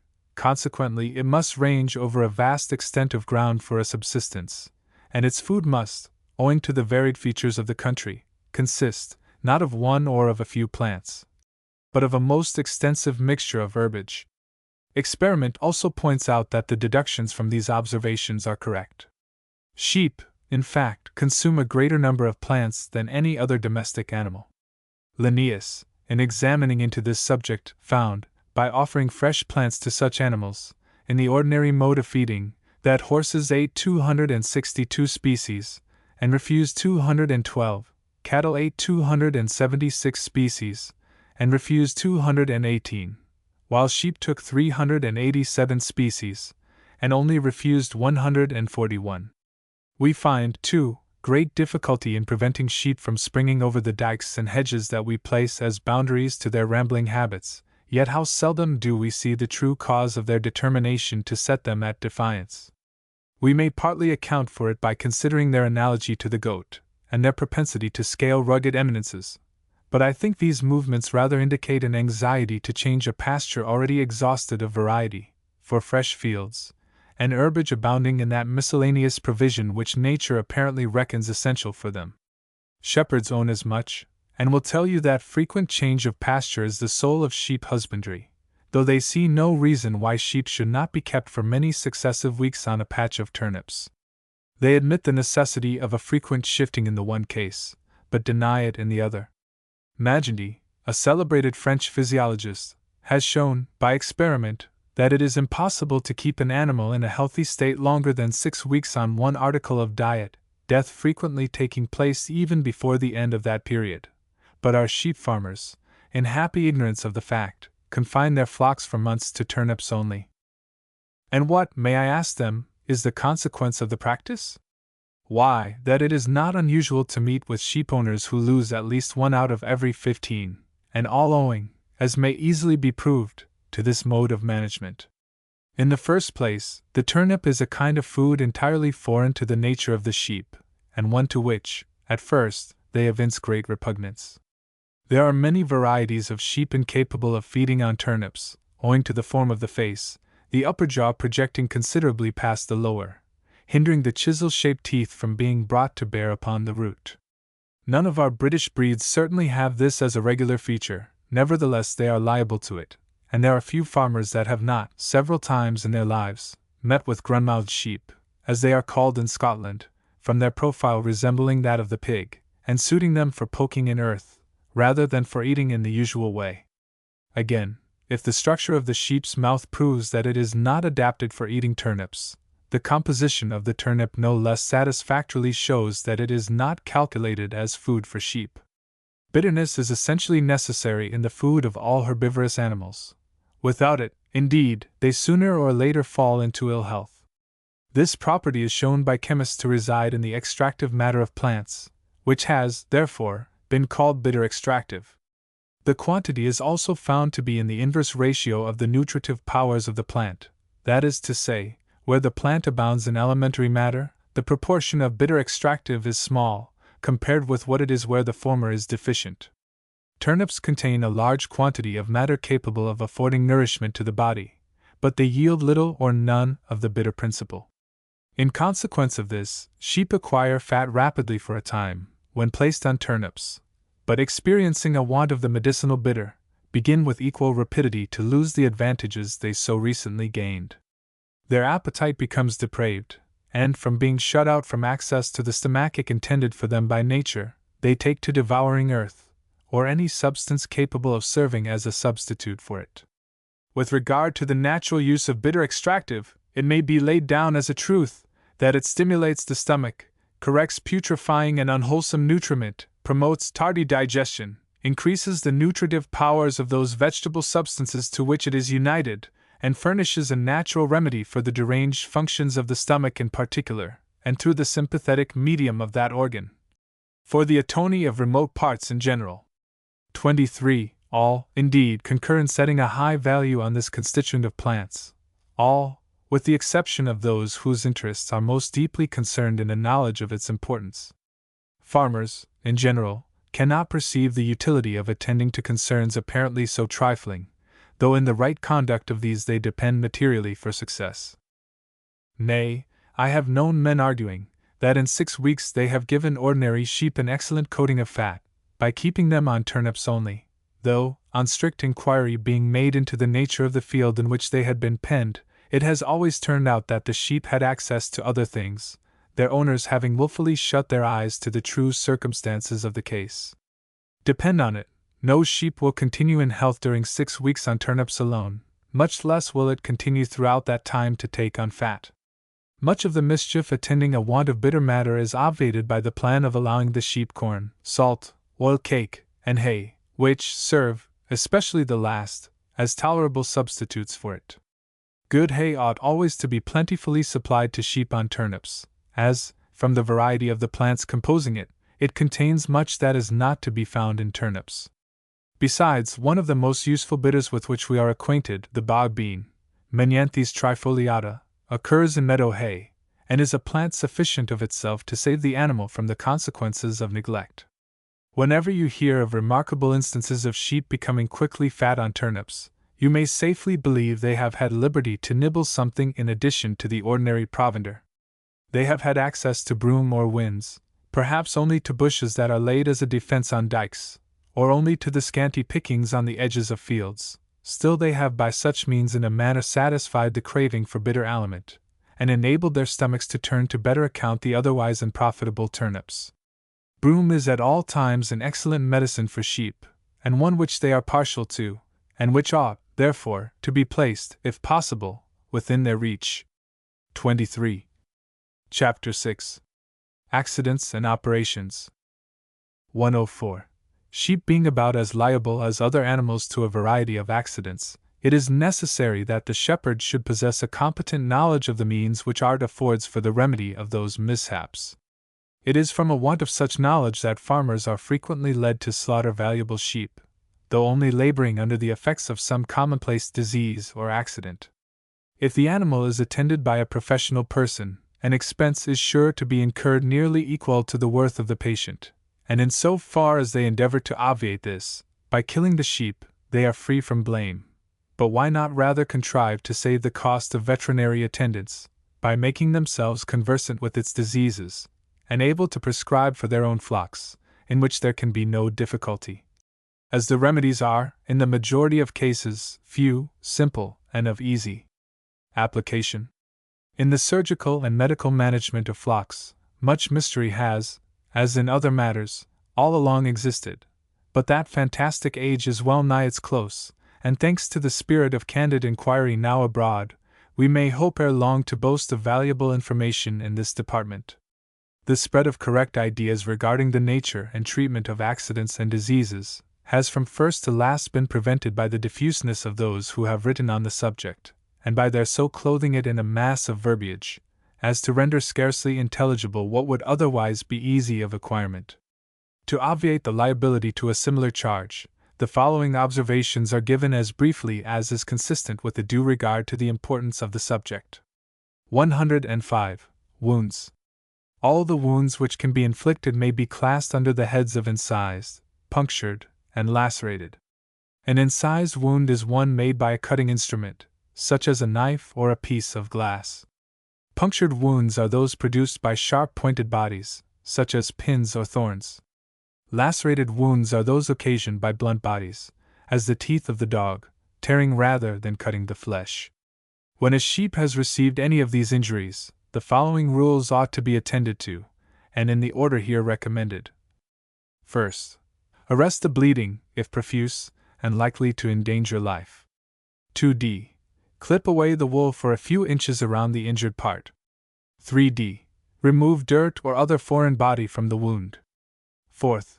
Bring the separated parts as nearly together as circumstances will at the moment permit, and retain them there by suitable apparatus. 106. To stop bleeding. Bleeding will, if no large arteries are divided, cease on the free exposure of the surface for a few minutes to the air, but when a large vessel has been cut, more determined means must be had recourse to. Pressure on the bleeding surface and its neighborhood will in many cases succeed, but this or any similar method is far inferior to that of securing the open vessel by a thread. To accomplish this, the mouth of the vein or artery must be slightly drawn out from the contiguous surface, by means of a small hook, called by surgeons a tenaculum, and easily procured from any blacksmith. While the mouth of the vessel is thus held exposed, an assistant must surround it with a noose of thread, which, on being secured with a double knot, will effectually close it. The thread ought to be of white silk, though any undyed thread, which is firm, round, and capable of standing a pull, will answer the purpose. Care must be taken to place the thread, before tying it, fairly behind the point of the tenaculum, so as to avoid including the instrument within the ligature, a circumstance which would lead to the slipping of the noose and failure of the operation. The hook is now to be withdrawn, and one end of the ligature cut off by scissors within a little of the noose. The remaining threads are allowed to hang out of the wound, so as to admit of their removal when they become loose, which does not, however, take place till the termination of the first 4 days, and they are frequently retained for a much longer period. At each time the wound is dressed, after the 4th day, the ligatures should be gently pulled, or, which is preferable, twisted, to disengage them, if at all loose, so that the wound may be more speedily closed. Before proceeding to any operation where bleeding is expected, the operator should provide himself with a few well-waxed threads, each 12 inches long, so that no delay may ensue on a division of large vessels. 107. Removal of extraneous matter. Dirt is best removed by washing with a sponge or old linen rag and warm water. Other foreign bodies may in general be extracted by the finger and thumb. In some cases, however, it may be necessary to dilate or enlarge the wound with a fine-edged knife, in order to facilitate the removal of substances which, from their shape or situation, cannot be otherwise displaced. 108. Closure of a wound. The last thing to be done is to bring the edges of the wound into as accurate contact as the state of the parts will at the moment permit, without, however, using any force. This, with a little care, is readily accomplished, the only difficulty being to retain them in the desired position. They may be held in contact either by stitches, sutures, plasters, or bandages, or by a union of the three. Stitches are only required when the wound gapes to a considerable extent, as it will always do when running across a muscle. They may be applied in the following manner. Transfix one side of the wound with a curved needle, armed with a well-waxed thread, forcing the needle from without obliquely towards the bottom of the wound, then carry it through the opposite side from within, taking care to bring it out about the same distance from the edge as that at which it entered on the other margin. The needle must now be removed, by cutting the threads close to its eye, and while the ends are allowed to hang loose, the same operation should be repeated, at the distance of an inch or an inch and a half from the first stitch, as often as the length of the wound may render necessary. Your assistant will now bring the sides of the wound together as accurately as possible, and retain them there till you have tied the corresponding ends of the threads in a double knot. 109. Bandaging. Adhesive plaster is in some instances of service, but upon the whole ought rather to be dispensed with, being of difficult application, and moreover tending to the accumulation of filth and the discomfort of the animal. Nothing will be found to serve the purpose of supporting the parts so well as a properly adjusted bandage, which is useful in every instance, and sure to stay on if sewed here and there to the fleece. The bandage should never be omitted where the wound has any tendency to gape, as too great a strain upon the stitches cannot but lead to delay in the healing process. In bandaging a limb or part of a limb, commence always at the foot, and proceed upwards. In other parts of the body begin where you find it most convenient. Before applying a bandage to an injured surface, a couple of pieces of old linen of cotton rag should be folded into pads or compresses, and laid one on each side of the cut, and over these the bandage should be rolled, evenly and with moderate and uniform firmness. By this plan the separated surfaces are supported and preserved in close juxtaposition, especially at the bottom of the wound, a thing of some importance where the cavity is deep. Transverse cuts of the limbs of sheep require more careful and more complicated treatment than cuts in other parts, as there is a constant tendency of the edges to retract. This retraction of the edges may be in some degree obviated by the application of a splint, which may be made of a slip of stiff leather, such as is used for saddle flaps, well wetted, so as to be easily adapted to the form of the limb. It is intended to impede the motion of the leg, which occasions the gaping of the wound, and must therefore be made to pass over one or more joints as circumstances may require. Toe must be laid along the surface, a sound one if possible, on which the leather is to be placed, and a bandage then rolled over it so as to make all secure. 110. Clean cuts. As everyone knows, heal readily in a healthy animal, seldom demanding above 3 dressings. Lacerations, on the other hand, require a longer period for their reparation, inasmuch as the process which nature goes through is more complicated. In the former, the parts are speedily glued together, so soon almost as in contact, and the union is generally complete within the first 36 hours. Not so, however, with the latter. Here the parts are bruised, torn, and perhaps to a considerable extent wanting.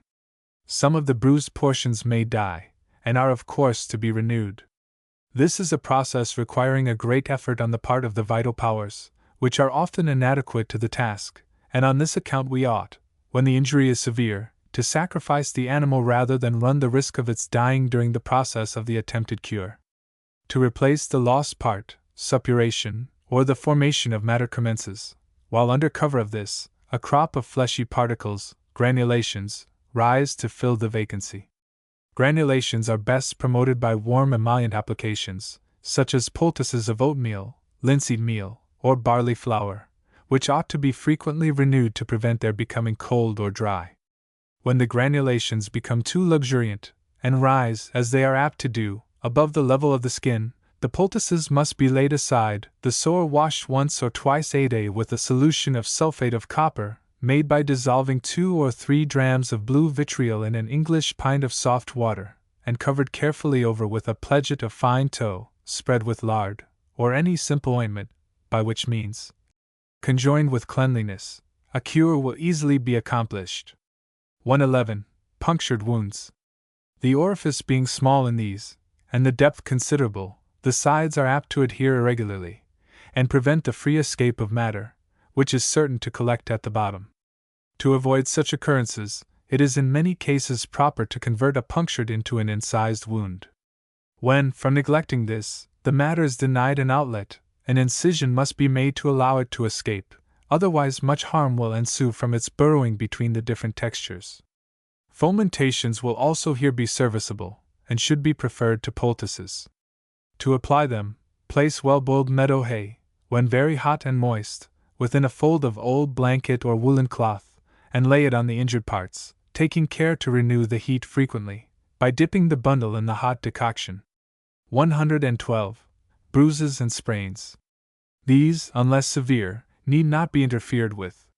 When the shepherd, however, considers it necessary to make any application, he cannot do better than foment the part for an hour or so with meadow hay, in the same manner as recommended for punctured wounds. 113. Wounds of joints. Such wounds are highly dangerous and apt to baffle the most experienced. The grand object in every case, however, where a cure is attempted, is to produce a speedy union of the wound, as directed in 108 to 109. If the injury be extensive, the best thing the farmer can do is to slaughter the animal. 114. Poisoned wounds.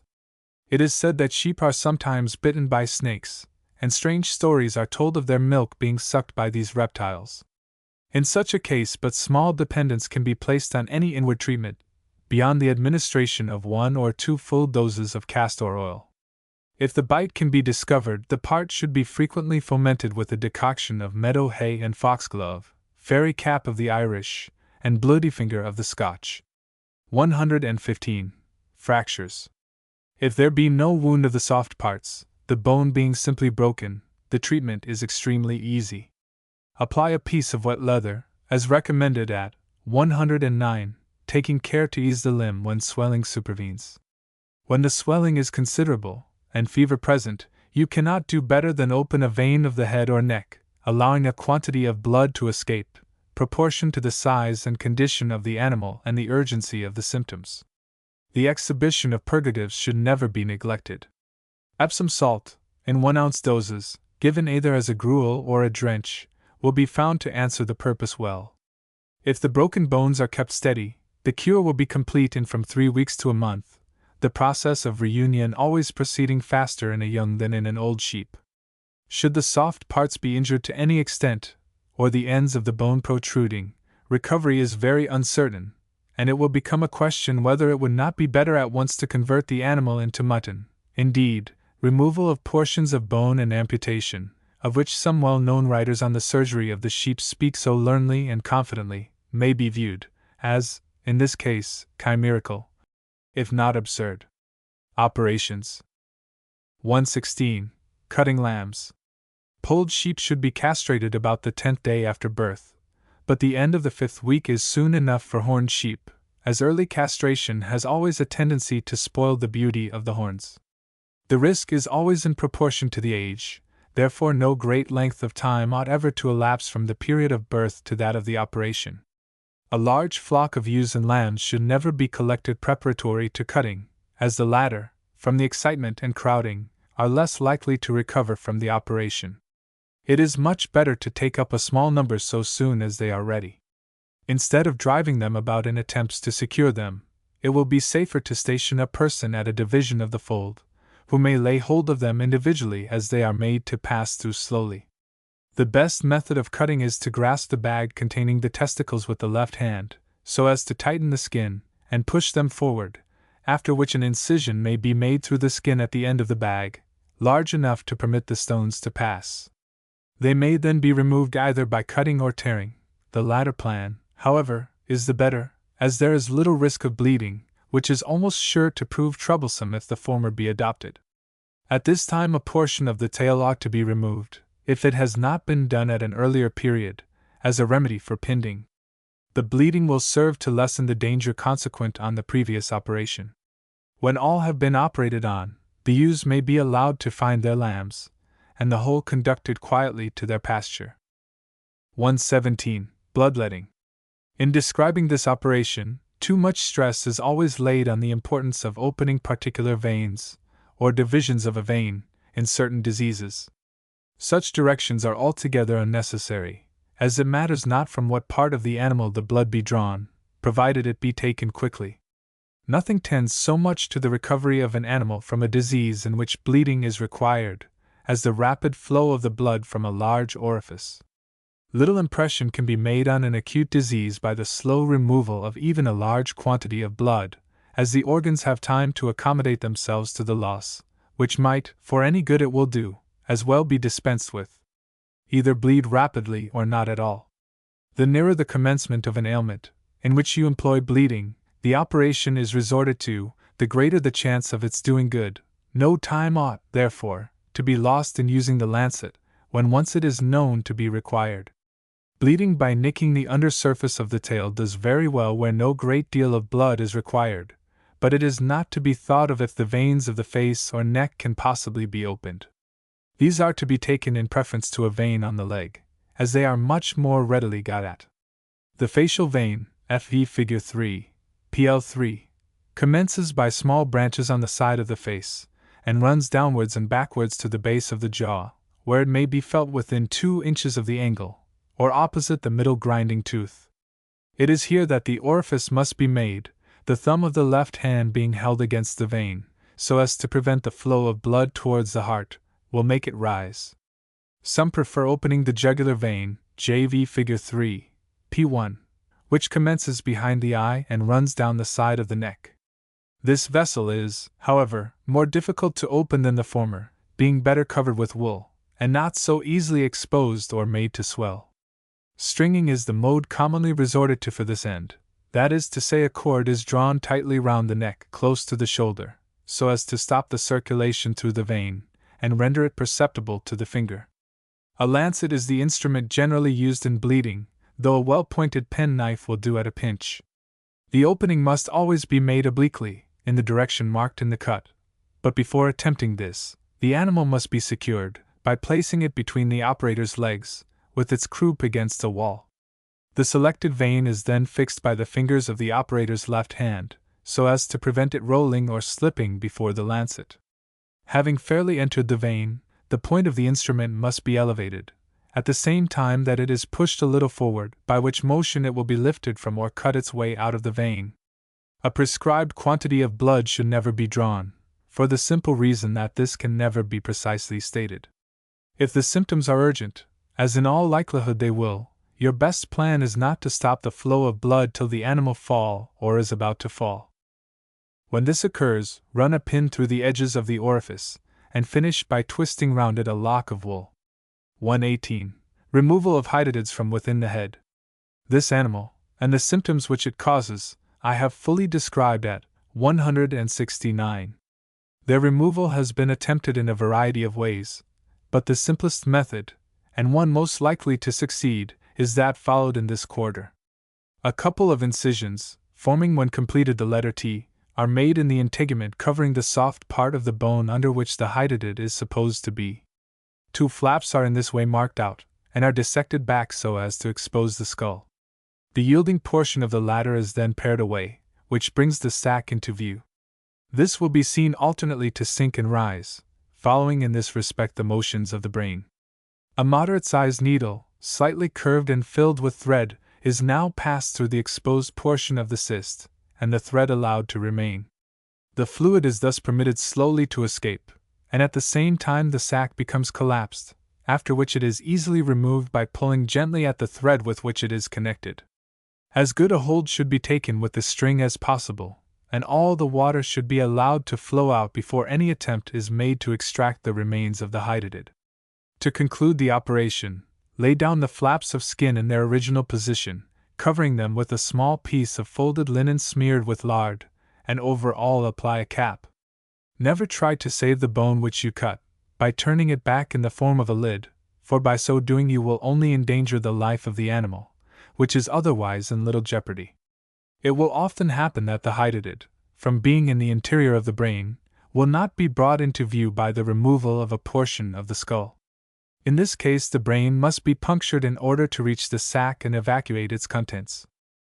When the skull above the eye is very thin, the disease may be at once ended by cautiously thrusting a short, stout, sharp-pointed piece of steel wire through the skin and bone down towards the center of the brain, taking care to pull the skin a little to one side before making the puncture, so that on letting it loose the openings in the skull and integument will not be opposite to one another. This plan is much superior to that of thrusting a needle up the nostril, in the manner devised by Mr. Hogg, as in his way we are always poking in the dark, in ignorance of the situation of the instrument, and are in all probability doing so much injury to the delicate parts within the nose as to preclude the possibility of recovery. Indeed, I some time ago examined a head on which Mr. Hogg's operation had been twice unsuccessfully performed, and found traces of inflammation at the upper part of the nostril severe enough of itself to have occasioned death. The needle had not entered the brain, but the ethmoid was very much injured. I believe the instrument is very seldom pushed more than halfway through the bone, at least it never reaches the hydatid, which would appear to be destroyed rather by the inflammatory process which follows the attempt, unfitting the brain for supplying it with the secretions on which it lives, than by any direct injury done to it by the needle. Chapter 7. Diseases of Sheep. 119. There is no department in the management of sheep so little understood as the nature and treatment of their diseases.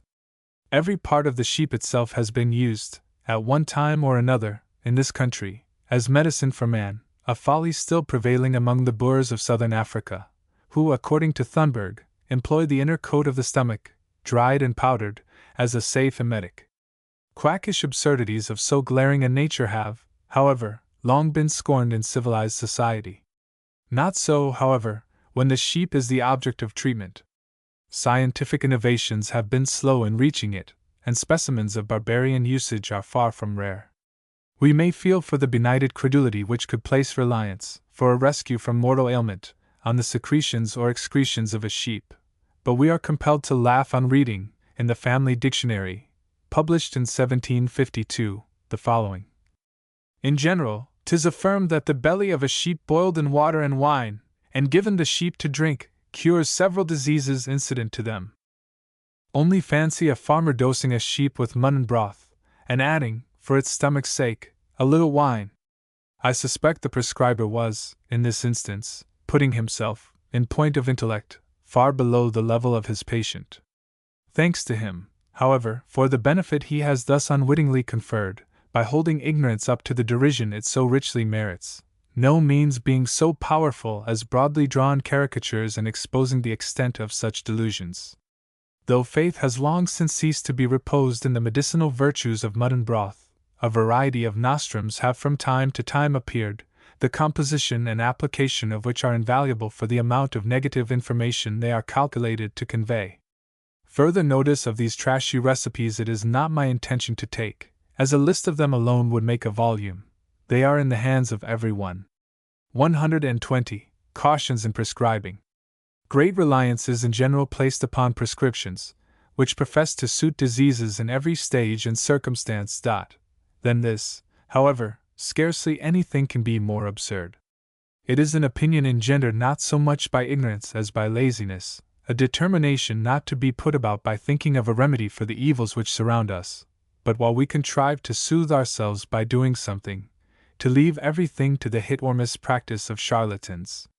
24. There are many, who on being informed of the presence of disease in a neighbor's flock, confidently advise the employment of a favorite nostrum, on the empirical supposition that because it cured, or was thought to cure, one flock, it will cure another. Nothing is taken into account saving that, in both cases, the affected animals are sheep, and it is at once concluded that what benefited one will benefit another. The many niceties in prescribing are never thought of. Oh no, that would be of no use.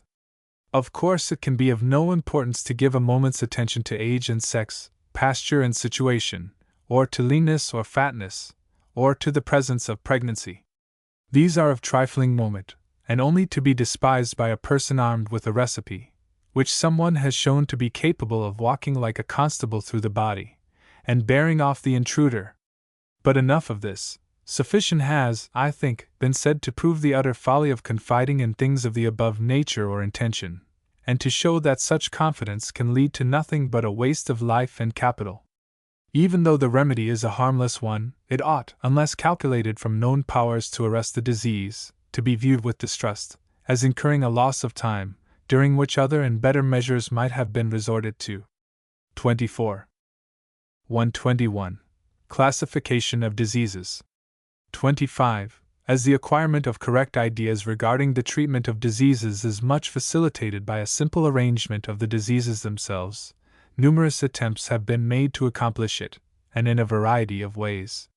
The best of these tabular views with which I am acquainted is the one laid before the Highland Society some years ago, by Mr. Stevenson, who appears to have been the first to publish anything like a satisfactory classification.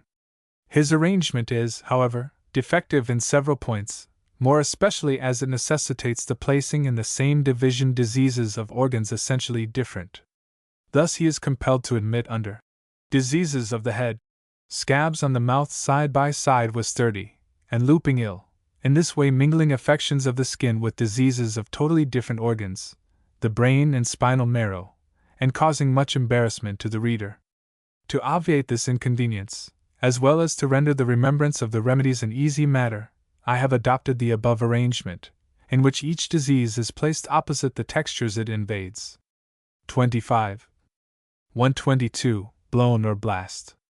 Can scarcely be reckoned a disease as it is but a symptom caused by a mechanical impediment to respiration and circulation.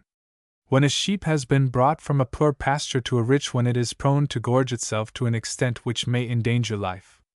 The lower end of the gullet becomes obstructed, the gases which accumulate in the paunch are hindered from escaping, and the latter becomes so enormously distended as speedily to suffocate the animal by being forced into the chest. 123. Treatment. 27 of blown. If the difficulty in breathing be only slight, keep the sheep moving gently up and down, as the air will thus have a chance of escaping from the stomach.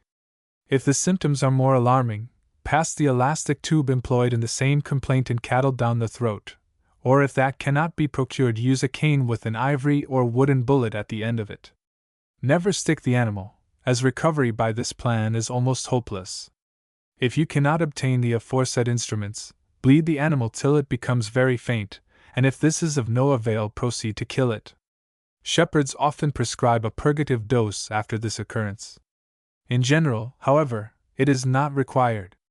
To prevent a flock becoming blown, always when, for the first time on rich pasture, make the dog move leisurely among them so as to prevent them feeding hastily. 27. 124. Braxy or sickness. 6 or 8 species of braxy are enumerated by shepherds, but as they all bear a striking resemblance one to another, in their origin and progress, it is preferable to treat of them as one disease. Indeed, wire-drawn distinctions, though occasionally serviceable in cattle medicine, ought in most instances to be avoided, as they are of but little avail, and in this disease straw-splitting can only serve to tantalize the farmer, by giving rise to ideas of finical modes of treatment, which before the chapter ends are reduced to the simplest aids which medicine affords. Whatever may be the seat or seats of the disease, the identically same resources are employed in all. Why therefore ought the reader to be troubled with 100 trifling phases, which, not being essential to the malady, can only tend to perplex him in his search for the little that is practically available? 125. Symptoms of braxy.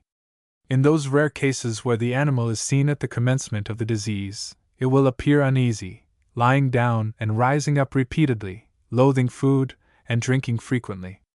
In a little while the symptoms become more decided, and fever shows itself. The wool is clapped, the skin hot, the pulse quick and strong, respiration is rapid and laborious, while the blood is thick and black, issuing from the orifice, in attempts at bleeding, drop by drop. Sometimes the heart beats irregularly, the mouth is parched, and the eyes are red, languid, partly closed, and watery.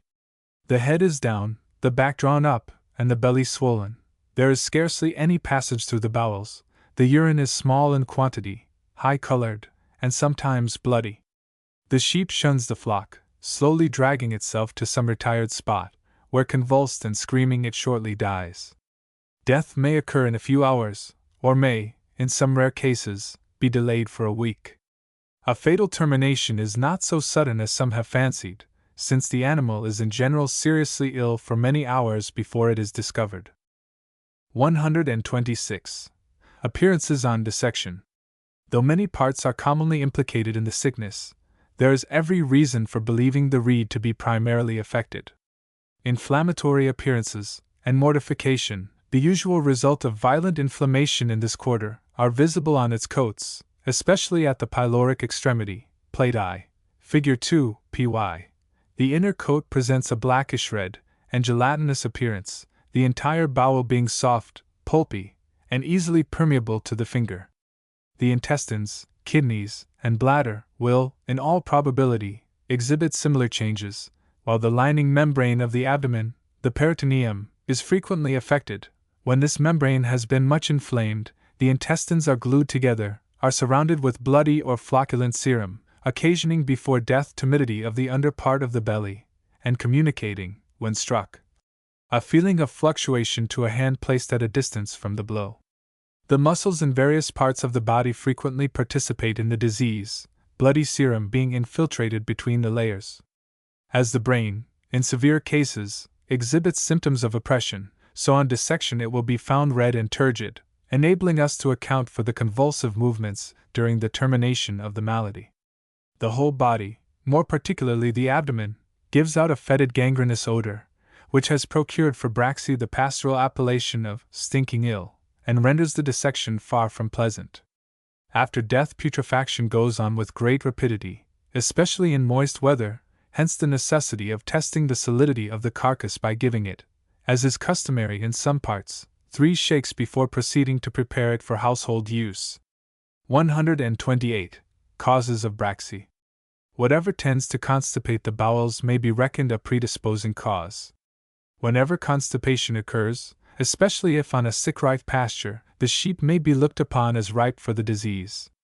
Any crude indigestible substance, taken into the stomach when the animal is in this state, will have a tendency to kindle Braxy, and the liability to it will not only be heightened, but the chances of recovery will also be lessened, by the animal being in high condition. Wet-ear hogs are peculiarly its victims, but only when hirsled, as when allowed to pasture with their mothers they are less liable to it. This is accounted for by the fact that hirsled hogs are comparatively dull, not being familiar with the proper times for feeding, and incapable of selecting the suitable herbage, from having wanted the tutoring of the mother.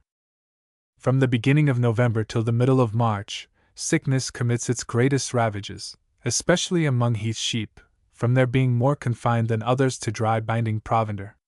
Frozen grass is also a common exciting cause, rapidly inducing inflammation by lowering the temperature of the stomach so very much as to arrest digestion, and lead to its acting as an irritant. The succulent grass in the sheltered hollows of mountains is more liable to frost than a sapless herbage, and to it, owing to its moisture, the young sheep resort, devouring it eagerly to assuage their thirst. Braxy, however, may arise from other and more obvious causes. The sheep, perhaps when heated by rash dogging, is suddenly chilled by exposure to a shower, or a plunge in a morass, and if the bowels be at the time any way bound up, immediate mischief cannot but ensue. One of the rarest accidents to which it has been attributed is the prevention of the passage of the feces by a knot, or intussusception, forming on the intestines, but this occurrence would be of difficult discovery, and even if made known, our treatment, though not differing much from that of Braxy, could hardly be successful. 128. Treatment of Braxy. Recovery is in many instances almost hopeless, owing to the length of time which in general elapses between the onset of the disease and the shepherd's discovery of the animal. Nevertheless, the best treatment ought in every instance to have a proper trial, as life may often be saved when such a result is least expected. Many plans have been resorted to, but none are found to suit so well as that of bleeding and purging. The first thing to be attempted is the procuring of a copious flow of blood, but, as before mentioned, this is a difficult matter, owing to the stagnant state of the circulation at the surface of the body. Its abstraction may, however, be rendered easy, by placing the sheep in a tub of warm water, or, where this cannot be procured, by rolling a blanket wrung out of hot water round the body of the animal. The tub of water should always be preferred, and the moment the sheep is placed in it, the tail should be nicked, and one or both jugular veins opened. Retain the sheep in the bath for half an hour, adding hot water from time to time, so as to sustain the original temperature. This of itself will alleviate the sufferings of the animal. When a copious flow of blood has been obtained, remove the sheep from the tub, and administer 2 ounces of Glauber's or Epsom salt, dissolved in warm water, substituting a handful of common salt when these cathartics cannot be procured. It is needless to give a purgative without bleeding, as till this is done, it will not operate. When in spite of this the bowels continue obstinately constipated, give a glister of tobacco decoction, made by boiling a dram of the leaf, the full of a pipe will do, for a few minutes in a pint of water. Half of this only should be injected, using the other if circumstances require it. Place the sheep in a house, or any comfortable situation, bed it with straw, throw a horse rug over it, and promote the purging by warm gruels.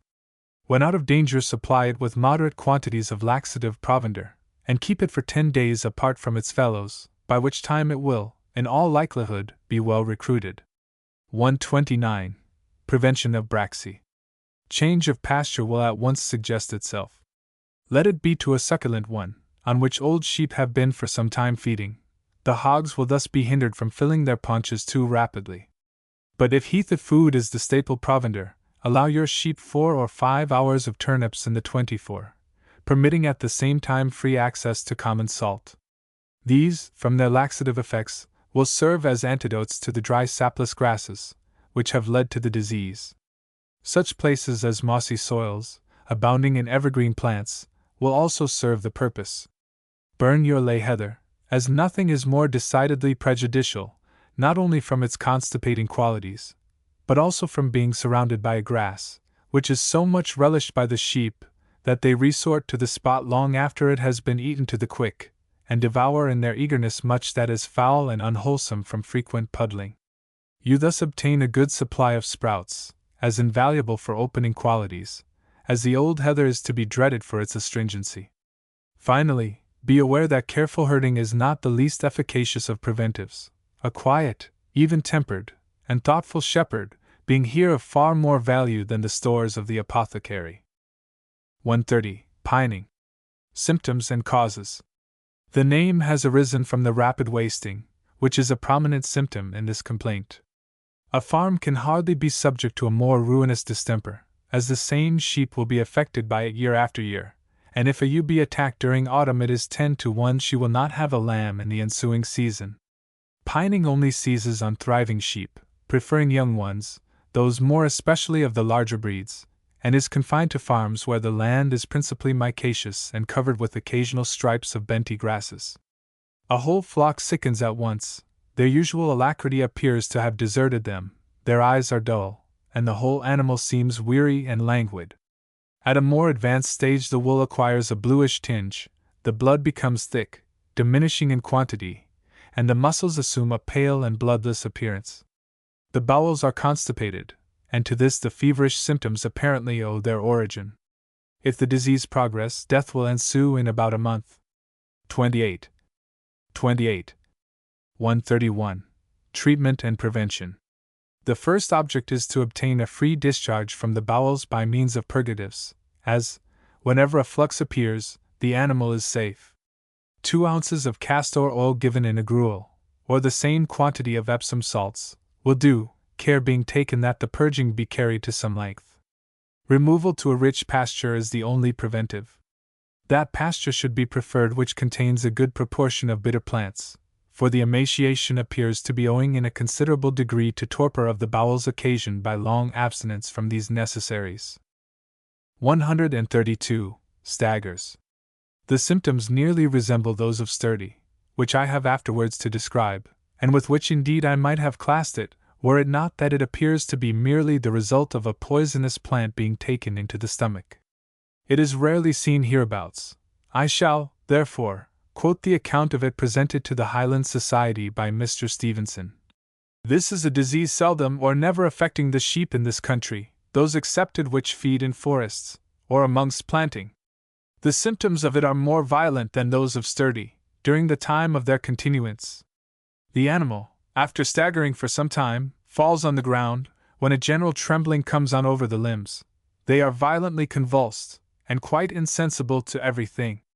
During the continuance of the paroxysm, they throw the body into various positions, and sometimes roll to a considerable distance. The fit continues for a quarter, sometimes half an hour, or an hour. When they rise, they seem perfectly bewildered, till they regain the flock, when they continue to feed well, till another paroxysm supervenes. This disease appears in autumn, and various causes are said to produce it. Improper food, the leaves of the oak, from their astringent quality, cobwebs sprinkled with dew, have all been reckoned as causes. I am inclined, however, to suppose that it arises from the action of a poisonous grass, Lolium temulentum, which is the only one of that description in this country, and grows only in those situations where staggers prevail. What effect these causes have on the brain to produce this disease, I cannot explain.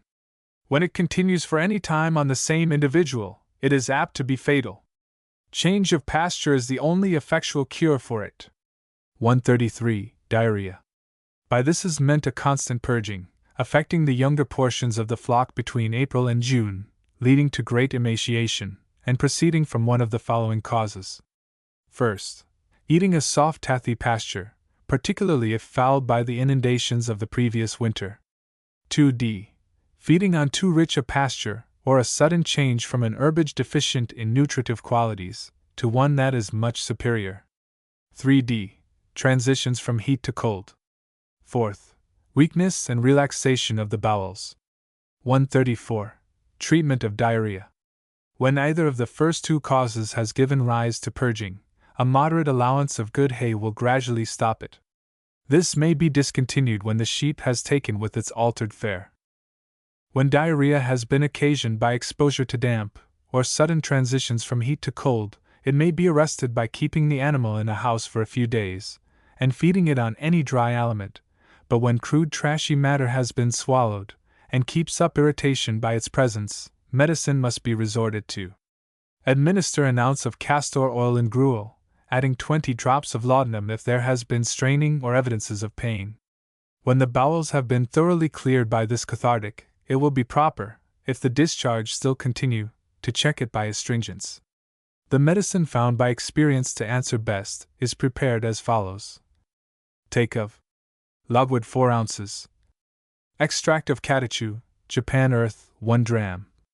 Cinnamon 2 drams. Water 3 English pints. Boil for a quarter of an hour, strain, and then add 60 drops of laudanum. Administer half an English pint of this night and morning so long as the flux continues. Diarrhea seldom proves fatal, and is indeed an easily managed disease, but as it is frequently only a symptom of some other affection, or a critical effort of the constitution to ward off some more serious mischief, the attempts at stopping it should always be cautiously conducted. 135. Dysentery. Symptoms. The pulse is quick and the respirations hurried. The skin is harsh and hot, and the wool in general clapped. The mouth is dry, the eyes red and languid, and the ears drooping. Food is taken only in small quantities and rumination is stopped. The discharges from the bowels are frequent, slimy, sometimes green, and a little further on in the disease are mixed with blood. The belly is drawn towards the back. It is knotted and lumpy to the touch, and a rumbling noise, borborygmus, is heard within it. As a careless observer might have some difficulty in distinguishing dysentery from diarrhea, the following diagnostic summary, drawn up by Professor Duncan, will be found of service. 1. Diarrhea attacks chiefly hogs and weak jimmers and dimits, whereas dysentery is frequent among older sheep. 2. Diarrhea almost always occurs in the spring, and ceases about June, when dysentery only commences. 3. In diarrhea there is no fever or tenesmus, or pain before the stools, as in dysentery. 4. In diarrhea the feces are loose, but in other respects natural, without any blood or slime, whereas in dysentery, the feces consists of hard lumps passed occasionally without any blood or slime. 5. There is not that degree of fodor in the feces in diarrhea which takes place in dysentery. 6. In dysentery, the appetite is totally gone, in diarrhea it is rather sharper than usual. 7. In dysentery, the animal wastes rapidly, but by diarrhea only a temporary stop is put to its thriving, after which it makes rapid advances to strength, vigor, and proportion. If dysentery continue to advance, it will terminate fatally within a fortnight. Death is generally preceded by the black scour, which is only an aggravation of the purging, the stools being mixed with shreds of dark gangrenous matter from the decomposed interior of the intestines. 136. Causes of dysentery. Many absurd opinions have gone abroad regarding the contagious nature of this affection. Contagion, however, has nothing to do with the matter, the spread of the disease depending entirely on the state of the atmosphere and the nature of the locality. When dysentery occurs, the weather is usually sultry, the ground upon which the flock has been going foul, and the management of the sheep so improper as to be sufficient of itself to produce the disease very generally. There is in fact only one proof of a disease being infectious, viz., its immediate occurrence on the introduction of an affected animal among such as are in good health, on sound food, and in easy circumstances. This proof, however, in regard to dysentery has never been established, and no medical person will now affirm that it is contagious. Some think that it travels from flock to flock in the direction of the wind, but its appearing simultaneously in many folds ought rather to be charged to the fact of the predisposing causes being nearly similar in all. 137. Treatment of dysentery. Bleed freely if the disease has continued only for a few days, but moderately if a longer time has unfortunately elapsed. Stoving, by which is meant shutting the animal in a wash-house, and allowing the apartment to become filled with steam, though urged by some writers, cannot here be recommended. The intended object is the promotion of perspiration, by exciting the action of the skin, but this may be brought about by means much more conducive to the safety of the animal. After the bleeding, immerse the sheep in a tub of hot water, and retain it there for 20 minutes. Then administer an ounce of castor oil, with 30 drops of laudanum, and cover the sheep up in a snug corner. After the oil has operated, thin well-boiled flour porridge, given at intervals, in small quantities, will help to defend the ulcerated bowels, soothe the pain, and stop the purging. If these fail, you may use the astringent mixture recommended in diarrhea at page 175, and in the same manner, adding to each dose a grain of ipecacuanha. When the appetite returns, and the stools begin to acquire consistency, speedy recovery may be prognosticated. During recovery, part of the wool always falls off. 138. Prevention of dysentery. If you wish your sheep to take the disease, do as some wiseacres recommend: put tar upon their tails and noses. You will thus render them feverish and uncomfortable, and every way fit for an attack. Gathering sheep into confined places is always bad. Nothing will tend more to ward off dysentery than an open, frequently changed, easy-lying pasture, combined with gentle usage on the part of the shepherd. Diseases of the skin. 139. Scab or itch. Symptoms and causes. These are so well known that they hardly merit a description. Little white specks appear upon the wool, and are soon followed by a small pustule at the root. The pustules are produced by a minute insect burrowing in the skin, which accounts for one external application of any active substance being sufficient to eradicate the malady. The infected sheep is restless, tearing off the wool with its teeth, and rubbing itself against every resisting body. The skin is red and fretted, discharging an ichor which hardens into crusts. These gradually extend, inducing a premature failure of the wool. If the sheep be not relieved, it sinks under its accumulated miseries.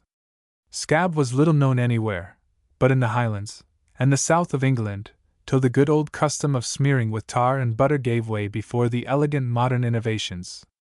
Into flocks anointed in the old manner, it may be carried by infection, but will seldom or never arise spontaneously among them. It usually commences in spring among hogs, making its first appearance among the rams, especially those of the fine wool breeds, and is supposed to be induced by overheating, want, or even excess of nutriment, or pasturing on wet lands in rainy seasons. 140. Treatment of itch. Subject the flock to a minute examination whenever the movements of any animal excite suspicion, and remove every one that is in the least affected. Place them in a separate enclosure, and apply thereof the following recipes. Take of mercurial ointment 4 pounds, Venice turpentine half a pound, oil of turpentine 1 pint. Mix thoroughly. Separate the wool from the head to the tail and draw the forefinger loaded with a portion of the ointment along the bottom of the groove. Then make lines from the middle of the back down each leg and score them in the same manner, thus concluding the operation. Some farmers prefer rubbing the size of a walnut of the ointment into the delicate skin inside the thigh. The former plan is, however, the better of the two, and is the one recommended by Sir Joseph Banks, who communicated the recipe to the Society for the Encouragement of Arts, Manufactures, and Commerce, in the 7th volume of whose Transactions it was published. A most important benefit to be derived from the application of the mercurial ointment is the security it affords the sheep from the attack of the sheep fag or ked, Hippobosca ovina. The wool of sheep annoyed by this fly always contains joints or knots, owing to the occasional stoppage of its growth consequent on the fretting of the irritated animal. On this account dealers in wool are said to give a higher price for fleeces having the mercurial tinge, as they are supposed to be sound in the pile from having been exempted from the fly. The next prescription is one of very great efficacy where the disease has reached the length of scabs, and has, with many variations, gone the round of almost every agricultural publication. The form I prefer is one submitted to me by Mr. Wilkin of Tinwald Downs, near Dumfries, who at one time, several years ago, applied it with immediate good effects to 600 infected sheep. Take of tobacco scrapings 1 pound. Strong decoction of brooms 6 gallons. Boil for half an hour, and then add 3 English pints of spirit of tar. This quantity is sufficient to cover 2 dozen of sheep. The scabs, if large, should be raised a little with a knife to permit the free contact of the fluid, and no more of it should be applied than is here directed, for though it be in this dose comparatively harmless, a very small addition will destroy the animal. A very good French remedy is made by melting a pound of fat or suet, and mixing with it, when off the fire, a 1/4 part of oil of turpentine. Rub it into the affected parts. Whatever outward means may be employed, laxative medicines ought never to be neglected. One of the best and most generally used consists of a teaspoonful of flour of sulphur, given for 2 or 3 successive nights in double the quantity of molasses. If ill-conditioned sheep are the victims of itch, convey them to a better pasture, but where the animals are fat, reduce their diet, and give each a dose of Epsom salts. 141. Prevention of itch. Do not turn a healthy flock onto pasture, from which itchy sheep have recently been driven. If the disease occasionally breaks out on your ground, apply the mercurial ointment at clipping time, and when you salve, add a pound of sulphur to every tub of smearing composition whatever it may be. 142. Erysipelas or wildfire. This is an inflammatory affection of the skin, sometimes accompanied by blebs or blisters, occurring in August and September, and spreading rapidly through a flock. Though there is considerable ambiguity in the employment of these terms, I believe they are synonymous with redwater, the disease of which I have next to treat. 143. Redwater. The occurrence of this disease among sheep is very rare. Its nature and treatment are, however, allowed, by those who have seen it, to be admirably described by Mr. Stevenson, in the 3d volume of the Highland Society's Transactions. This disease commonly makes its appearance about the beginning, or end of winter, and first affects about the breast and belly, although at times it spreads itself over other parts of the body.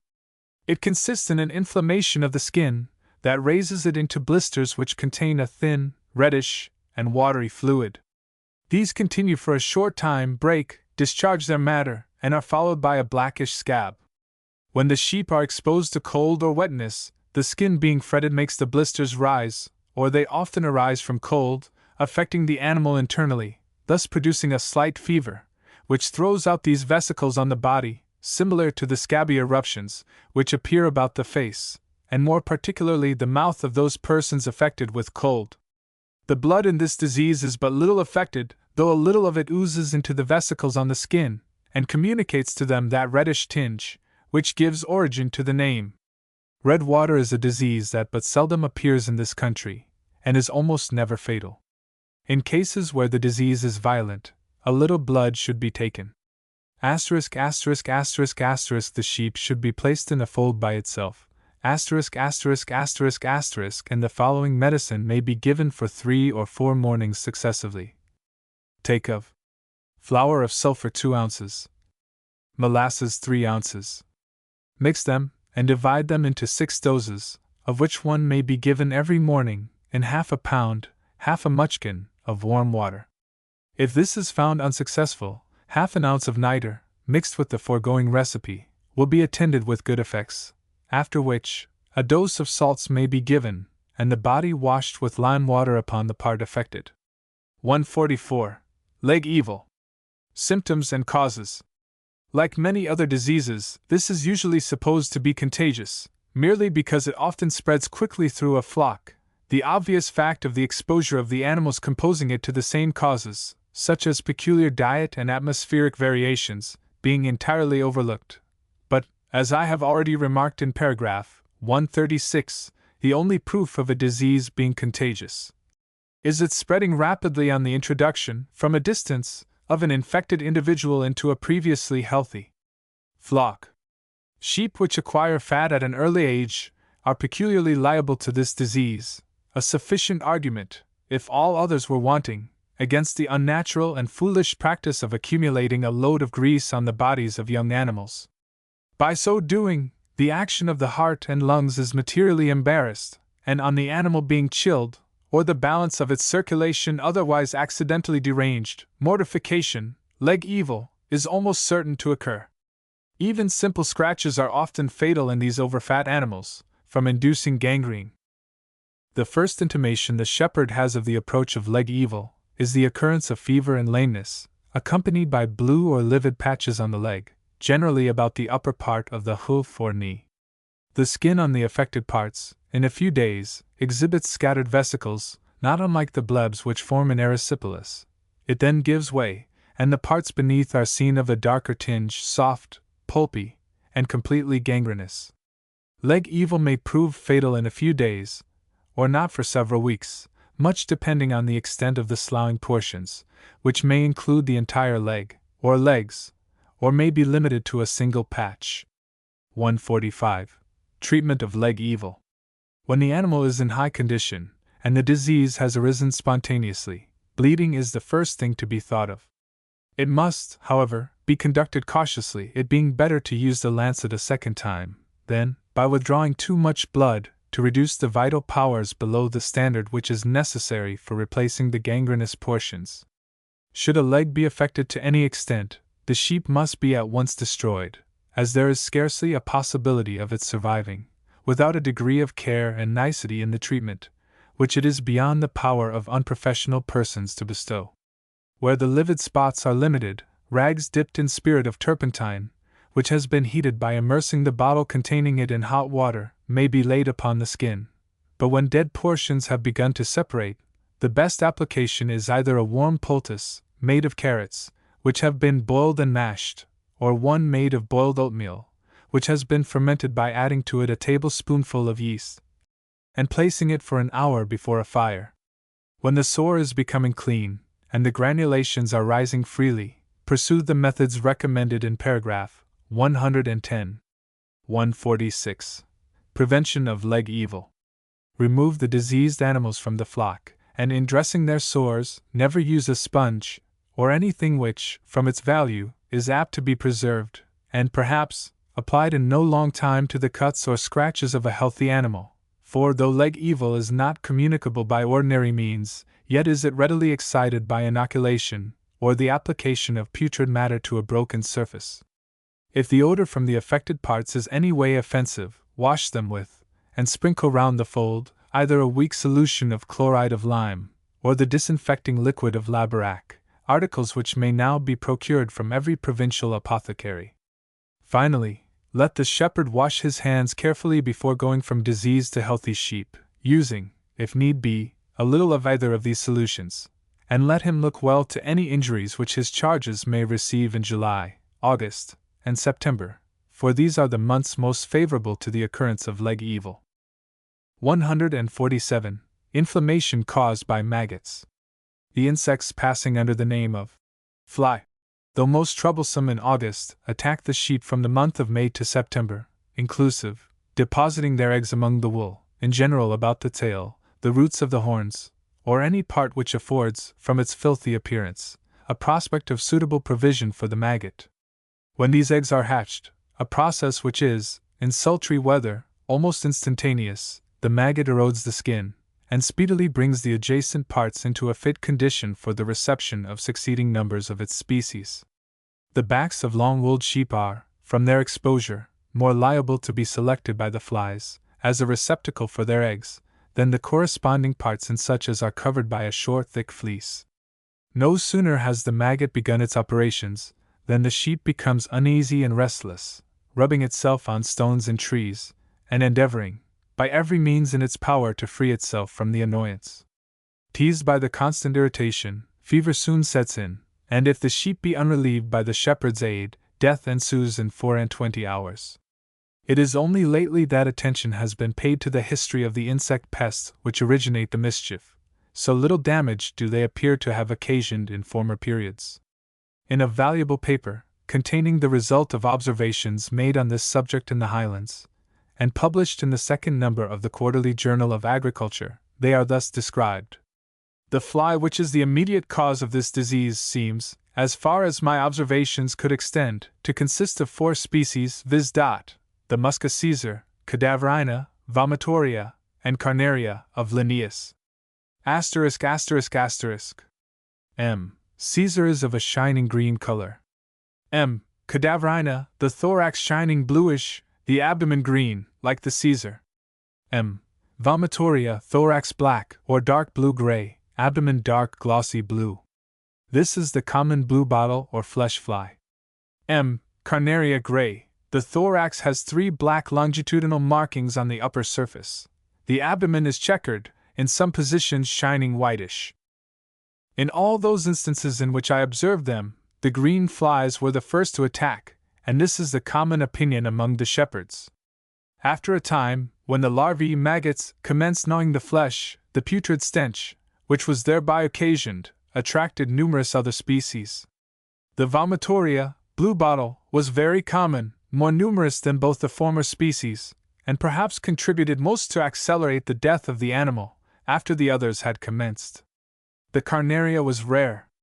I observed but few of them, and these seemed not concerned, which is the more remarkable, as in the fenny counties of England it is said to be most troublesome.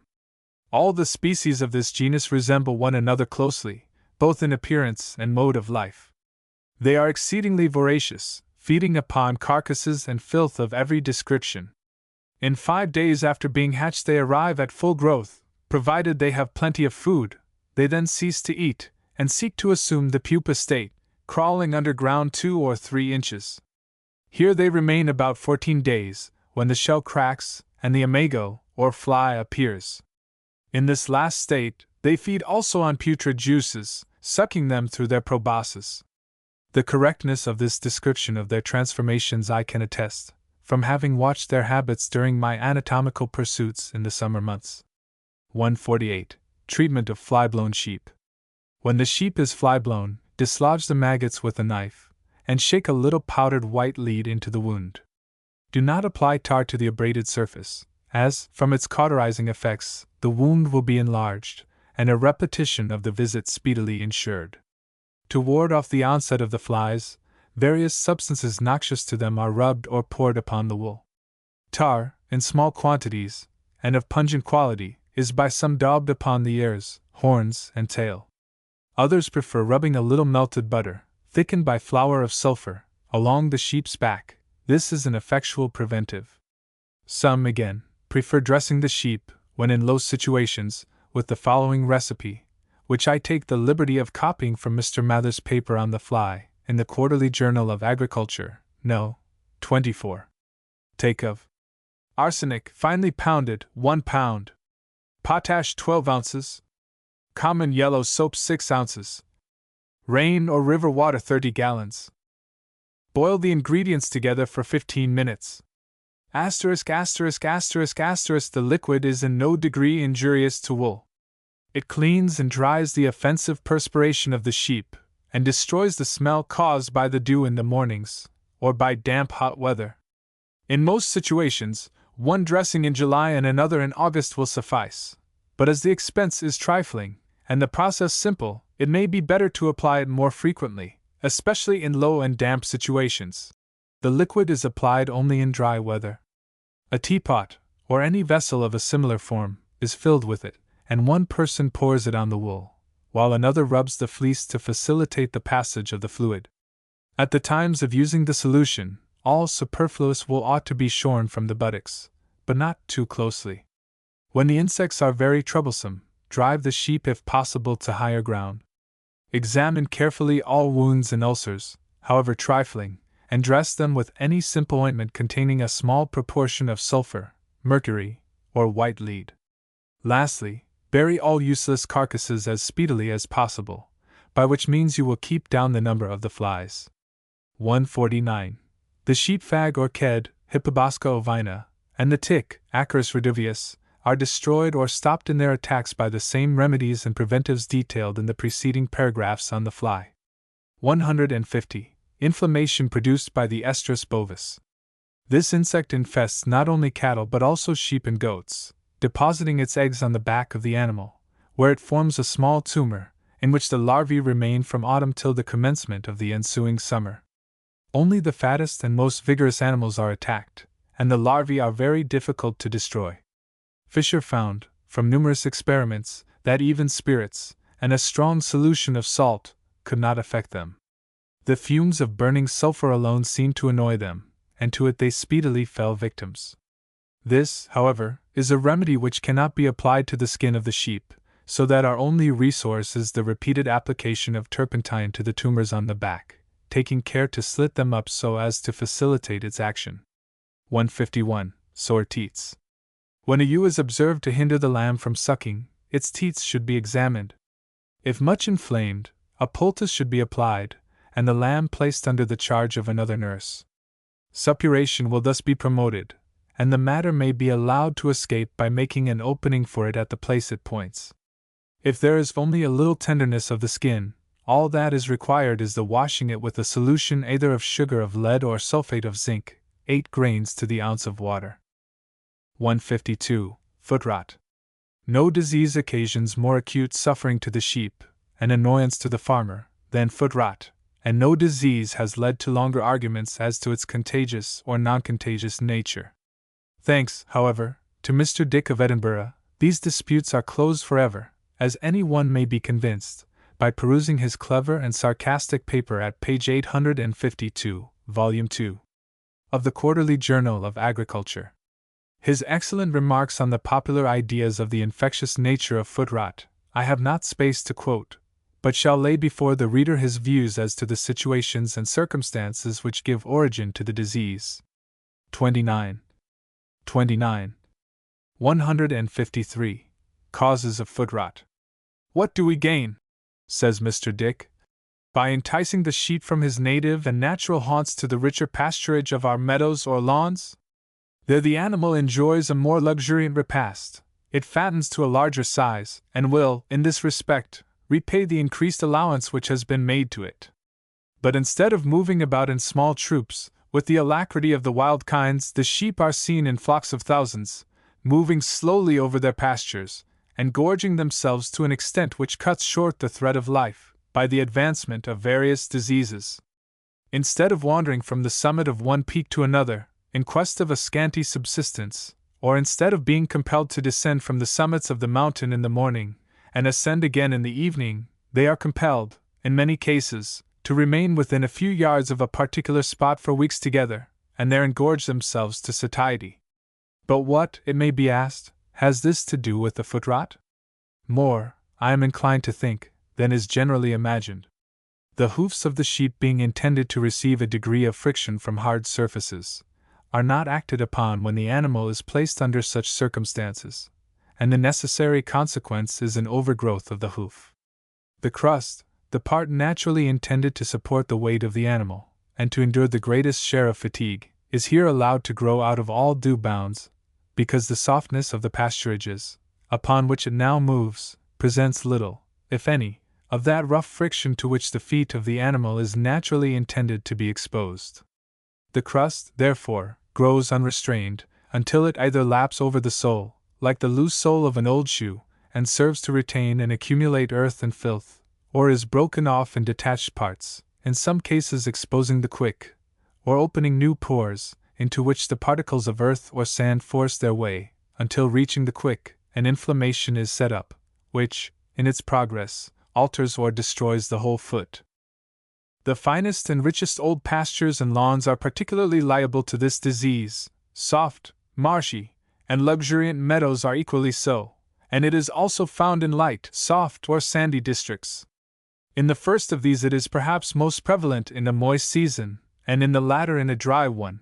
In short, it exists to a greater or less extent in every situation which has a tendency to increase the growth of the hoofs without wearing them away, and more especially where they are kept soft by moisture.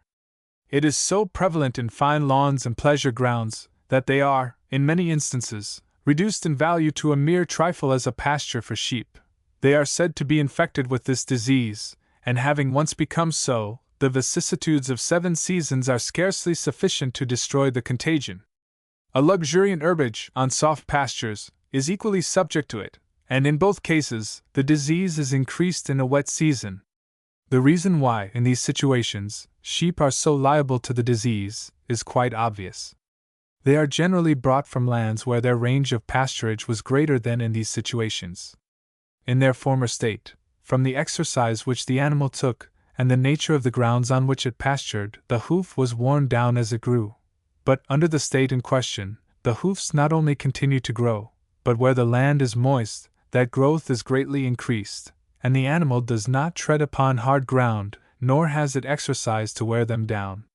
Now, in the case of man himself, when the nails of his fingers or toes exceed the proper length, they break, or give him such uneasiness as to induce him to pare them.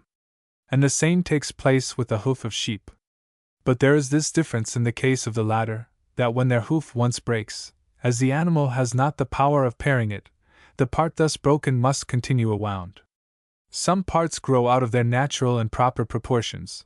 The crust of the hoof (cc) grows too long, and the overgrown parts either break off in irregular rents and unnatural forms, or, by overshooting the sole (s), allow small particles of sand or earth to enter into the pores of the hoof. These particles reach the quick, and set up an inflammation, which is followed by the destructive effects which are too well known to require description. Similar effects are produced on soft, wet grounds. The feet, in such a situation, are not only not subject to a proper degree of friction to wear down the hoofs, but the growth of the hoofs is materially increased by the soft and moist state in which they are kept. And this state renders the feet the more liable to the disease, as it opens up the pores of the horn, and allows the earth or sand to penetrate, and wound the quick, in the manner I have already stated. On soft sandy ground, of a dry nature, the same circumstances may occur. The soft sand gives way by the weight of the animal, and the crust of the hoof is not worn down. The sand penetrates between the sole and the crust, as has been already explained, and produces inflammation. The disease, however, is not so common on sand as in the other situations to which I have alluded, the sand seldom being found in such a loose state. Another variety of foot rot is produced by the friction of long grass between the hoofs, but is mostly confined to hill sheep, when first pastured on lowland districts. These animals, from having been accustomed to collect their food on extensive ranges of bare pasture, are more exposed than heavy breeds to this frequent exciting cause of the complaint. The rubbing of the grass frets the skin in the cleft of the hoof, the gland in that situation swells, becomes enlarged, and suppurates, and in no long time the animal is compelled to rest upon its knees. 30. This complaint is, however, more readily remedied than the former, and does not cause nearly so much suffering to the sheep. 30. 154. Treatment and prevention of foot rot. As foot rot, in 9 cases out of 10, is an attempt on the part of nature to get rid of a portion of the hoof, which ought, in the proper course of things, to have been worn away as fast as it appeared, the prevention and treatment of the first stage of the complaint will naturally suggest themselves. As this disease, says Mr. Dick, at the conclusion of the aforementioned paper, arises in consequence of the hoofs not being exposed to sufficient friction to wear them down, or keep them in their proper state, or where their natural growth is increased by the nature and moisture of the ground, the hoofs of all the flock should be regularly rasped or pared at short intervals, say from 8 days to a fortnight, according to the rapidity with which a particular pasture produces the disease. In certain situations, they might be made to travel upon a hard surface, similar to natural sheep tracks, or be folded in a place purposely prepared, upon which they could move about and wear their hoofs. For that purpose, they should be placed in it every day. When foot rot has fairly commenced, pare the hoof from the affected part, and trim away any ragged portions, wash the foot with soap and water, and place the animal in a situation where as few irritating things as possible will be in the way of the tender surface, and give a purgative. If not properly attended to, the suppuration soon terminates in mortification. Cleanliness in every stage and variety of foot rot is of the first importance. Many corrosive preparations are recommended for the cure of this disease, but I have decided objections to one and all of them. When the foot is clean, endeavor, by frequent applications of soap and water, to keep and treat the ulcers as directed in paragraph 110. 155. Inflammation produced by insects in the air passages. Much annoyance is caused to the sheep by the presence of animals in the air passages. The estrus ovis deposits its eggs on the margin of the nostril in autumn. These are soon hatched, and the larvae immediately find their way up the interior of the nose, till they arrive at the frontal sinus, a cavity situated between the layers of the frontal bone, and of considerable size in the sheep. Here they remain till the following spring, when they quit their hold, become winged insects, and enter upon the career of torment so ably gone through by their predecessors.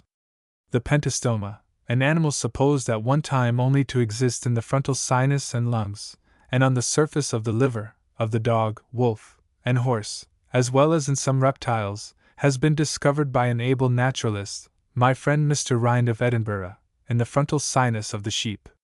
It spends its whole existence there, and is distinguished from other entozoa by having the mouth between two pores on each side, through which a spicular process comes out. Figure 3, Plate 7. Is taken from a drawing kindly furnished by Mr. Rind. 156. Removal of insects from the nostril. The estrus ovis occasions much distress to the sheep at the moment of depositing its eggs within the nostril. The animal, on feeling the movements of the fly, rubs its nose against the ground, or, carrying it low, darts off at a rapid pace, vainly endeavoring to escape from its tormentor. During this period, a thin limpid fluid distills from the nostrils, leading a careless observer to confound the symptoms with those which accompany coryza. In general, the irritation is now terminated, as, while in the larvae state, the insects are incapable of offensive measures. If they are clustered in considerable numbers in the frontal sinuses, they will doubtless lead to great suffering, parallel to what is recorded to have followed the nestling of insects in the same situation in the human being, and it is, therefore, advisable, when the cause of sturdy, paragraph 169, is in any way doubtful, first to apply those substances to the nostril, which are calculated to destroy both these larvae and the pentastoma, should they happen to be there. Tobacco smoke is the only available remedy, and a very good one, being easily brought in contact with the worms, and, when properly administered, certain in its effects. One person secures the sheep holding the head in a convenient position, while another, having half filled a pipe with tobacco, and kindled it in the usual manner, places 1 or 2 folds of a handkerchief over the opening of the bowl, then passes the tube a good way up the nostril, applies his mouth to the covered bowl, and blows vigorously through the napkin. When this has continued for a few seconds, the pipe is withdrawn, and the operation repeated on the other nostril. The round hairworm, Strongylus filaria, has been found in great numbers in the trachea and bronchi of calves by Camper, and of the sheep by Dobutin. It has also been found in the reed and duodenum of the latter animal by Rodolphi. 2 other species of the genus Strongyle, the S. contortus and S. filicalis, have been detected in the sheep, the former in the belly, the latter in the small intestines. They all appear to originate only in such sheep as are exposed to the sapping influence of low damp situations, combined with stinted diet. Those occurring in the air tubes give rise to irritation, and a consequent harassing cough, which is only to be arrested by removing the sheep to a dry, airy locality, and a nutritious pasture. Unless portions of the worms are thrown up during coughing, they cannot be pronounced with confidence to exist, as the symptoms which they produce are very similar to those which accompany the 2 following diseases. 157. Coryza. During the winter months, this affection is of very frequent occurrence among sheep, but health is only in a few instances seriously affected. It is brought on by the exposure of the animal to intense cold or to sudden chills after it has been heated. In slight cases, the only annoyance to which the sheep is subjected is from matter accumulating in the nostril and plugging up the orifice, so that the poor creature is compelled to raise its head every 3 or 4 minutes and labor hard for breath. 31. When the inflammation extends further down the air tubes, the symptoms assume a severer type, and death soon occurs, in general from suffocation. If the inflammation of the bronchial tubes becomes chronic, that is to say, if it goes on in a mild form for a length of time, pulmonary consumption, rot, will in all probability succeed, and destroy the sheep in a more lingering manner. 31. 158. Treatment of coryza. Should this disease prevail in a lenient form among your sheep, removal to a sheltered field, and a dose of purgative medicine are all that is required. If, however, the feverish symptoms are severe, besides giving a purgative, bleed at the outset of the disease, and administer 10 grains of the following fever powder, dissolved in a teacupful of warm water. Take of powder digitalis foxglove, half a dram. Tartarized antimony 15 grains. Nitre 2 drams. Rub them well together, and divide the mixture into 15 parts or powders. Half an hour after the powder is swallowed, give the sheep a basin of warm gruel, and repeat the powder at the end of 6 hours, if the symptoms are not considerably abated. When the sheep is recovering, keep it on juicy food, and do not expose it to inclement weather, as it will be very liable to another and more severe attack. Those sheep which are subject to cough on slight changes of temperature should always be picked out, fattened for the market, and disposed of at the earliest opportunity, as they will, in all probability, sooner or later, fall victims to the following disease. 159. Rot. Every animal, from the serpent up to man, that is to say, every animal possessed of lungs, is liable to rot. The inelegance of the term might be overlooked, provided a precise meaning were attached to it.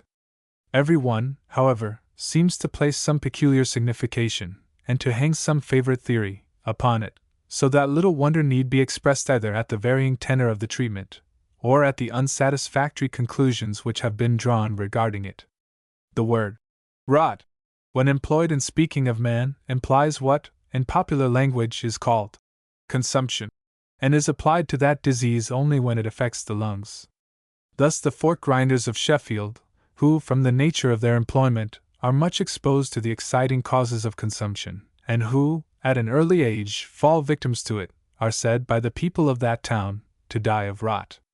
The term, however, so far as it has yet been used in relation to the sheep, has figured as the representative of a host of diseases, and in becoming standard from frequent usage, has only rendered confusion worse confounded.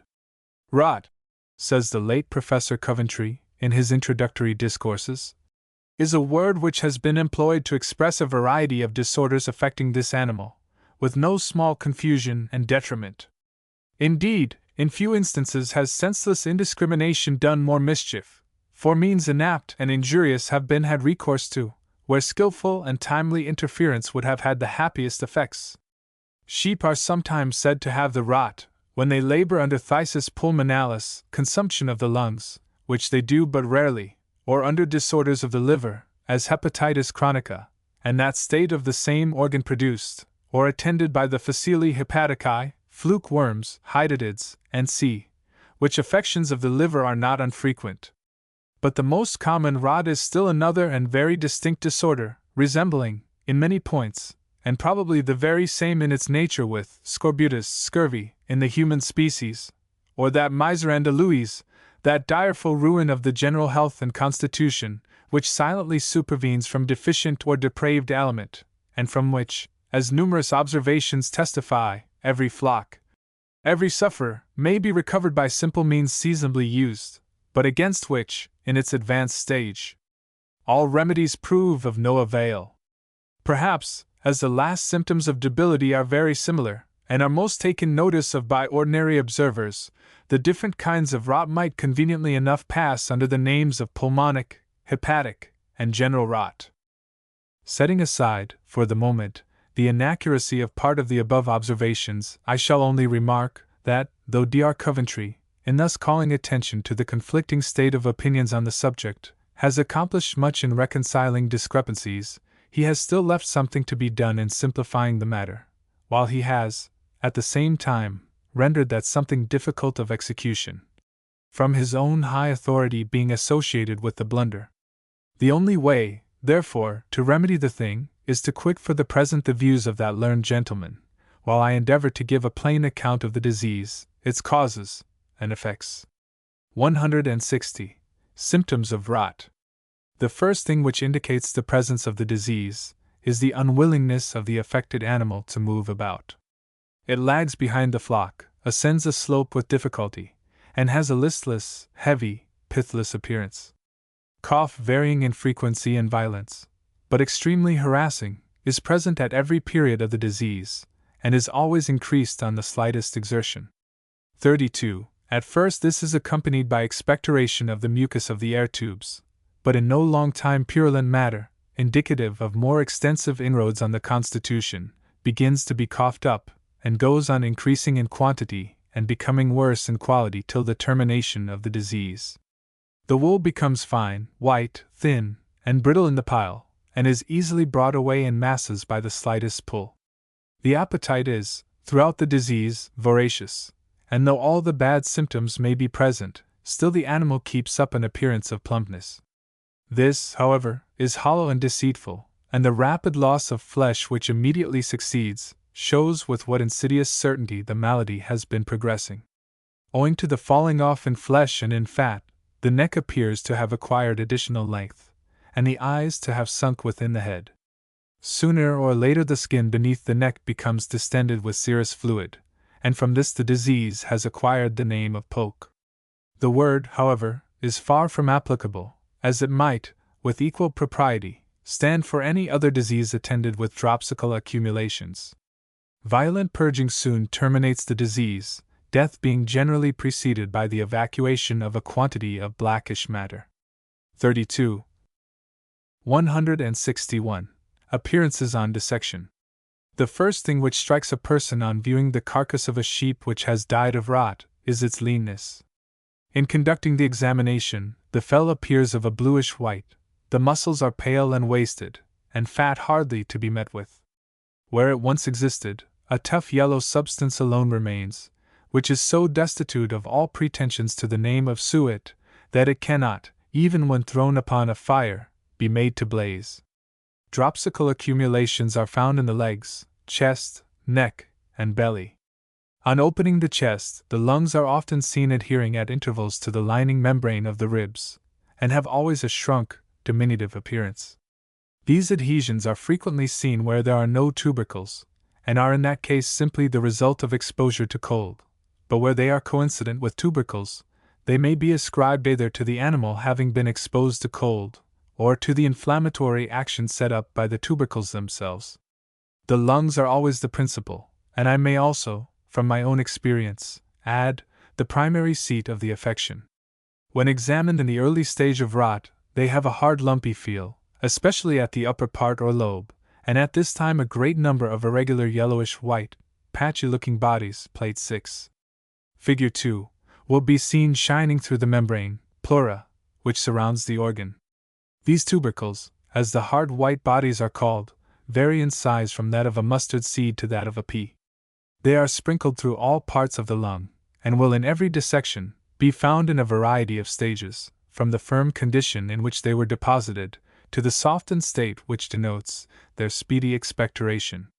Each tubercle, however small, usually holds a particle of calcareous matter in its center. The lungs, in the advanced stage of rot, will be full of cells or caverns, owing to the destruction of its texture by suppuration in those parts where tubercles existed. The cells or sacs are of all sizes, from that of a bean to that of a goose egg.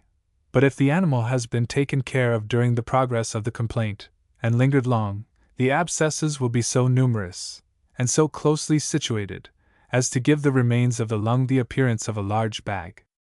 Extreme cases of this nature are, however, rare, as the sheep, in general, either falls before the knife, or is killed from exposure to cold long ere the disease has reached its farthest limit. These sacs contain purulent matter, of all shades and odors, and identical with that which the animal coughed up. Tubercles, and all their concomitants as above detailed, are also met with in the liver, though not so frequently as in the lungs. They constantly occur in the cliers, mesenteric or lacteal glands, which on this account are much above their usual size, and are occasionally found in other parts. But I need not proceed in their description, as sufficient has been said about them to enable the unprofessional reader to understand their relation to the complaints. Fluke worms and hydatid are almost constant attendants on rot, and seemingly most important ones, especially the former, which have, I may say, kept a great bulk of the learned and unlearned for many years in a perpetual bustle, and have so effectually hoodwinked writers on this subject, as to prevent them seeing the truly important points in the disease. For this reason, I hold them worthy of particular description, as it is only by becoming acquainted with their history and habits that we can form correct ideas either of their mode of origin or of their supposed ability to cause rot. 162. The liver fluke, Fasciola hepatica or Distema hepaticum, Fig. 6. Plate I, derives its name from the resemblance it bears to the plaice or flounder, though its shape has been more aptly compared to that of a melon seed. It is flat and oval, of a brownish-yellow color, and varies in size from that of a pinhead to 1 inch in length, and half an inch in breadth. Each worm is bisexual or hermaphrodite, on which account they multiply with great rapidity. The generic name, Distema, signifies having 2 pores, AB Fig. 6, Plate I, and is for this reason applied to it. The nipple-like body at the extremity A contains the orifice of the pore or opening leading to the female division of the generative apparatus, situated between A and B. In this cavity are formed the eggs, which are at intervals protruded, to be hatched when floating in the sheep's bile. The male organ is situated in front of the ventral pore. The anterior opening B is equivalent to a mouth, and leads inwards and backwards, communicating with the intestinal canals C, which are easily made out in the recent animal, from their containing dark bile, and which, as in other creatures low in the scale of being, serve the double purpose of a digestive and circulatory apparatus. That is to say, the stomach first prepares a fluid which is equivalent to blood, and then distributes it throughout the body. 33. Flukes are never found in the arteries of the liver, as has been erroneously stated by some writers, their abode being limited to the gall bladder and its ducts. In these they are often present in such numbers as to cause great distension of the sac and tubes, and in some instances the irritation produced by them leads to the thickening of the walls of the gall bladder, and to a deposition of calcareous matter between its coats, frequently also to complete obliteration of portions of the ducts. Hence the crackling sound sometimes perceived when handling the liver of a rotten sheep. 163. The hydatid or blob, Cysticercus timicalis, Fig. 1, Plate 7, so frequently found in sheep, is in form one of the simplest of the entozoa, literally dwellers within, being little more than a bag containing a quantity of fluid. As relates to outline, this hydatid bears no small resemblance to a Florence flask. It is said to have a head, H, a neck, N, a body, B, and a posterior or caudal vesicle, CV. Its claims to the title of an animal have been much disputed, but as it has been seen to move spontaneously, and as the contained fluid is always essentially different from that by which the hydatid is surrounded, the question may be looked upon as set at rest. 34.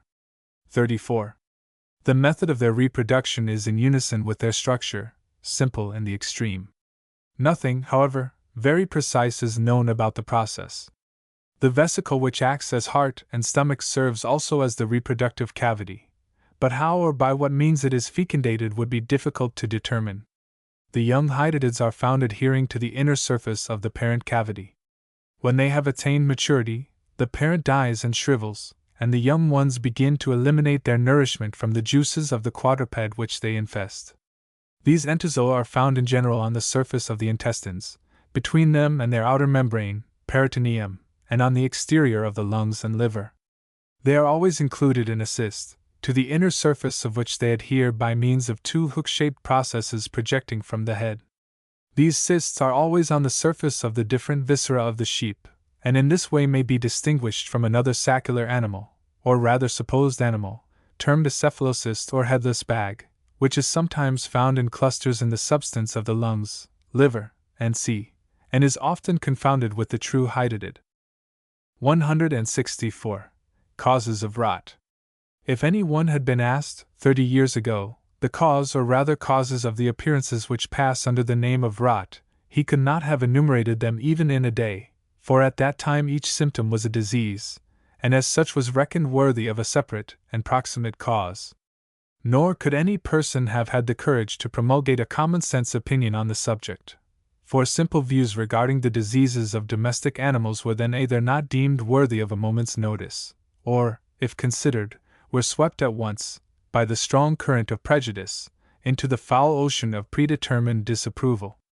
Opinions in cattle medicine were at that time valued according to the prolixity of their detail, and the more improbable the dependence of the effects upon the cause assigned, so much more was its discoverer lauded, and in like proportion was the chimerical fabric he had raised admired. Times are, however, now happily changed. That potent oculist, the march of intellect, has cleared the film from the public eye, and no one need, at present, be afraid to state the unaspiring fact that tubercles are the sole and proximate cause of the disease called rot. The observations of the late Dr. Coventry, already quoted, would lead us to suppose that tubercles are of rare occurrence in the lungs of sheep, but in refutation of this assertion, I need only request the reader to take a ramble through a butcher market, and he will perceive, even on cursory inspection, the fallacy of this conclusion. What the state of the liver is which is attended with flukes and hydatids, he has left us to make out. Chronic hepatitis, which accompanies tubercles in the liver, goes for nothing as a disease of sheep, and therefore does not require a notice. Besides, it is not rot, and is quite incompetent of itself to cause it. As for the scurvy of which he speaks, he evidently means the disease now generally known by the name of pining, but which, as it has no connection with rot, and has only become prevalent within the last 16 years, could not be very well known to him. The following questions will naturally occur to many of my readers. What gives rise to these tubercles? What are the predisposing causes which lead to their formation? And when formed, how do these apparently unirritating bodies produce effects so baneful? Queries like these, however, cannot shortly be replied to, leading, as they do, to discussions which embrace many curious theories. But as the negative mode of teaching is often of avail where the positive or more direct would fail to bring conviction, I shall, before proceeding to allude to what the causes are, endeavor to state what they are not. Imaginary causes of rot. The liver fluke has long been looked upon as the origin of rot, and this opinion has now become so deeply rooted, and taken so fast a hold of the public mind, that if I were to contradict it by plain assertion, I should only be striving to buffet singly a tide of opposition. The best way, therefore, will be to examine a few of the theories supposed to be confirmatory of the notion that fluke worms are the beginning of the mischief, and then see whether their supporters have managed to make good the point. The fluke is supposed to get into the liver of the sheep by being swallowed, and this, according to our theorists, may be brought about in some of the following ways. 1. The eggs may be floating in the air, and thus accidentally reach their destination. This is the view taken by the celebrated Clater, but if he had been, in this instance, a man of experiment, rather than of idle conjecture, he would have found, as any one readily may, that the eggs of the fluke worms sink in water, and consequently, that they cannot float in air. 35. 2. The Rev. Dr. Singer, to whom Scotland at large, and Dumfriesshire in particular, is much indebted for numerous and valuable papers on agricultural subjects, states, in the 3rd volume of the Highland Society's Transactions, page 478, that the spawn or eggs of the liver fluke are most probably conveyed upon the grass by summer watering, and afterwards taken into the stomach with it. A few lines further on, he speaks of the eggs being wafted thither by harvest waterings. Now, as the fluke is only produced within the sheep, I need only put the unanswerable questions: how are they conveyed to the grass? And from whence are they wafted? To refute at once this hasty notion. 3. The eggs may be voided by the sheep, may fall upon the herbage, and there remain till they are eaten. Such is the supposition published by Mr. King of Hammersmith, in the Quarterly Journal of Agriculture, No. 31. Page 331, in which, after showing the vast number of eggs which must fall upon the grass, he says, "We must cease to wonder that so many sheep die of rot. The miracle is, that every sheep does not die of it." I cannot, however, for my part, see a miracle in the matter, for the simple reason that the eggs of the entozoa are not capable of retaining their vitality when absent even for a very short time from the place of their nativity, and therefore may be eaten with impunity. 2. Supposing the eggs to have reached the sheep's stomach in a condition to allow of their being hatched, they, according to popular voice, find their way into the gall bladder by one of two routes. 1. Mr. King, the gentleman above spoken of, conjectures, in the same paper, that the fluke, after leaving the egg in the stomach of the sheep, makes its way up the gall vessels. This is, I am sorry to say, a very idle conjecture, as, from the valvular nature of the opening of the gall duct into the duodenum, an entrance from that intestine to the gall bladder is perfectly impracticable to any of the entozoa. 36. 2. The eggs are believed by a writer in the Letters of the Bath Society of Agriculture, for 1781, to be taken into the blood along with the chyle from the small intestines, and to be arrested in the liver by the secretory ducts.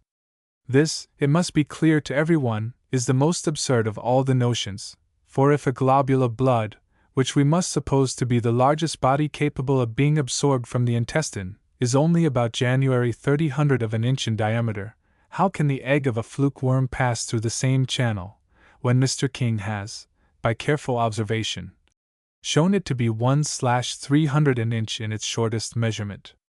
Again, allowing that they are taken into the blood, would they not frequently be hatched there, and would they not also be found in other quarters besides the liver? But do we ever find them in the blood? Do we ever see them in other organs? Certainly not. Not one of these theories would ever have been broached had their authors been aware of two important circumstances. 1. That M. Schreiber, the director of the museum at Vienna, has proved that worms and their ova are not capable, under ordinary circumstances, of resisting the action of the digestive organs, and therefore, that they cannot be introduced into the body by this channel. During 6 months, he fed a polecat almost exclusively on various kinds of intestinal worms, and their eggs mixed up with milk, and on killing and examining it, at the end of this period, not a single worm of any kind was found in it. 37. The reader may perhaps object to this illustration, on the ground that there is so vast a difference between a sheep and a polecat, that a comparison in regard to their digestive habits cannot possibly hold good, but if he will turn to paragraph 96, he will see that the stomach of a sheep is as well fitted as that of a carnivorous quadruped for the digestion of animal matters. To delay, the fluke worm has been found by from men in the fetus of the sheep, into which it could not have been conveyed by transmission from the mother, as there is no direct vascular communication between the fetal and maternal side. 37. From a consideration of all these data, the conclusion must at once be drawn, that as living flukes cannot reach the liver from without, they must of a necessity be produced only in particular states of the animal they inhabit. How they originate we cannot of course determine, and this is not the place to hazard physiological conjectures, but it will be found that their appearance in the bile is always preceded by tuberculous deposits in the lungs or liver. This I have proved by numerous dissections, in which I have occasionally found tubercles without flukes, but never met with flukes where I did not at the same time discover tubercles. Fluke worms, therefore, can never be regarded as a cause of rot, they must be looked upon merely as a symptom. We cannot, however, say that tubercles give rise to the liver fluke, for tubercles are often present in cases where flukes are absent, and if the latter were the effect of the former, their presence under such circumstances would in all probability be constant. 3. Particular plants have been said to cause rot, but the proofs of their evil tendencies being in every instance about as logically supported as the fluke theories already mentioned, I need not trouble myself, or the reader by proceeding to details. Real causes of rot. Everything that has a tendency to weaken the animal will be more or less liable to lead to rot. Exposure to cold and wet, mishaps at lambing time, food bad in quality or deficient in quantity, and overdriving, will all predispose the constitution to the deposition of tubercles. It is from the causes being in this way common to the whole flock, that contagious properties have been ascribed to rot, it having been observed, from the time of Virgil, to break out in many animals at once. 38. The reason of so many different things having, from first to last, been reckoned capable of producing this disease, appears to lie in the known fact, that if a sheep be exposed to any of the above depressing agents, rot, if the animal be as yet untainted, will not, at the moment, shew itself, but a chain of morbid actions will in all probability then commence, and being beyond the ken of ordinary observers, will pass unheeded, till some slight mismanagement in food or shelter hastens their progress, and renders them apparent to the plainest understanding. The final symptoms of rot may thus occur on any kind of pasture, and the scene of the catastrophe will incur a stigma which ought to be attached to herbage which the sheep have consumed at some distant place or date. Bad food is justly regarded as one of the most common causes of rot, and ranks, in my estimation, next to cold and wet, in its power of producing it. I shall only remark, on this point, that of all the food on which sheep can possibly be kept, none is known to act so deleteriously as grass which has sprouted quickly.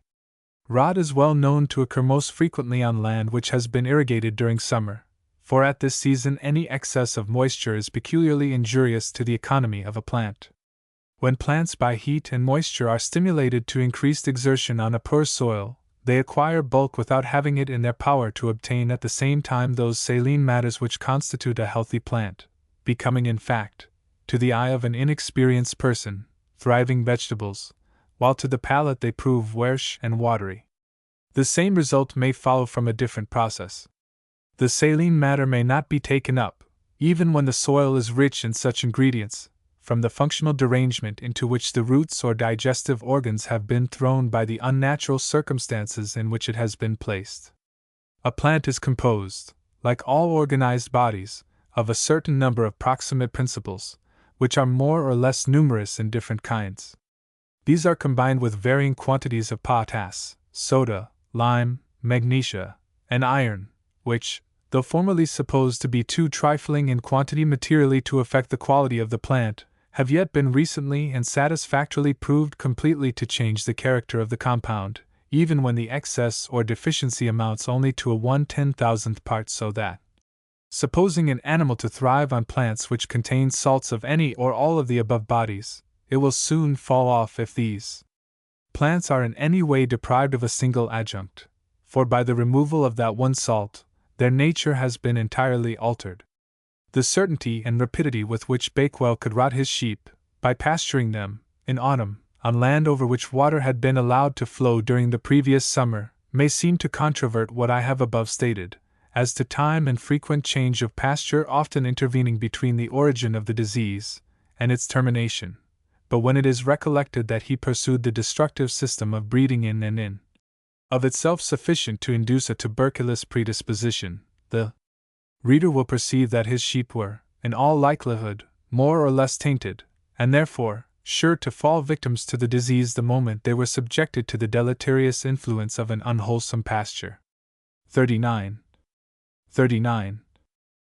Overdriving and hurrying of every kind is, in my opinion, a fruitful source of rot, not only from the fatigue it causes, or the risk it leads to of taking cold, but also from the injury, which in many cases results, to the delicate texture of the lungs. As shown in the note to paragraph 157, no animal is more easily put out of breath by running than the sheep. Whenever the breathing is hurried, the circulation through the lungs is quickened also. If the tissue of the lungs be in any way delicate, the force with which the blood is propelled is sure to make it yield, and in this manner the animal is often suffocated by the large quantity of blood, which issues into the air tubes at once from many points. Figure 1, Plate 6, exhibits a good illustration of this taken from a sheep. Numerous red points are seen sprinkled over the surface of the section, indicating that blood has been effused from many minute-torn vessels. Now, if this animal had survived, each speck of blood would have formed the center, round which tuberculous matter, as in Figure 2, Plate 6, would have been secreted, and death from rot, at some ulterior period, would, in all probability, have been the result. 40. 165. Treatment of rot. As reason and experience have taught us that tathy herbage is a common cause of this complaint, we should, when it shows itself, at once remove the animals to a better pasture, where they should be exempted from teasing of every kind. Salt appears, after every trial, to be the best medicine, and to this they should have, at all times, ready access. Should the disease be rather far advanced, the breathing hurried, and the cough annoying, occasional doses of the following infusion will be of service, in enabling the farmer to keep down the disease, till such time as he can conveniently dispose of the animal. Take of leaves of foxglove 2 ounces. Boiling water 2 English pints. Pour the water on the leaves, cover up the vessel, and keep it in a warm place for 6 or 8 hours, then strain. 2 teaspoonfuls morning and evening may be given to a sheep, but as the plant is an active poison, and the strength of its infusion liable to vary, a couple of days should always intervene between every 6 doses. About the year 1800, a notion prevailed in this country that an effectual remedy for rot had been discovered by the Dutch, but this was quite unfounded, no cure ever having been hit upon for this sweeping malady. Indeed, a cure is fairly out of the question, its prevention and palliation, but not its eradication, being all that we can hope for. Sundry plausible plans of treatment have, however, at one time or another been contrived, some of them, in all conscience, harmless enough, but others again as well adapted for the destruction of the animal, as the removal of the disease. As fluke worms have usually been reckoned the cause of rot, so the treatment has principally consisted in attempts to effect their extermination. With this view, Sir George Stuart Mackenzie of Cull, in defiance of all preconceived medical opinion, advocated, in his work on sheep, published in 1809, the employment of mercury to stay the progress of rot, and in the same work, or one very like it, as lately published anonymously by the Society for the Diffusion of Useful Knowledge, under the title of the Mountain Shepherd's Manual, the utility of this dangerous procedure is as firmly maintained. At the same time Sir George, though rather in the dark as to the real nature of the disease, admits, in both editions, that tubercles exist in rot, especially in the lungs. Now, if he had inquired of any medical person what drug ought, when tubercles are present, of all others to be avoided, he would have found that medicine to be mercury. The administration of it therefore in rot, no matter what may be the form or mode in which it is exhibited, will to a certainty aggravate the symptoms, and shorten life. If, for the sake of doing something, you will endeavor to remove the worms, Chibert's animal oil will be found a safe and efficacious remedy. But if my opinion can have any weight, I would recommend the farmer to allow them to remain. Sheep, when displaying symptoms of rot, should always be kept dry and warm. If they must be retained throughout the winter, good sound solid food, such as well-made hay or oats, should be afforded them, and the shelter of a straw yard should if possible be obtained. A liberal supply of salt should be given with all their provender, and if they do not seem to relish it, give them occasionally a small quantity in water as a drench. 166. Prevention of rot.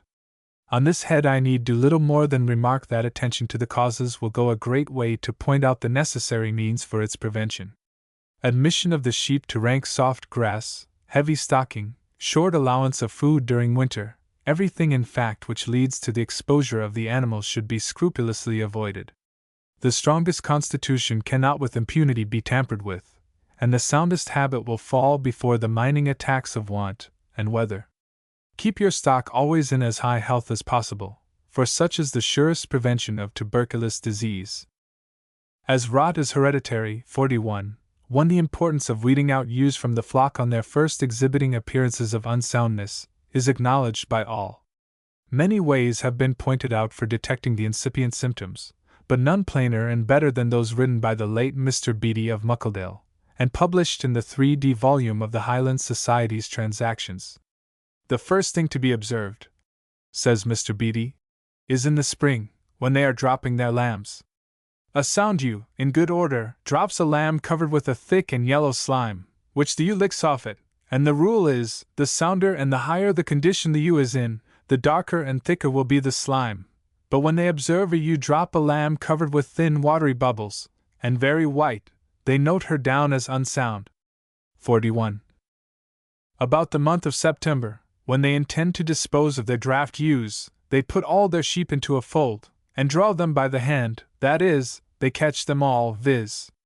the ewes they design to sell any of, and clapping their hand upon the small of the back, they rub the flesh backwards and forwards between their fingers and thumb and the ends of the short ribs. If the flesh be solid and firm, they consider her as sound, if they find it soft and flabby, and if, when they rub it against the short ribs, it ripples, as we term it, that is, a sort of crackling is perceived, as if there were water or blubber in it, they are certain she is unsound.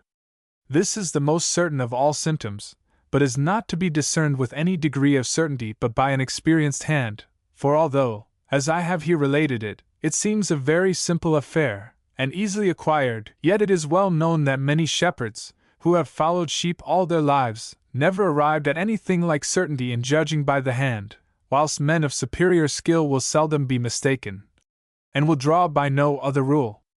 Yet still it must be acknowledged that the seeds of this disease will sometimes lie so occult as to baffle all skill, and that no man can with absolute certainty draw a stock tainted with the rot. There is another method to which men of inferior skill resort, which is more easily acquired. They take a sheep's head between their hands, and press down the eyelids. They thereby make the sheep turn its eyeball so that they get a view of the vessels in which the eyeball rolls. If these are thin, red, and free of matter, they consider the sheep as sound. But if they are thick, of a dead white color, and seem as if there was some white matter in them, they are confident she is rotten.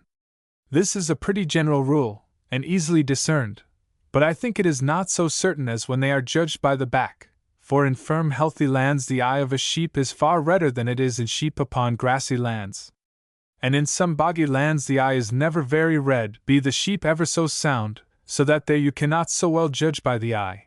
But when you see the eye of a sheep a good deal wider and thicker, and more matter in it, I mean the vessels in which the eyeball rolls, than the run of the flock amongst which it feeds, you have reason to suspect it is not sound. There is another method by which I have seen some men attempt to judge of the soundness of sheep. It is a well-known fact, that when sheep are rotten the lungs swell to a greater size. They therefore lay the sheep down upon its broad side, and pressing the skin in at the flank, up below the ribs, pretend to feel the lungs. But if there is anything to be learned by this I could never perceive it, and have seen some men, who pretended to know most by it, very often mistaken. These are the principal rules by which the Highland farmers draw their stocks, and they relate all to ewe stocks, for as to wettiers, they are generally all sold off when they are 3 years old, and those that buy them for feeding mostly buy them by the condition they appear outwardly to be in at the time, and the character of the ground upon which they were bred. 167. Jaundice. I have never seen this disease in the sheep, and have heard almost nothing of it. Indeed, it is very rare, few having ever witnessed cases of it. It is consequently very imperfectly understood, every one who has written about it assigning for its occurrence a different cause. The principal symptoms to be depended on, according to those who have treated it, are a yellowness of the eyes, and an obstinate sluggishness of the animal, almost amounting to sleep. Copious bleeding and 2-ounce doses of Glauber salts have been recommended for the treatment, which must be gone about promptly, as the disease is said to be quickly fatal. Reasoning from what is known about jaundice in man, I would, were a case to occur to me in the sheep, give a good dose of calomel, say 15 grains, in conjunction with the salts, unless the disease had supervened on rot, when I would substitute 10 grains of ipecacuanha for the mercury.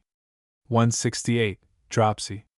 When it is the concluding symptom of a disease, it may be reckoned part of the complaint itself, and treated accordingly. Often, however, it is the first thing which attracts the attention of the shepherd, and when such is the case it will usually be traced to long exposure to cold and wet. In this event the best plan is to bleed largely, and give 2 or 3 smart doses of Epsom salts. When it occurs in young lambs, sweet spirit of nitre, given in the quantity of a teaspoonful twice a day, is found to be attended with the happiest effects.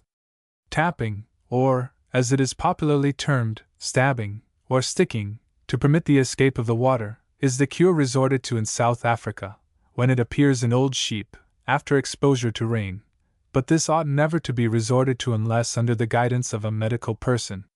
It would be much better at once to kill the sheep. 169. Sturdy. As shown in the tabular view of the diseases, in footnote to paragraph 121, this affection may be the result either of pressure on the brain from an animal growth, or from the accumulation of a fluid. Serum is in both cases the mechanical cause of the symptoms, but in the former it is eliminated from neighboring parts by a hydatid, while in the latter it is merely deposited in some of the natural cavities, the ventricles, of the brain, owing to a congested state of the spinal marrow, the result of continued cold upon the back. Figure 2, Plate 7, taken from Rodolphi, exhibits a view of the animal which gives rise to the first variety of sturdy. It is the many-headed hydatid of the brain, Cinereus cerebralis of naturalists. Like the Cysticercus tenuicalis, already described under the head of rot, it consists of a thin membranous cyst, full or otherwise of serous fluid, but unlike the aforementioned animal is studded over with groups of little velvety appendages or heads, each of which has a series of barbs projecting round the mouth. Figure 2a, Plate 7, is a highly magnified representation of two of these heads. A good idea of the hydatid, as it exists in the sheep, may be derived from an inspection of Figure 1. PL 8, which has been engraved from a sketch kindly furnished to me by my friend Dr. Kirk of Deal. Figure 1 represents the brain of a sheep 2 years old, which has been affected with sturdy. The right lobe, A, of the cerebellum or lesser brain, is much distended with fluid, which is enclosed in a membranous bag, as shown at B, where an incision has been made to expose it, and at C, where it is shining through one of the coverings of the brain, the pia mater.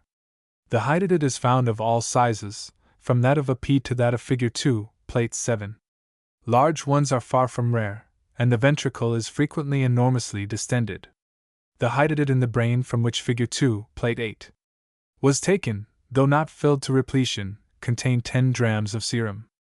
The ventricle was consequently much dilated, as shown in that figure, and the usual course and size of the convolutions completely altered. Instead of being folded like the intestines, upon themselves, they proceeded, as seen at BB, from back to front of the brain, while the furrows between them, which are, in the healthy animal, usually too shallow to be measured, were in several places as deep as the length of the lines at CD. This excessive accumulation of fluid within the brain leads, as might be expected, to the dilatation of the skull, and to the absorption of its walls, when the bones, young though the animal be when affected with sturdy, can no longer be made to yield.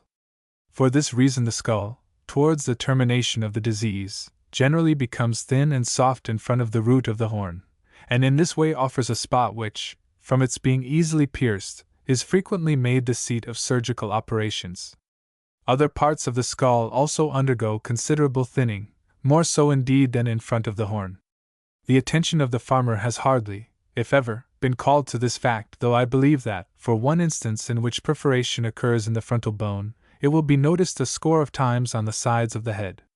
In a head with which I was favored by Mr. Grieve, Branxholme Braes, each temple, exactly beneath the superior extremity of the upright branch of the lower jaw, displayed a circular opening entirely through the bone, wide enough to permit the passage of an ounce bullet.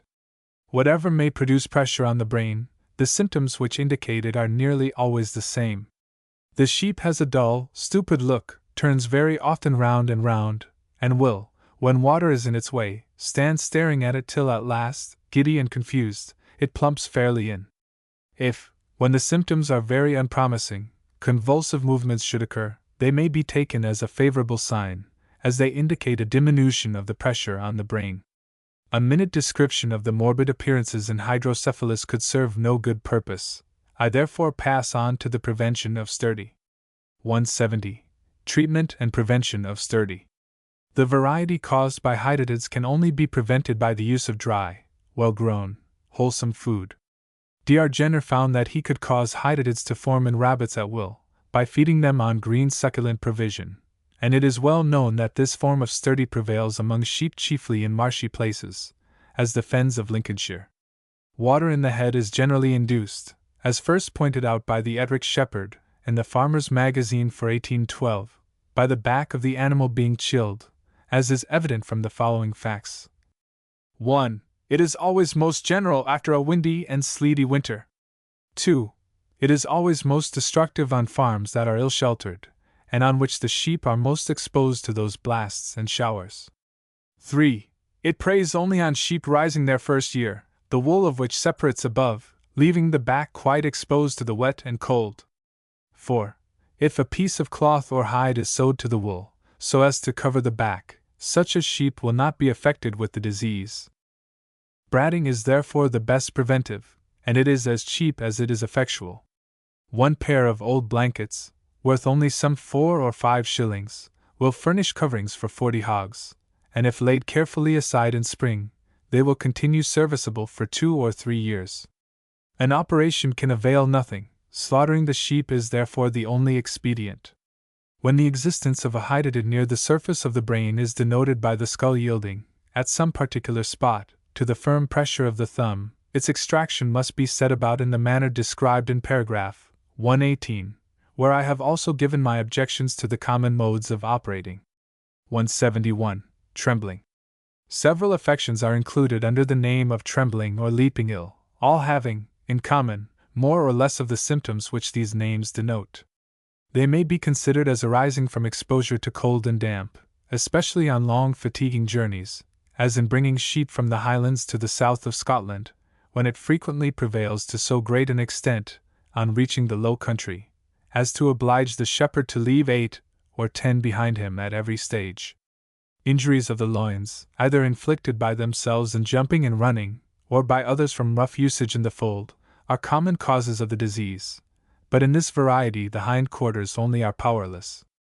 Another species is owing to oppression of the brain from congestion, in this way resembling incipient scurvy, and occurring only in very fat sheep. 172. Treatment of trembling. The first variety is best met by rest, shelter, and a supply of nutritious food, but as the animal is incapable, in many cases, of collecting it, the shepherd must lift it from one rich part of the field to another, so soon as it has cleared away the grass within its reach. In the second kind, as caused by accident, the sheep must be slaughtered, as, should a cure be attempted, the treatment will be too tedious and complicated to succeed in ordinary hands. Copious bloodletting, and doses of Epsom salts, will be found of most advantage in the third species. But if the sheep can be disposed of so much the better, as this kind of trembling is almost certain, unless combated by energetic depletion, to end in scurvy. 173. Wood evil is nothing more than a cramp of the hind legs, owing to water dripping upon them from trees after a shower of rain, and is best treated by enveloping them in flannel, wrung out of hot water. But if the sheep is at the time very chill, gentle friction must first be used, else dangerous consequences will ensue. Rubbing with warm turpentine has been recommended, and is apparently worthy of a trial. 174. Inflamed eyes. The pollen of flowers getting into the eyes while feeding is a common cause of this annoyance, which need not be described, as, from being visible, it is known to all. Examine the eyes, and remove any irritating body. Then, if the disease be of recent date, bleed the animal largely from the jugular vein, and give it several doses of Epsom, or Glauber's salt. After the inflammation is subdued, or should it be in the suppurating stage when first noticed, hold the lids asunder, and drop upon the eye 3 or 4 times a day a solution of white vitriol, 5 grains to the ounce of water. Where this cannot be had, pure cold water dashed against the eyes and head several times a day will serve as a substitute. Though sheep are not so much incommoded by blindness as other animals, from the instinctive care usually taken of the sufferer by the rest of the flock, still such a mishap should always be prevented by energetic treatment at the commencement of the symptoms. 175. Soft cancer of the eye, or, as it is also called by medical men, fungus hematodes, is of very rare occurrence among sheep, and indeed would not have deserved a notice here, were it not that, from being a malignant disease, it might be looked upon as quite incurable. I can only describe it as a soft, spongy tumor, rising from the bottom of the eye, involving all the textures of that organ, so as to render them scarcely recognizable, and bleeding on the slightest touch. It is readily removed by passing a stout thread through the front of the eye with a needle, so as to afford the operator a hold by which to pull it outwards with the left hand, while, with the right, he cuts round it with a narrow-bladed knife. The operation is attended only with slight pain, but must not be considered the sole curative means. The sheep must have, at the same time, a frequent change of pasture, to prevent a recurrence of the tumor. There is a very large tumor of this description at present in the museum of Guy's Hospital, taken from a sheep which recovered perfectly. Appendix. Remarks on the management of sheep in Australia. As the preceding pages were not written so much for the well-educated farmer, as for those who practice sheep husbandry without previous training, it may not be considered amiss, consistently with the plan of the work, to sum up the chief points to be attended to in the management of sheep in Australia. This I shall do from the best authorities, and guided by the direct advice of extensive sheep proprietors who have long resided there, and had every experience in the subject. Though it was for some time, according to Dr. Lang, 42, a matter of controversy in the colony, whether the Merino or the Saxon Merino produced the finer wool or was more profitable for the sheep farmer, the preference is now given to the Saxon breed, as they not only yield an excellent fleece, but are much superior in carcass to the pure Merino. The fact, however, of Australia having been considered, from its earliest colonization, as unrivaled by any country in the quality of its wool, goes far to prove that, with ordinary care, almost any variety may be brought to yield a very superior produce. The mildness of the climate, the extensive range of pasture, the steady supply of food, and the consequent unvarying health of the animal, give the poorest breeds a superiority which could hardly be attained in any other quarter of the world. Indeed, as noticed at paragraph 70, Australia appears by nature intended to produce fine wool, and fine animals, even from the worst beginnings. 42. Great, however, as the capabilities of the colony are for the growth of the finest wools, the intending emigrant must not suppose that he will obtain them without devoting to the subject a particular portion of his regard. Mild warm air, and abundant diet, will go far towards putting him in possession of a superior flock, but without earnest attention to the minor details required in the management of his sheep, the most favorable locality will avail him little. Let Australia be ever so much praised, as being peculiarly adapted for the rearing of sheep, they have there, in common with every kind of animal in every part of the world, a certain liability to disease. With all its boasted steadiness of climate, bad seasons occasionally occur, and lead to sickness among the flocks, and in addition to the usual chances of loss arising from this cause in other countries, there is, in some parts of it, a still more dreaded mischief resulting almost unavoidably from the moral constitution of its society. A convict servant who has a pique at his master has it often entirely in his own power to subject the flocks under his charge to some one or other of the serious diseases to which sheep in all countries are peculiarly liable. He may pasture them on an improper spot, and thus induce diarrhea, or even rot, or he may drive them a few miles from their usual feeding ground, as Dr. Lang remarks, when there is nobody present to take cognizance of the fact, and thereby bring them into contact with a scabbed flock. The chief source of the wealth and prosperity of the colony, says Dr. Lang, is thus, in great measure, at the mercy of the most worthless of men, and so much is this the case, that a highly respectable and intelligent magistrate observed in the course of a short conversation I had with him before embarking for England, that if there should not be a large annual importation of free emigrant shepherds from the mother country into the colony, the owners of sheep throughout the territory will in future be under the necessity of reducing, or rather of preventing the increase of, their flocks. Thus circumstanced, the Australian settler has surely sufficient reasons for inducing him to make himself familiar with the management and diseases of the animal, on which he is placing his principal dependence. When the country is destitute of timber, the sheep are very easily managed, and so many as 1,000 may be trusted to a single shepherd, but in general, they are divided into flocks of about 300 breeding ewes, or 400 wethers. Every flock, says Mr. Cunningham, has a shepherd, who takes his sheep out to graze before sunrise in the morning, and brings them in after sunset at night. He keeps always before the flock to check the forward among them from running onwards, and wearing out the old, sick, and lame, making all thus feed quietly, so as to keep them in good condition. In summer, he sees too that they have water during the heat of the day, and in drawing up under a tree for shade, when it is too hot for feeding, he passes occasionally gently among them, spreads them out and makes them take a fresh position in as small groups as possible, under another tree, because when they remain too long together in one place, they are apt to become broken-winded. It is a rule that sheep should never remain in one spot so long as to paddle the ground much with their feet, and hence, in riding round your sheep stations, you have something whereby to judge whether or not your instructions are attended to. The shepherd takes out his victuals with him, and is required to be on the alert all day long, to prevent the sheep from being lost in the woods, or the native dogs from pouncing in among them.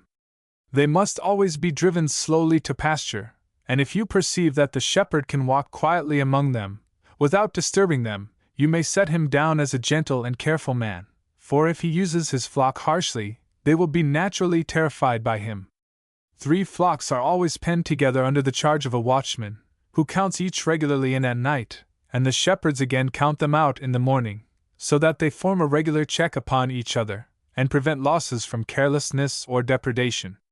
The watchman has a small weatherproof watchbox to sleep in, and is assisted by a watchdog. He keeps up a good fire, which generally deters all native dogs from approaching the fold. The hurdles are made of light swamp oak, iron bark, or gum, measuring 7 feet long, with 5 bars, so close together that a young lamb cannot creep through, and usually cost about $1.60 a piece. They are shifted to fresh ground daily, being sloped outwards, and propped together by means of forked sticks, driving a stake through between the bars here and there to keep the hurdles firm, and prevent the wind from blowing them over, little support being derived from their feet, which are pressed but slightly into the ground. All branches of trees are carefully removed from the hurdled grounds before the sheep are driven in, to prevent any of the latter being staked. The hurdles too are never pitched where ant hills are, or under a tree with rotten boughs upon it, while the trees with black bark are carefully denuded thereof, to prevent discoloration of the wool. Bells are attached to the necks of the stoutest leaders, to keep the flock together, and give warning of anything going wrong within the fold. The breeding season is, in some instances, at the commencement of summer, in others, at the commencement of winter, but in general it is in March or April, the rams having been put to the use in October. This deviation from our practice of spring lambing is owing, according to Mr. Cunningham, to the breeders finding that the pasture is particularly good in the autumn, from a sort of second spring taking place, while the lambs stand the cold better than the heat, and are less annoyed by the gadflies. The sheep usually double their number every 4 years. Sheep shearing takes place at the beginning of summer. The usual plan of washing is previously had recourse to, see paragraph 99, but of late it has become customary, with some proprietors, to wash them with a spout. This is done by bringing them one by one under a stream of water, falling from a moderate height, but it is not likely that it will ever be generally adopted, as it requires very peculiar facilities in regard to water, and is besides a plan fraught with danger to the sheep. It ought to be kept in mind that a stream of water playing on the body produces a very stunning effect, which may destroy life in an inconsiderable time, and has, in this way, been often employed for putting criminals to death.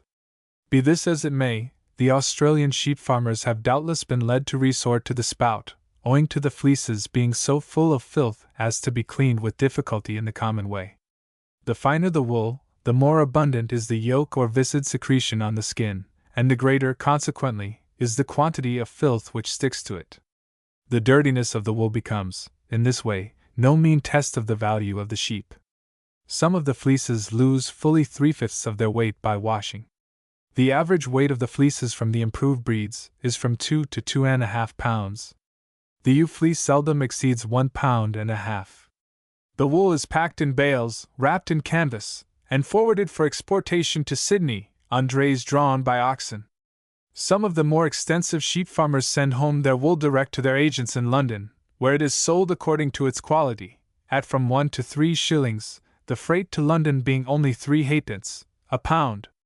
43. The highest prices yet obtained for some of the picked parts of the finest fleeces are 10s. 60 per pound. This, however, has been given only once. The quantity of wool shipped in 1835 was 3,776,191 pounds, and was valued at £380,000 sterling. 3 acres are required on an average for the support of each sheep, but on account of the mildness of the climate, there is no necessity for providing winter food. The range of pasture is so extensive that the sheep are liable to comparatively few diseases. The great dryness of the climate keeps the fleece always in so comfortable a state that they are almost never struck by the fly which, as explained at 147, always deposits its eggs on the moistest part of the skin. Mr. Cunningham once observed summer-dropped lambs with milk blotches become fly-blown, but this was in wet weather. Scab, or itch, is the most common disease, but of it I need not say anything here. It never presents much variety, and is a disease better understood than almost any other. Ample directions for its treatment are given at 140.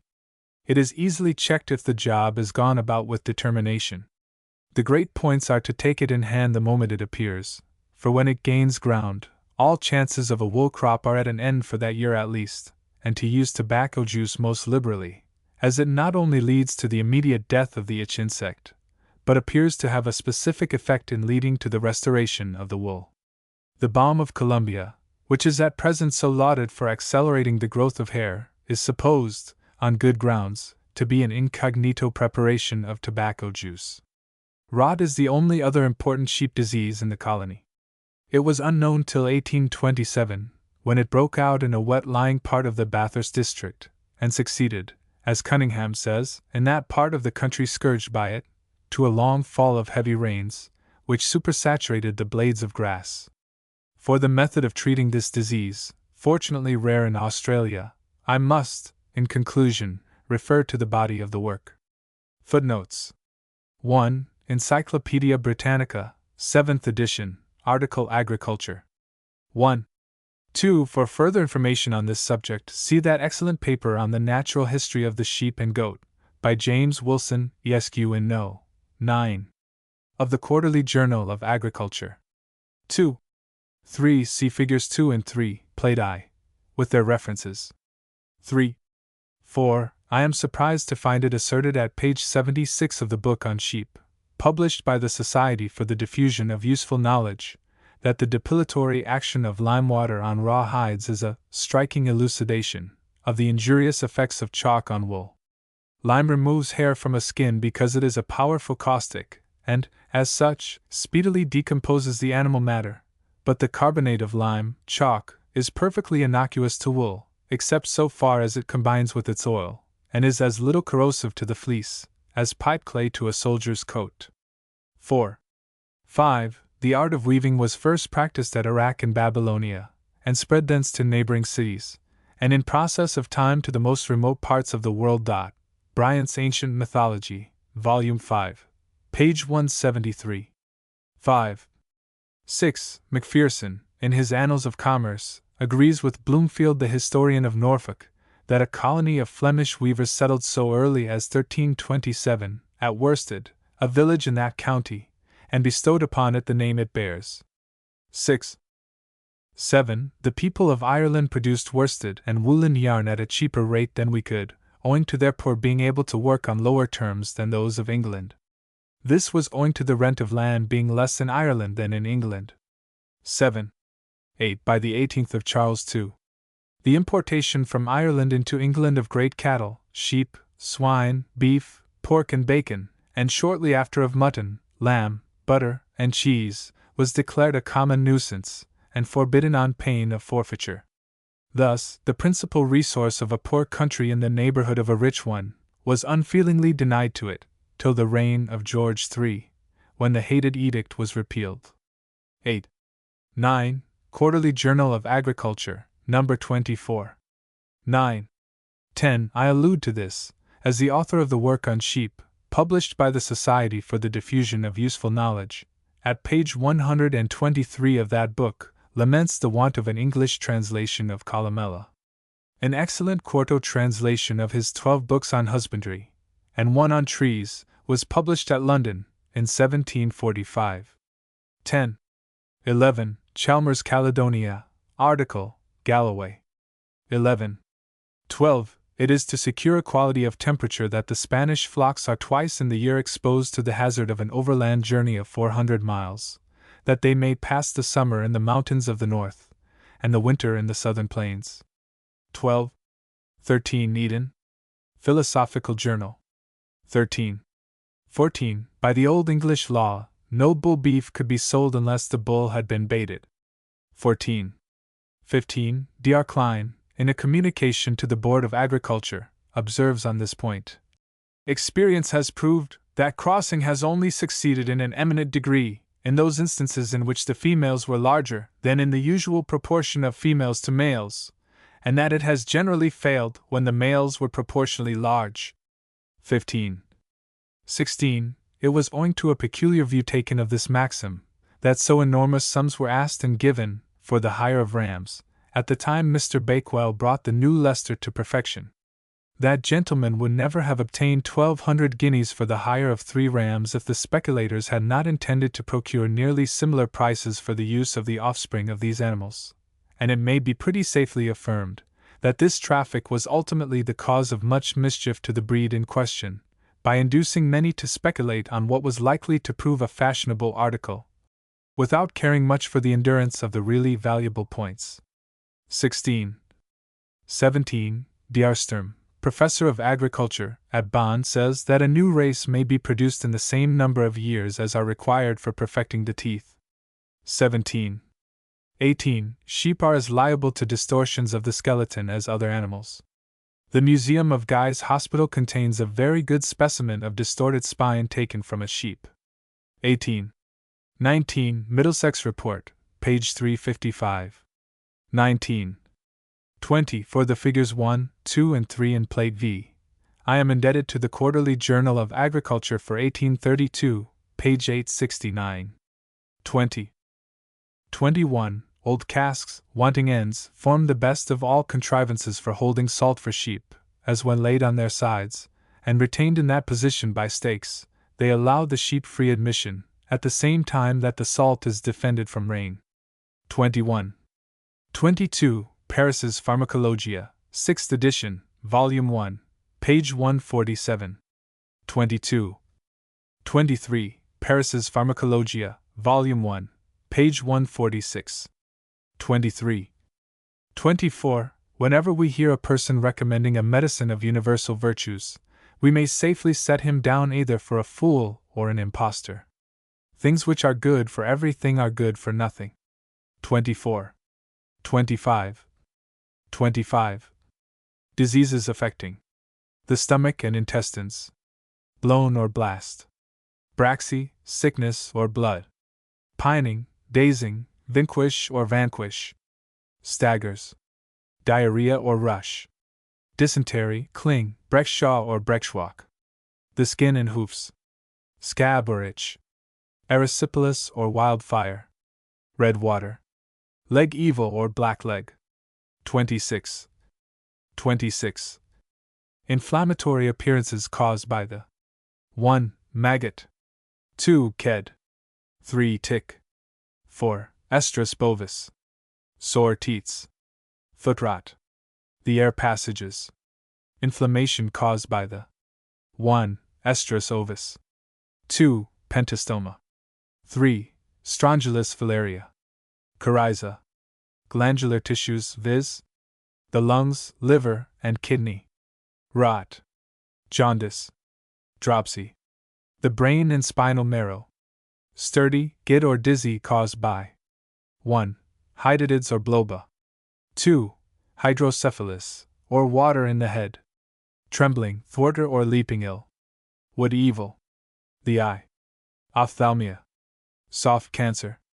26. Leg evil ought properly to be classed with diseases of the vascular system, being in many instances merely a symptom of disease in the heart or great vessels. But as the same results are arrived at by placing it under the present head, nicer distinctions would only tend to create confusion. 26. 27. In speaking of remedial measures, the word treatment ought to be used in preference to cure, which figures at the head of the medical advice in veterinary works. It is sheer nonsense to blazon such a word in pages having any pretensions to candor, for how seldom are we able conscientiously to affirm that our endeavors will be followed by a cure. All we can do is to pursue the treatment best adapted for the attainment of so desirable an end. 27. 28. A gradual wasting of the animal, similar to what occurs in pining, may result from the irritation consequent on swallowing pointed bodies, as pins or needles. I have in my possession a very stout needle, given me by Mr. Wilkin of Tinwald Downs, which was found buried in the coats of the stomach of a young sheep which died under the above symptoms, having been ill about 3 months.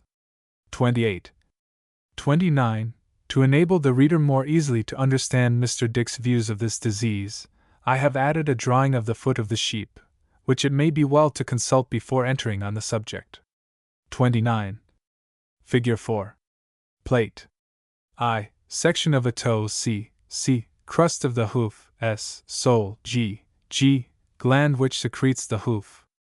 30. Figure 5. Plate I. Gives a view of the inner surface of the toe of a sheep, with the interdigital gland laid open. 30. G. The gland. D. The duct of the gland, opening upon the anterior surface of the leg. When the interdigital gland is much enlarged, it becomes necessary to cut it out. This ought to be a last resource, as the part appears to be of too much importance to be easily dispensed with. 31. The sheep is more inconvenienced by coryza than other animals, owing to the naturally small caliber of the nostrils, the inferior turbinate bone being of large dimensions, and occupying the greater part of the nasal cavity. It is from this peculiar formation of the nose that sheep are so very easily blown, when made to exert themselves in running. 31. 32. It is quite possible that a sheep may die of true pulmonary consumption, and yet have scarcely any cough. 32. 33. The examination of fluke worms is much facilitated by placing several of various sizes flat upon a slip of glass, and allowing them to dry in this position. On holding the glass between a bright light and a lens, and looking through the latter, the distribution of the vessels, and the position and form of the eggs, are beautifully displayed. 33. 34. The property of acting on organized matter, so as to convert it into substances similar to those which constitute the agent, is characteristic of a vital power. 34. 35. To obtain the eggs of the fluke worm for examination, hold a saucer under the gall bladder, make an opening in it with scissors, and the bowel containing the eggs will flow into the dish. Pick out any fluke worms that may be in the fluid, then dilute it with about 12 times its bulk of water, agitate for a few minutes, and filter. The eggs will be found in the corner of the filtering paper. 35. 36. The notion that rot is occasioned by animalcules getting into the liver is not confined to this country. Leake, in his travels in the Morea, alludes to an opinion prevalent there, that the vidhila, rot, is caused by the sheep feeding in marshy places in August and September, when it is imagined that an insect from the plants finds its way into the biliary vessels. 36. 37. Cyclopedia of Practical Medicine, Volume 4. Page 524. 37. 38. 38. Nor oftener are the floods disturbed with wind than sheep with rots, nor doth the sickness find one to destroy, but suddenly doth fall on root and branch, stock and original. Virgil's Georgics, Lib 3. 39. When parcels of Mr. Bakewell's best sheep became, from any defect, unserviceable to him, he used to fatten them for the butcher. But as there was a probability of their becoming valuable in other hands, he always gave them the rot before he sold them. An example, which, I hope, for the sake both of man and sheep, never to see followed. 39. 40. Pathologists differ as to whether tubercle is the cause or consequence of hemoptysis, as this effusion of blood into the tissue of the lungs is termed. Andrel, however, is decidedly of opinion that hemoptysis is one of the exciting causes, and in domestic animals, I believe it to precede tubercle more frequently than is generally imagined. 40. 41. M. Dupuy and Andrel have seen tubercles in the fetus of the sheep. 41. 42. History of New South Wales, Volume 1, page 309. 42. 43. Historical Account of New South Wales, by John Dunmore Lang, D.D., Volume 1, page 350. 43.